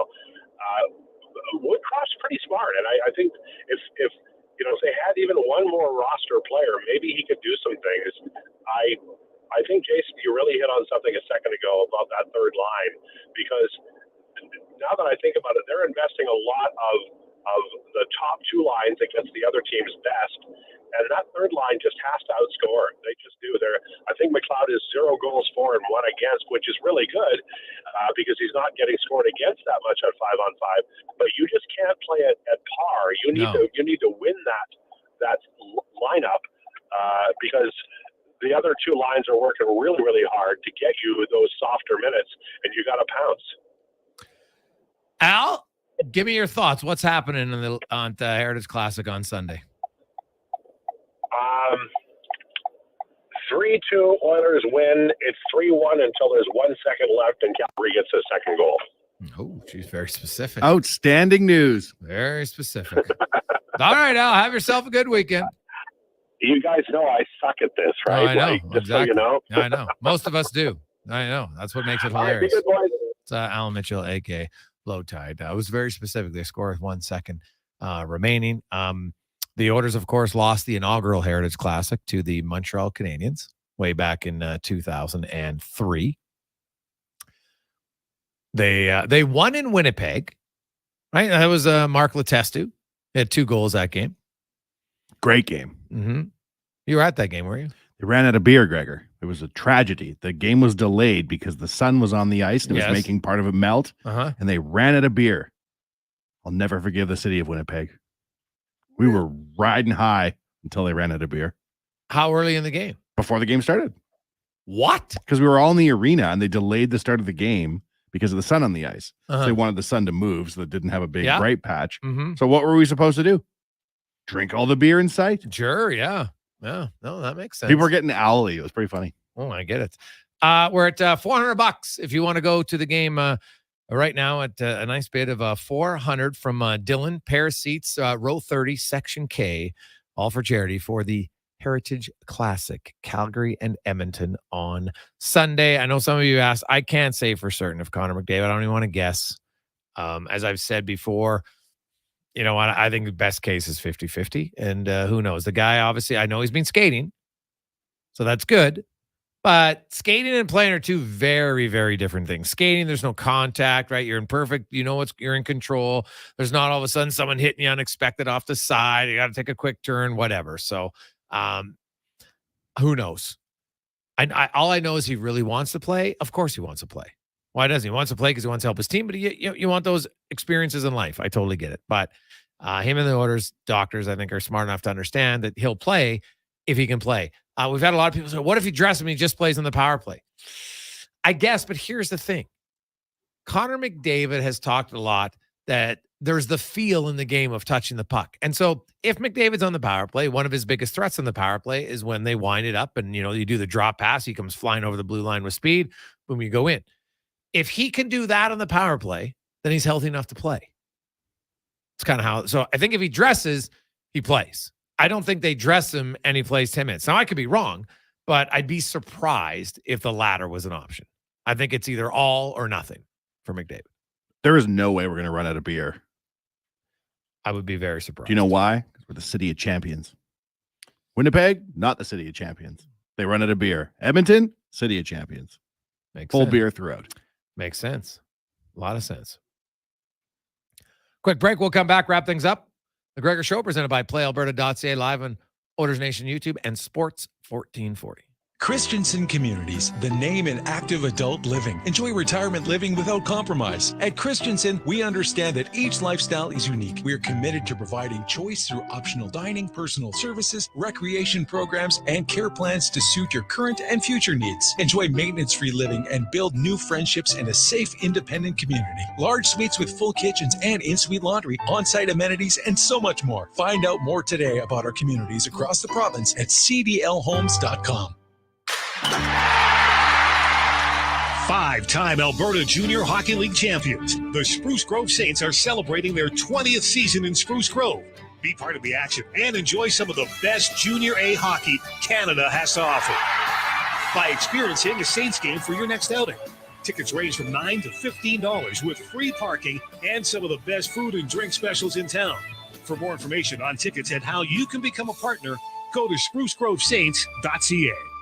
Order the juice, get the points. Now at Booster Juice, it's rewarding to be loyal. Introducing the Booster Rewards app, the reward program to give you a boost. Order on the app and enjoy 1 berry point for every $1 you spend. Redeem it for tasty Booster Juice treats, like your favorite smoothie, a Booster Ball, grilled fresh wraps and paninis, and cool Booster Juice merch. And with the Booster Rewards app, the more you order, the more you enjoy. Download the Booster Rewards app today. Order, earn, enjoy. The job isn't done until the last load is hauled, and having a semi-trailer out of commission is not an option. Whether replacing or adding to your convoy, Edmonton Trailer has a huge inventory of new and used semi-trailers, trusted by the gravel, logging, oil field, fluids, and freight industries. Find a trailer right for you online or at one of their 3 locations. For sales, service, parts, rental, and finance, when you're in it for the long haul, Edmonton Trailer. Hey sports fans, we've got a clear choice for you. At Crystal Glass, we provide customers with the perfect glass for any job. From home to auto and even commercial, installation or repairs, we're your team. Call 310 Glass or visit crystalglass.ca. Crystal Glass. Excavators, loaders, lifts, compaction equipment, and more. Find the XCMG construction equipment you need. Available for rental or sale at Japa Machinery Group. Japa, helping build Alberta from the ground up for 50 years. Visit japamachinery.com. Are you ready? If you're a member of Vision Credit Union, it's time to get your share of the profits. Join us at your local branch on Friday, November 3rd for Member Appreciation Day. We'll be returning millions in profit shares to our members via account deposit or check. If you're a Vision member, get ready to enjoy your annual cash payout. Not a member? Find out how to get your share of the profits with Vision Credit Union. Learn more at visioncu.ca. Hey guys, prostate cancer can show no symptoms, but is treatable when caught early. Come to the Man Van for a fast, free PSA blood test. No appointments needed. Join us today 10 till 2 at William Lutsky YMCA and tomorrow 11:30 till 4:30 at Kingsway Mall. Hi, Dennis from Weiss Johnson. Are you one of those people out there looking for something different to heat and cool your home? Weiss Johnson is Edmonton's cold climate heat pump specialist and would love to explain to you how Trane heat pumps are a reliable, cost-effective alternative for your home's heating and cooling needs. Order your Trane heat pump now and take advantage of the generous government rebates that are available. Trane, it's hard to stop with Trane. Call the most experienced HVAC company around with over 45 years in business. Visit wjcools.com today.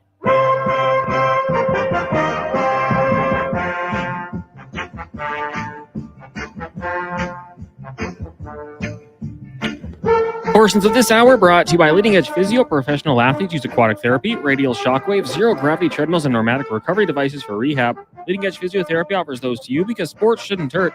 LeadingEdgePhysio.com. Sports Radio is back. The Jason Gregor Show on Sports 1440. Presented by PlayAlberta.ca, Alberta's only regulated online gambling website.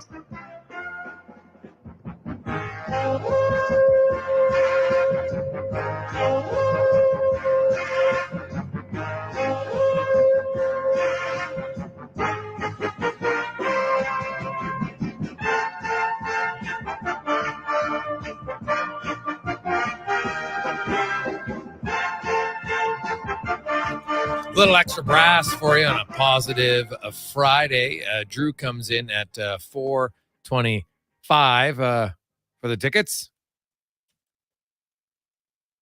So we're down to the last few minutes. You got about 10 minutes left. We're up to $4.25. Pair of seats, really good seats. Row 30, section K for tomorrow. Let's get to Wanye's World, brought to you by Action Electrical, family-run business. Over 50 years of experience, and they keep expanding, growing. Of course, now they got residential solar, commercial solar, and of course, all the stuff, electrical preventative maintenance for all your commercial buildings. ActionElectrical.net. I saw a complaint today, Gregor. I want to read to you from an Oilers fan about the team. I just want to read this to you, quote, word for word. I'm watching this game, and I've been to about 60 games, and I don't know if the Oilers know anything about defense. If they don't shape up and learn something about defense, it's party over. It's making me sick, and I don't know what to do about it. I'm going to read you another comment from an Oilers fan, Gregor. It's a disaster, a lack of discipline, and a lack of defense. Why do we keep switching up our lines? It's been the same pattern for the last 2 years. Now, Gregor, both of these comments could apply to the Oilers in 2023. But both of those were Oilers fans bitching about the team in 1983 on the open lines at the Journal, where you used to get to write in and complain about the team. So this is like early tweets, right? Oh, yeah. And it's just funny to note that was 40 years yesterday. Those Oilers fans were making those comments about the team to the Journal. So no matter what we're going through, Oilers fans, and it's a little bit dark in 2023, just know that we've been going through it for 40 years. And there's a problem scheduled with the Oilers defense for 2063 that we'll be complaining about then. So that came in 1983. Yes. When the Oilers, I'm pretty sure, won the cup. They won the cup in 83, 84. This was the fall of 83. So they were, so they hadn't won the cup yet, but they had lost the cup the year before. So pretty good team. Yeah. They'd lost the cup the year before. And I'd have to go back and look. Like, I know that they used to switch lines around. Like, I do think, I always chuckle when people are like, oh, the lines are the same all the time. I'm like, not very often. Well, let me break the season down for you. In October, they went 9-2-1. In November, they went 10-2-2, 9-3-1 in December, 10-2-1 in January, 9-6 in February, and 10-3 in March. And yet Oilers fans were freaking out, saying it's disgusting. They've never seen anything like it. They don't know what to do. We are consistent, if anything else, in this city. We've been freaking out since 1979. Oh my goodness, that's gold. Matt is up to $4.50 now on the tickets, but it is, some things change, some things stay the same. Because there's only so many ways you can complain about your team. Like, if your team doesn't have talent, well, you can say, hey, they don't have talent. Management's done a terrible job bringing them talent. Totally fair. You can have a rebuilding team that is based on hope every year, and you think, okay, the young guys are going to come in and, man, they're going to make a difference, and then reality sets in, and that doesn't happen. And it might happen for a few stretches, right? We've seen that in lots of teams around the NHL. And, like, if you look at the standings today and you say, okay, like the Edmonton Oilers, like, it's been bad. Oiler fans have a legit reason to be upset. They're 31st. Only the terrible San Jose Sharks, who are terrible, are worse. And they're already losing again 2-0. Like, the Sharks are awful. Their coach is brutal. Their management right now is in disarray. Like, honestly, the Sharks are going to be hard-pressed to win 20 games this year. I'm not even joking. They are not a very good team. Like, that is going to be a long, long season in San Jose. They don't have anything coming. Very much. Like, it's going to be some really painful years. They're lucky they got one of the richest owners in the sport. But you watch, like, there'll be 8, 9, 10,000 fans in some games in San Jose this year. It's not going to be pretty. And so that's the only team that's worse than the Oilers right now. So that's obviously, a reason to be frustrated. The Calgary Flames, they're 29th. So there's only the Blackhawks, because they played one fewer game and have one fewer point in between Calgary and Edmonton right now. So I can understand why Alberta is a surly place. Neither city, neither fan base expected their team to be this bad. I don't think anybody around the league thought they'd be this bad heading into the Heritage Classic. Okay. It's just not realistic. So, we'll see what happens. For the Oilers, like, they're not going to win 1 out of every 7 games. Okay. I can tell you that, but how much better are they going to get? I don't know. Like, are the Oilers, could they go 5-1-1 in their next 7 games? It's possible. They play the Flames. Then the Oilers have a break. And so they're going to be able to practice more, which the coaches like. The Oilers haven't really had a schedule where they get into any sort of rhythm, really, right? So because they've had 2 days off, they play again after Sunday. They don't play until Thursday, which is kind of weird. Like one game in a week, right? Friday, Saturday, Sunday, Monday, Tuesday, Wednesday, Thursday. It's crazy. It doesn't happen very often. Then they've got Nashville, the one team that they dominate at home. Then it's Vancouver again. Then the San Jose Sharks, Seattle Kraken on a road trip. Like for the Oilers to actually go 5-1-1 isn't completely out of the realm of possibilities because of who they play after this. But you got to start winning some games. That's just a fact. You got to play better. The other teams aren't going to gift it to you. They're not just going to say, oh, it's the Edmonton Oilers, man. Jeez, we can't compete with them. So I'll be curious. Got a few other texts. Hey, guys, they ran out of beer because I can't fly any in. It's true. Oh, Russ in the barn. Well said, Russ. You get it. You get it for sure. Hey, guys, what about these moves? Why not just get rid of Desharnais, make Broberg your 6th? Send Ernie down, bring up Lavoie, and consider a trade for Kane. They got to shake up the locker room. Well, here's the thing, Dylan. I guess if you would just want to say we're going to run 6 defensemen, you can, but you can't do that until you get McDavid back. So that's step 1 because they're not going to dress 11 and 6. Number 2, you can bring up Lavoie for Ernie if you like. Is he really like? Are we thinking a 4th line winger is going to be the difference maker for this team right now? I could be wrong, but I don't think it's going to make that much of a ripple effect, to be honest. And then if you trade Kane, the orders are soft right now as it is. You're getting rid of Desharnais and Kane. You've just made them way softer. So I'm not sure I would do that. If we were on a sinking boat together and you said, let's switch seats while the boat sinks, like, will it help? Maybe switching seats, but the boat's going down. Now, I'm not saying they all are going down forever, but I don't think that what you're suggesting is going to change the course of the boat at this point. Yeah. And now we're up to $480 on the tickets from Stefan or Stephen, not sure. Stefan's up to $480 right now. So there we go. Always happens in the last bit. We get a little bit of bid, which is nice. It's all bonus money, courtesy of Kyle. We like it. And the truth is, like, trading Evander Kane wouldn't be that easy because the cap hit. Kane's actually, I think, been one of the better orders of the last few games. I haven't had no issue with Kane's game. He had a slow start, but he's found his game. Now they need other players to get in and find his game. That's what has to happen here. It's just that simple. So we'll see how many can or can't.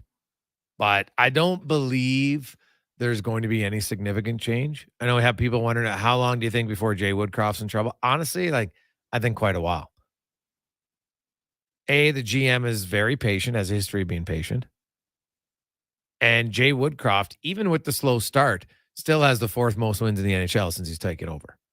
That's incredible. Right? So I don't see that significant of a trade coming. As far as your coach goes, even as a player goes, I would be a tad surprised by that. Other news, of course, NFL weekend goes on. We got Major Leagues of Baseball. The World Series gets going tonight. You have the Rangers and the Diamondbacks. Game of the weekend, Connor Halley in the NFL. If you get one to watch, who are you watching? Well, Chargers, Bears probably won't be too much fun for the majority of the people out there. I got to say Bengals, Niners, I think. The Niners obviously coming off that loss against the Minnesota Vikings. That's got to be extremely disappointing for them. Their defense coming back down to earth. And for the Bengals, they're coming off the bye week. So Joe Burrow, we're going to find out, did that help him? Is the calf better? I think it's a real opportunity for a statement game for the Cincinnati Bengals and for the 49ers, a chance to get back on track. So that'll be Sunday at 2:25. That's probably the game I have circled on the schedule myself. How are your Chargers? Like, come on, you can't lose to the Bears, can you? Oh, they can. They could.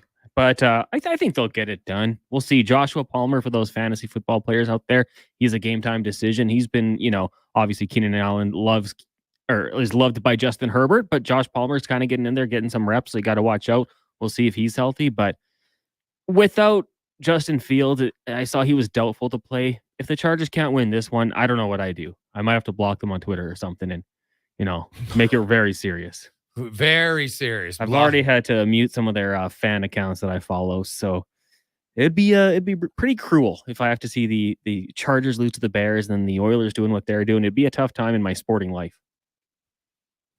Well, I would be stunned if your Chargers lose. I would be very surprised.